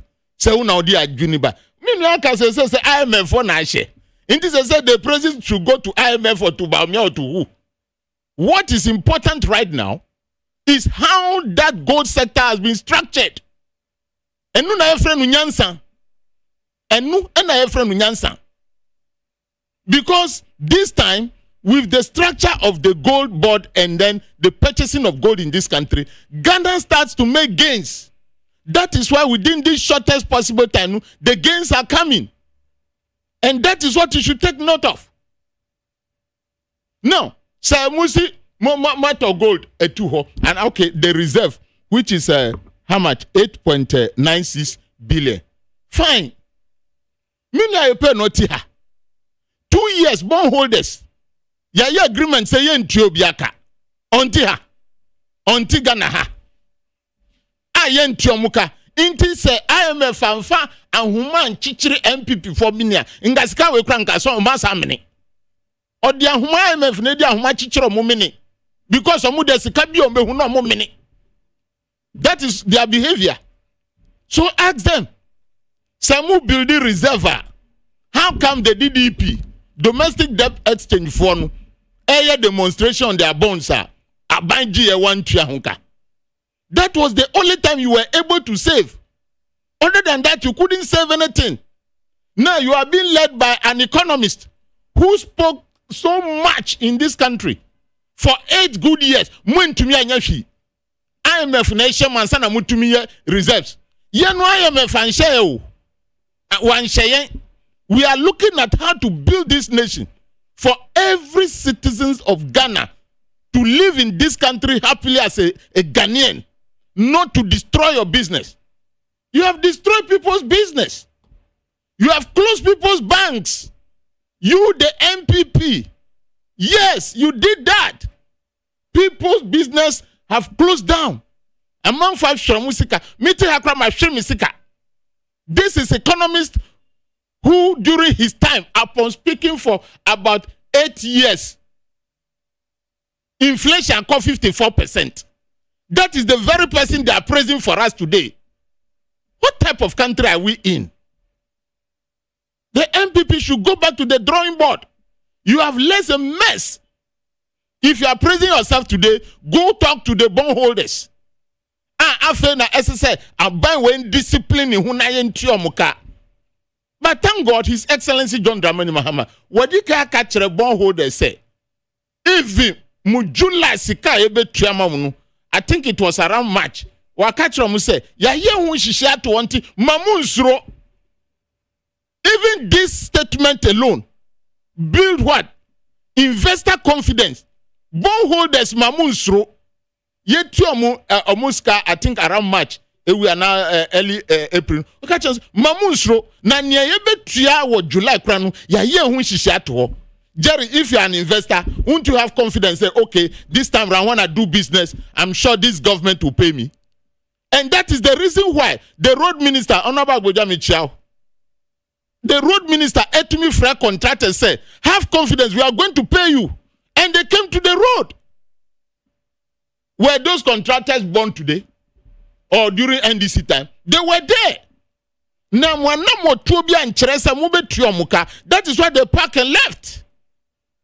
We are talking about management here. All the resources were available to MPP just as they are available to NDC today.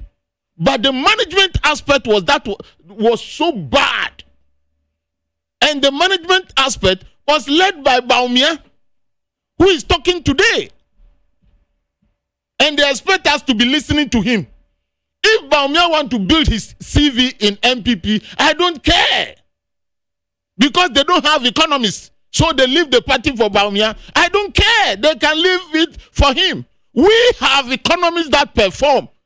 And you see the young guys going to the market to tell the market women that, come on, $1 that is action on the ground. Action. We are talking of action here. Not Kokafunos talking. And no. What is the impact on the trotro driver? What is the impact on the person who imports goods from China or America? What is the impact on a Ghanaian? So those are the things we are looking at. Into gold board they buy and SSA MPP for they should go and school themselves and see the difference. What is the game changer NDC are buying with the gold board omudi buy? And amudia muni gold board musisi PPMC and just a precious mineral marketing company, yes, PMMC. Game changer ben amudi buy and anenu dia hina yediba and untina jeruka and we are talking about analyzing the issues, not for the political chauvinism or personal political gains. We are not talking about that. We are looking at how Ghanaian will fare in his country, not to be looking for visas or trying to leave this country. Ghanaian must feel Ghana is his home. A Ghanaian businesswoman should feel so, not to be looking for visas or trying to leave this country. Ghanaian must feel Ghana is his home. A Ghanaian businesswoman should feel so. A Ghanaian businessman, the Minister of Finance should be looking at the fiscal issues with the statistical department and more information. How do we manage this nation? Yes, now the government programs are audible. That is what is going to support, to sustain the city's strength. Because, Minia, look at things that we import most. We import food. We import rice. We import chicken. We import oil. We import sugar. We import maize. Sometimes so what can we do to stop this import bill of food? So we must go through the programs EBA, Feed Ghana programs, Nkukong Kiti, Abro, Mo. Do you get it right? When we are able to do that, then you see that at the time harvesting, no, but say I buy in some becatre and a Minister of Agriculture in some becatre. Honorable Rikopoku Michaupa. And some becatre say, ye ni abro, send an another muye, omuko boy biani krabusia, 27,000 metric tons. And that why I say, Uncle Trias say, I buy Benny, now Baumia Casa buy one. Baumia or Kabaya oko free, and muni abro, ebedi, say yantia, or fanunu, or ton triaka, no co, or mako mutifie, or bin a babedo atria hunka. So these are the things we have to do to make sure we sustain our city strength. To me, media ni America, and a Mr. Yankupon say, NDC apprentice ninjina, on Yankupon on Kamu, on Yankupon on Mama Hondi. Now, programs are His Excellency John Dramani Mahama Eddie Bano. He's having the programs to have a legacy, his name's legacy, and to have the NDC party have a good stand in the 2028 election. And so therefore, give opportunity to every Ghanaian, irrespective of their political party. Because to me, what I would like to campaign on in 2028 is good governance. Is good governance. Is good governance. Okay. Give the people the freedom to enjoy, to do business in their country. So take good care of everybody. Say Adwa, Mobian Kodobi, MPP for Kahu, PPP for Kahu, NDC for Kahu. Say Yankukon Kitinkitia, Formo Kahu, Obian Koyobi, say Yakokwa, Yenina Yankodo, say Yabra, Yakonusa. These are the things that in a strategic position, if we are able to stand on the feet of food production, you see that our import bill, especially on food, it will reduce. And when it reduces, it is the city that we are strengthening. We need food. Indra mi ko pram pram. Mi banu along the line, nipa mi hu say omu tutu fresh maize tono. Na ombebru 20. I say thank God because food is coming early. Intinu, this one can even drive the food inflation down. Because of hey, look, Abronu, unya se biamien savia, we no sen ya tutua, unumu isogusa, I'm saying you break round the dibium. And that is the way the nation should go. And that is why we are always talking about Nigeria. Say Ghana nyako chiramu se na edomu, adentina ye to me. So we must have, government should have that deliberate policy just as it has started. We should pump money more into agriculture and let the youth have that opportunity for us to grow. When we have more of raw materials, that is where the industrialization will start. And because we are going to eat what we can and can what we cannot eat. Okay. And so we can export some of them. About the foreigners, I learned 900 has been sent back to their home country out of the 2,000. Yes, I think that is good. People who come here without documentation, the impact on our economy, because they are not doing anything. It is you can't pass a say, yes, Ghana for you nam 34 million. And you foreigners and documented foreigners, only now 4 million. Do you get it right? So when government is planning to import food, say import food or grow food, you take them into account. So how are they also helping the economy? We must train them and let them participate. Media and say in case say honorable Rikopoku, yan temtem, ono musa mu human rights for no. Nipa when you find very nice shelter. Say ya bra usu ko diabe say 10 hoes bina ebra na yema we bianidi. This is not punishment. You are growing food for yourself because you are in this country. Undi kratabia. Obinumka musa ka chance. Ukroma ufribanu. Yesadi uko na usu. So what are you telling us? What are you telling us? You are just here in this country. You must contribute. You must contribute to the nation's development. Into one omu say omu nimbe omu free and we should find a shelter for them. Go to Peki, government farms lands eguho. Munye shelter no fe. Mani yet say we are treating them as prisoners. Give them a place to sleep and things to wear. Let us grow food. The human rights, those who are talking about human, omudidi. Now, Bruno Yanka Jero say, Bruno and Toti say, Mana to say, a time war Egypt. No, you must plant it. And so we must have that good training for them, those who would like to stay, so that they contribute to the nation building. Mikakra say, national service for Omusi, Omuko Akoye, military training, fine. But why won't we send the national service personnel to the farms, the poultry farms, the maize farms, the rice farms? Let us go there and learn, produce food and eat. So by the time you be there for 3 or 4 months, ubeba na allowance na mahama chichen no pofo politin bagayema ye di show nsakra anhwe untumi nsom na aban susu akofhwe ewo bebi awakodom ewo bebi awokofhwe nantwe ewo bebi awokofhwe nkukọ ewo bebi awokofhwe fish farming, so that we build the nation together. Sustainability of what is happening today must be everybody's effort. All hands should be on deck. It should not be political. Political, because MPP people would like to be organizing press conference. Organizing press. When you organize press conference and you finish, what do we get? We need food. We need food. So you can organize 1 million press conference. I wish to see the MPP people organizing their full farms, their youth.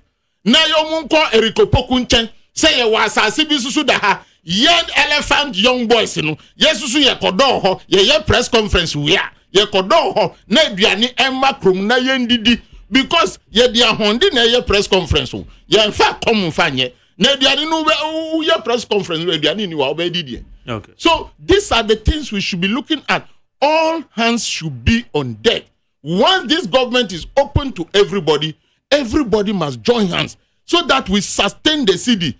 Today we know, sir, with gold board and government discipline, self-discipline, we can push dollar down. Okay. We can push it down. So if we can push dollar down, let us do it now for Ghana to be a very lovely place with beautiful ladies, gentlemen like Onaba Yope, Ubesa Wariaka home. And now but yes, don't you think say be strikes be for abandon the enemy be run say na ABA be the man? Yeah. Don't you think say strikes be for abandon the enemy? And now one more put in one be in place and a roll ya baby wura. Now the MPP function just say government is continuous. Yes, yes. Do you get it right? Yeah. Now see the no any dollar no any this in advance na ye twa. Na wo ho. Nia ye betu no asembisa no say ye so mu ya na. That is what the point is. Okay. Because if you look at the balance sheet of 2016 and Neomudi Jai, they have shown clearly to Ghanaians that Oman Swaden, and that is why they've lost with 1.7 million different votes. Omudianu ya kan 2016 ya there 1 million. Andrew Mumba Yemfanu say 1 million. But Omudianu say kan into ya catch MPP for say. You have performed abysmally. They should go and look at the vote difference. I did two or more. Me that was say. Right, how you need 100.9.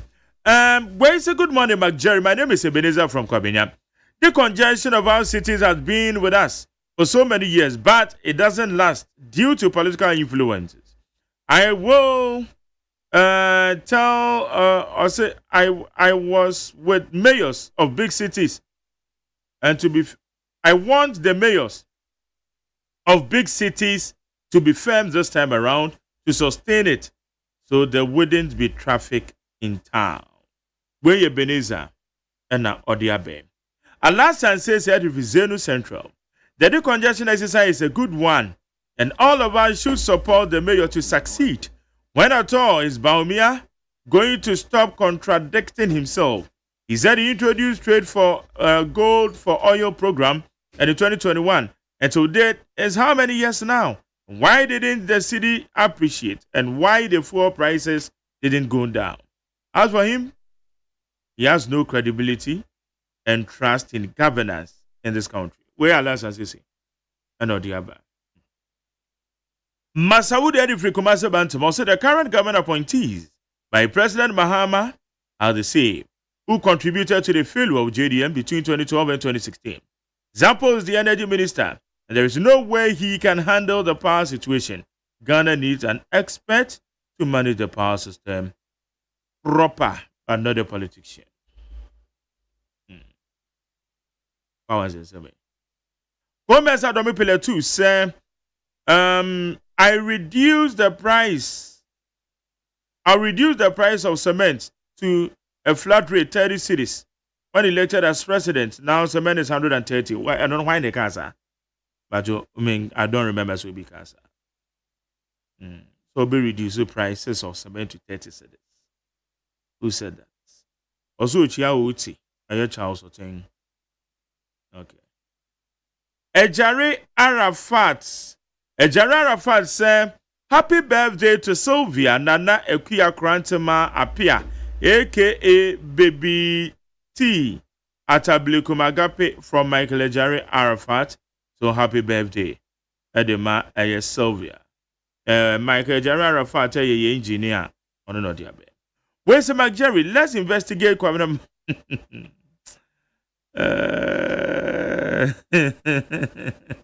Akwata, I'm a fan to baby answer. Where's the McJerry? Please educate me. Is it true that a Kufuado used less than 400,000 cities in the press? Same with Frank Nehru, where beside Makati was a 400,000 and Nedia. Why no bet me the 400,000? I manage presidency. 400,000 cities. How? Where some Nigeria Crown Mayor is doing the right thing, but during the election time, a certain Ketty and Co. Light. That's when voted into power, they will let them come to the roadside. So she had GFK Abele or the Finungwa. Reverend Benson concerned pastors against bad governance. Reverend, also a message, I've taken it in good faith. But that's it. Where is a good morning, Mark Jerry? Why is it that the utility services or the utility service providers are saying that bills reduction will be done in 3 months' time? Drivers and traders are being forced to reduce their prices now or the fares now. Well, one because all kind of man. And the utility when they say take effect too. Your friend is saying, and they say take effect. See, me name they are working. Another moment to say, and they say take effect. Whereas everyone needs a good leader in all aspects of their life and a good leader who cares about the well-being of others. Mind you, those leaders are few, but we thank God that the MPP UK branch is blessed with one of the new good leaders who is conversing to lead them as the organizer. And his name is Thomas Onyeneba Watch. Okay. William Sangwo, say happy birthday to Victoria Koko Asare, Registrar, Court of Appeal, Judicial Service from William Sangwo, and Sri Nyame Emmanuel. One more will show Victoria Koko Asare, Registrar, Court of Appeal. Happy birthday. God bless you. Now, where's the honorable EP? Since you went to coma, have you now recovered? Now, so honorable EP or call radio, you hand over Hache. Don't go coma. Go. About 2 minutes. Now, the congestion one can answer more. Mommy time. Mesa Martin, I can't congestion. Now, what the time in your economy? Mommy time, who came me? Something quite honorable you pay. One mamma can't say the congestion, my mom can be because I gave you all the time. All right, babe. Okay, quick one. Other matter that you want to take, I'll not say any rebuttal on the matters you're discussing. I can every so now just say apology no one say wow party government continuous inti enoma pa ye jaw no na eho emfaso say NDC aban at the gold board okra ba ya menye ni say gold board if you kra na license ni ade wo fi aseka ho nsem ya so ya extend okra inti nyamfa dividend papa bia me hyen economy ni mu ye won ti ase say nyuma pa MPP aban eye no eno na eroso abai Dr. Mahmoud Bawumia eko London and European countries living okasa no na ode dibim ama Ghana fujina nititu ni MPP but be jeri say ne kwananen say hina no ye mfumusuo say hina na wankoto aba na me ye wini o ene ye nwura akwesi prata sembia ye otaika osi obi ehu ni smoothness level where we trafie kan si wo nkoto aba isane say obi aka sembi ugbo afu isane say party ni a open one san kan ye ntu nkoto aba na ye nyina ye ehu ye smoothness level platform we so na me kan si won search be ye oda enye te say won sayem it is say niam bi ankoso ya ye mu bi ni awade ye nyina achi na ye ba radio super kasa defend the government trabas mu and the tabomia eco campaign ye ni nyina ade boy na wode wo so akoto abakeke ntu se ubu afu ankoto se ye hwa abato sunsun so ye ba ya ye MPP for dodo na ankoto aba no na ma ye vote no e ba afem sa iti ye besre Dr. Bawumia edidibim ama obia ye nyin sa dibim no entom na ye Kenyan yen kan ye humbom nkabom na ye adwuma no asemesi aka ntimi so meka bi a kire no mekai me constituency amina nipa bi hu say masore gina den a me campaign ama parliamentary candidate or samle no nipa bi kura bi say adan aye page na adwen oya bodama na so democracy ni sanete say ye nyina na yakọ elections and obakọ ewu ni yen asede say ye ka bom in fact ye ka bom a ye tie na echi no ho ayensu na ehwe enclave ni nyina ayensu no and ye winning election no convincingly over 1,000 votes a echinye bia ma ho wo hwe sa enclave ni fi amasaman we lost amasaman in some ye chiri class na be declare winner we struggle to accept the for the NDC to accept the defeat. We call as a man can say we lost. Adesso Upper West Achim we lost. So whom and also a tree na your people say and sana dino ain't looking at the enclave, you know. That is I used to no one convincingly. Meaning actually say a yankabuma ye can ye humboom ma ye quite tie ye knew be honorable either address you do chino and no and ma over 1,000 votes need to me buy. And we are dancing perfect say ye kaya humbooma 2028 in Kunim Dina Bay and the middle market set hina ne be ko sana de be ko me di obiara MPP party ni be yin say yen candidate yen flag bearer for 2028 no me kum me hu aye campaign e de amaseri pan ame abi me pese yen nyina yen twan ansa oyi kan say oyi aka say ne ye kontokwa yen twan nyina so na ye momoden na yen kan humum as one political party eno na ebebu ayen meka road safety nsem ke ekoso say road safety shishemu a first user of the road a vehicle near for the motor vehicle Ghana how ka car and obia etiase on the first user of the road, the second user of the road a motorcycle, the third bicycle and the human beings. And one thing as we say a car choma onipa until sequence mu prekope it's an say or no or yeah the last user of the road until kwa bruchira where a lot of kwanga ni aye baby a nipa befa it's a nipa the lot of kwana ka say the one count so be na until sa kwan no so nti nipa baby a befa aye baby a pedestrian walk na ya ama won ho na we say ofa unfortunately young akwan ni bi wo Ghana ha a nipa pedestrian walk nti definitely no na ye ne cars ni nyina hye na motorbikes won a waka o car that motor so where afa asset ono wo right over the vehicle. It's bra wo tika ma wo driver no e bia wo hunu wa chiri a pese wo tisi main road no mu no it's also no be slow down say obia car be right me slow down no the top speed rubber band pin say gira man kwan but you are the second user of the road and then say one hwe ni na say driver na so have a right of way ntime ko now the boboma una obewu it's a best motor riders ni say eson so bia cross wa nye ho asem na meka. But say onipa driver the baba to us main road no we motorbike no we chiri also who say oh the first user of the road no take you over the road it means slow down emano no kwa bedinachi no umo uba ben etia top speed say o ma akwan na betwam wa ma akwan a edi owu e na beba ni atoso ya bien eye mranti bia menim nipa akon obo wo mpa obehwe no na wokita sofi ene headpants na asphalt ayaye no na won what sound dote na what the feel and na me fit time fa me ba aka kan we the line no so no traffic is me dis so me o say rail line so the maka ho asama say you be do na cause traffic power you be do amranti bi e na omo fa dote no aboa no rail line no so e na ogukita sofi na ka bia du anu ngina force say ma won sika it cars ni gina ho slow down no na e the traffic what rail line na traffic bi enu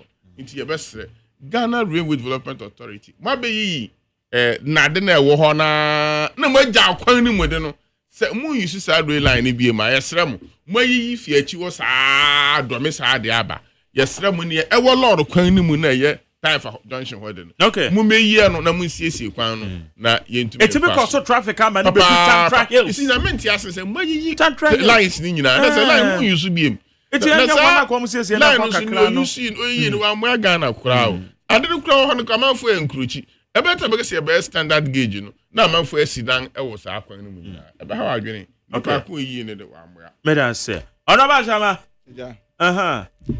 Certain crab one. Tanabo. Yapon. Oh, there be Yapon. Yapon. Oh, Kasa we na mafa course ni I feel now waka sampa. Yo, near woman say about this Accra the congestion and our cities no. I know the idea say no sir. But near Mestre, even though what I saw yesterday, no, many people did not come to complain. Say, "Bia, ya jomunia man na ya jomusika na ya yese." I think that is good. There was a bit of understanding. Ye best reyen ya numa omudidwa. Say, the bia mbechira mu se munko na munko didwa no. Munko na munko ye dwuma no. Ma kwan no enda ho emfama. Adi a esi se no driver for ene dwade for tango.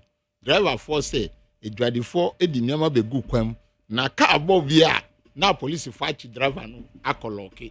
Those are the things that came up. Inti mumma ekwan no enda ho na yenye ejuba no. Niam no de bebia wo bia ye beto because we need the things. And then I move on to the energy minister. Mbesre na near Ecosus say, we know your predicament, the problems that you are facing. But we are calling that much as you are negotiating with the IPPs and other stakeholders, continue to negotiate to ensure, say, dumso no, and no brasi. But then, those who have taken the advantage of a reckless management management omamag ECG aboka and energy sector aboka no pursue them very well na Ghana phone nyina said this is what is or has happened or transpired in the past. Then we move on to the second gas pipe and gas person building like a trouble phase 2. It is very, very crucial. Because when we talk about 24-hour economy, it means the nation will be running 24 hours. And we need a lot of energy. And so that is very, very crucial. We will be praying for all of you. I've said it already, but I'll say it again. In 2028 election, we are not taking anything for campaign, but good governance. How happy, how progressive Ghanaians have been under His Excellency John Dramani Mahama in 4 years. That is what we have to take for campaign. Jerry, I've been to America and I met somebody from Bahrain. And you know, their GDP is measured upon the happiness of the people in Bahrain. That is how they measure their GDP. And I think when you bring that to Ghana, I think it will be very good. Say, you move on the street, you see people or you listen to people talking good about the government. I think that is what we should take, that is good governance. So I think the youth or our brothers who have been appointed, please work hard for Ghana and everybody should be happy. The road minister, Ejuma Muye, Mukosuna Muye, Yedo, Ewo Isrim, Kwanu Nya, food inflation will still go up. The education minister, Honorable Haruna, Mahu Ache, Mebabe Chiao. Make sure, say, parts are here, maskun kodanu. It should not be temwenu ambana. It should be continuous. Let Ghanaian child benefit from his or her own country. That is what we are looking for. And all the youth employment programs, Ghana from Rantie, Mumbom body, na yen fire enfan gym, na NDC as a party. Let us continue to work. Let us continue to explain issues to the people. Because, say, Yanko radio station, Yanko TV stations are MPP for the Afenyuma Kinya Dika Kachre say, yeah, one person may delay a time, 4 years, na ye be in fan country Ghana for. So, those of us who are not yet or have not yet been appointed, Umayenko Sunayenko Kasa for the government. Na ye explaining in semunu enchre enye sa obi ti se minu ayo pe oti ha obefa Christmas so awi biscuit na o dada microphone sa mi wa enye sa na asem no tie ntinu onu so se ose onja ose be campaign se amati se wakasa ose be campaign sa up to 2028 yes so no ensese yen jayo insio to na se say me be can say yes anet na me dada you are defaming my me say yankwa obekwa kodada oh na court de na court ni de say da ho edu mami kama say identity yes you know eduma me recording why we yes we be out na ebe to be assume o fa ko sume se mi kokota na ma yare ti se me ya wa kufi da bia na fra na ma yare da bia na fra na ma yare ya ba bo pane obi ubo mpane mu meda won se before omu se ndisi for to be anchom ni baba ko usi bra court prado na je bia no that stretchers na ni ta o ba mu akwa won na ma si iska won chen ma ko jaban oluma 80 years our corporation. Oh, there be on so say Ghana ni. Me see. Me person me now we need from Hana Victor Solomon. Me dwina ho kra me ntia. David before munja kasa. Me see ye be chi ntatia. Ena ya church no. Bia kan. Unya 100 years. Say NJU. David oye bon chairman control. Obi ti say afenuma kinu nyina mo ye bon chairman Ghana Water oye. Ena ECG. Munya di afe na grow na nkasa be hyiase ansa na ye hu se na mo perform. Obi no ye. Mass you. Office kan kuma market. 50 million. Missy. No gbaja chi na.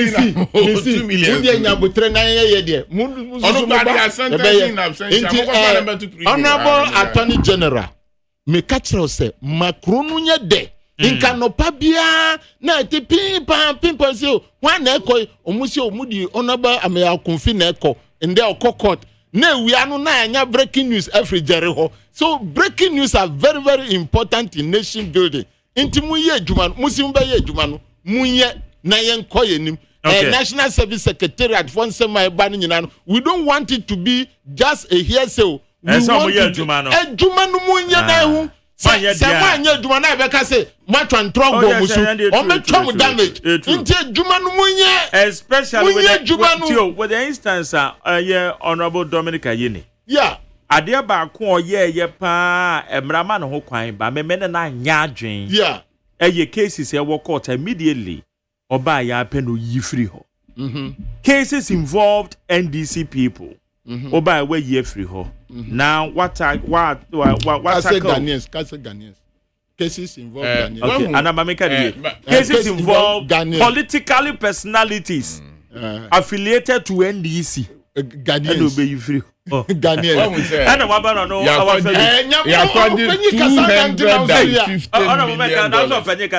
host ni kasa. Host ni kasa na identity yes. 250 million segleme. We say no dey unko di achi. 250 million. Na tacha na o say. Na we chase 2 million. 2 million. What down 250 million na botre. Yeah, one after the other. Paul Lugu $12 million spread ho. Any 250 million. Amount for jet. Enya we na be kire nya be. Any 250 million. We start from class 1. $250 million. Me see. Where that we to start from there. And I would chase $2 million. Okay, how you need 100.9. Okay, Kwajo Amwate, the CEO at the Mambokobi shoes. And then the baba did the birthday. So happy glorious birthday to Nana Ajua of Febia Amwatema Amwateng. From your parents, Mr. and Mrs. Amwateng, AK Kwajo Amwateng, Honorable President at the Traders Advocacy Group Ghana, CEO at the Mambokobi shoes. So Nana Ajua of Febia Amwatema Amwateng. We are celebrating your birthday today. Happy birthday to you. May the rest of your years be best years. Oh, Honorable Ade, me try times so. What can be times? Oh, one ma I pay. I have send time baby am da ma. I pay send me nkwan. Oh boy, nkwan dey head. Me ba jo ma here. Number is 03022 57902. 03022 57902 and 03022 43540. 03022435540. Mate. Yeah, Jerry. Yes, sir. You too. Mark, namun pomo to say. Yes, Nyako Pado. I chia one of your phone now. Mark Jerry, and I'll pay the many of my so. Mr. Aaron, or Tama, or your custom, or your Tamari, or your officer. You better buy one anti my blade, or making sure so I don't never start to have my never baby. Ajia Hawa, or no so Jerry, why when it I can't have some baby. I buy your best friend. Nipper baby, I you honorable as I, who shared my way. You see here, Sabi, you don't question baby, because I won't go for no so a show on my baby. My Jerry, Obabri command of municipal chief executive, and draw your baby a many day. When you say, you share to him from money name, walk around. Baby beer in reality, Sabi, everything a book, not a day or year neighbor banner, will make it sure, say, walk off operated. A moment which you trust and we are near flow. And Kofa or China or Yendebi and Farmer, the Bonabaso, Honorable Chief Kalamu, Yamisha will be bringing. Now, Jerry, let's say Ghana for. Yes, Accra Mayo. One home more than Ankasa. A Juma, me and Rako, Accra. The Damiku, ya woman, listen, Maniaso. The Yase Nan and so for your dear liberty. No one, Nipabano for so don't want him. Let's say. Obi nyoma yesesa ye make sure say nipa no nyoma no ye nkwasai no e fa nkoma nkofo bi na emom nipa no ye be friend say omra office ana nyoma no ye be noti ni dini ni bibia wo ho na ye jama ne say na ma ye ma no ye fa ma say fa kwa kwan ho. Okay, Madam Sim, Mame fa call odi ho machi. Yeah, Mama, good morning. Yeah, good morning. Nice bra. Mr. Kiasante Amasaman. Yo. Bama patron who here?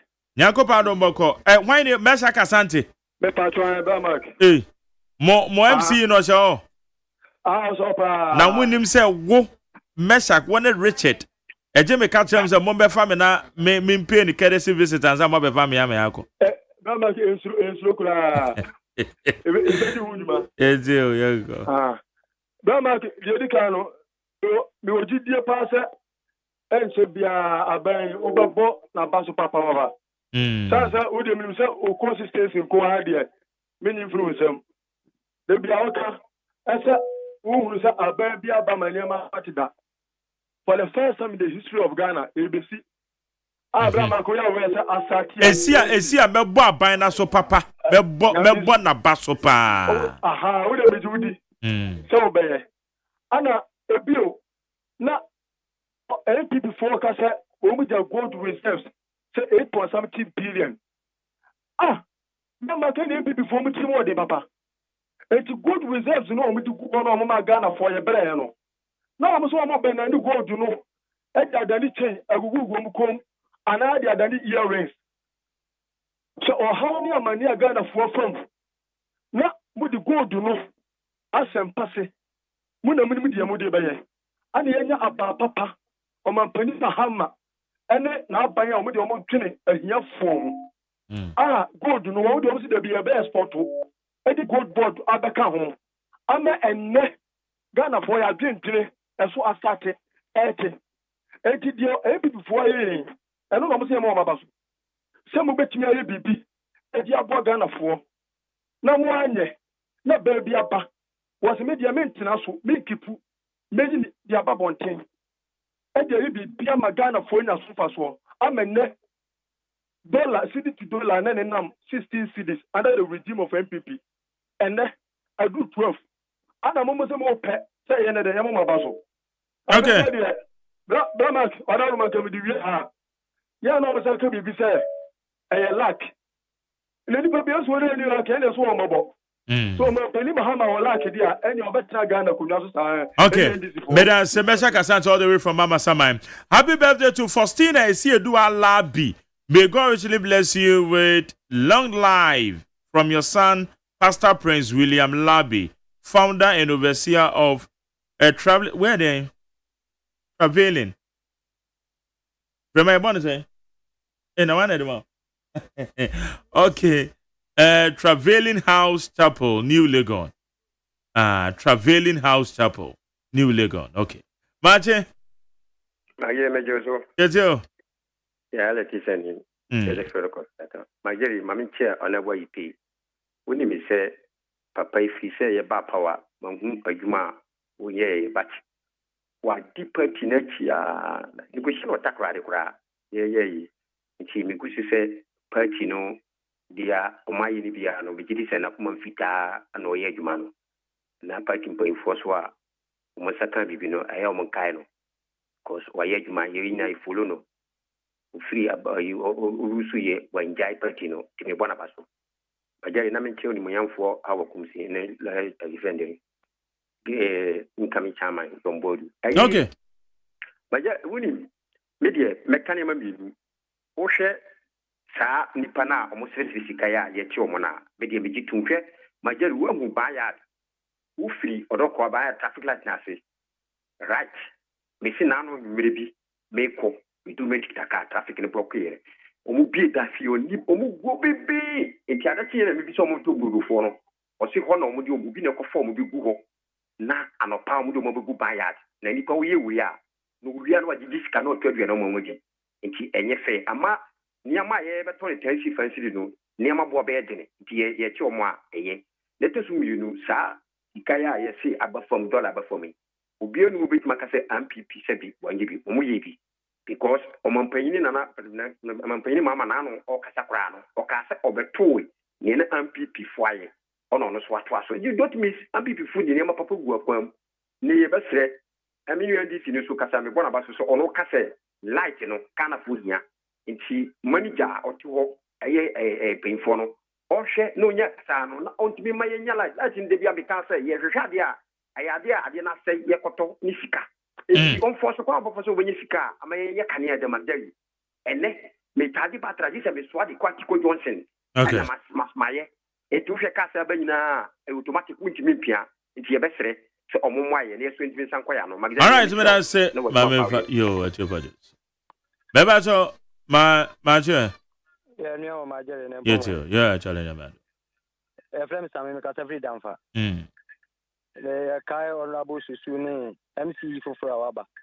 Say Damfa Quano, or Momena, or Munya who be mine. That's our quawi, or no Susunagasawa Breon. Demonstration, yeah, on Muchina Tumbo, the Kaka.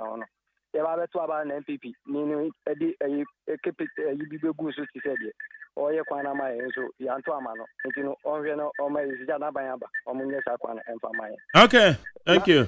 Dollar Nasem also. MPP for Mamu Krimu Abia and Farm say, Omo Mama, Omo di part at Woma, Dollar. Your vice president, Baumi Ankazano, Dr. Degree Ankazan, so me assure was there because I go to the way go and Yabre Emma, Yamami Sofia Kufumina called demonstration, one some music, 7 million, now Becky Jamao. Because of said 2028, you know, Upper over some baby, and I say, one our choice, I maybe 2 of my age. Only a new film cry, you say in Mukra, I need an oil, also the oil. Ediaba, but a young who so for so Fabia. It is a net, Mahama, Abama, dollar, and a tribapoma. Omani and in Mom Fano be shame to say the only movie, or no only movie. It says, or teacher near, or to meet radio classroom, but particles there, on your May I say, me for last one. Beba so much, yeah. Hello, good morning. Yeah, good morning, sir. You too. No more problem to say. Nakopado. About just the from Israel, me free Sapeman.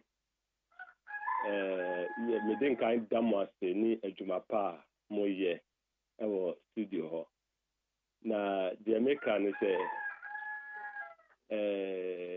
abaye abai sesiano ejuma oye no in fact oye ejuma pa the ebehwa Mahama ni previous term no or the 3 years because almost did no court for almost 1 year until when to me and yet we almost season now so within 3 years no aduma or year no enye aduma kitwa afi this year so washa ate until the entity for kasa kasa anya you know enye ho na ehwe adwuma pa na akoma pa na mahama wo ma ɔman anyankopɔn so ɛta n'akyi no adwuma no ɔbɛgye ma no aboro so. Okay. So, and I'm here said my Dr. Father Dixon now, executive producer, fully supported by my general manager, Kennedy Asantio say. Yes, sorry near the entertainment GH. Ola Michael, take you over. Yankupon enko Bibian. Ochena, enyame pa, yebeshia, ewo Ghana Montie so, ewo neat, 100.9. Nyame enko Bibian. 100.9. 100.9.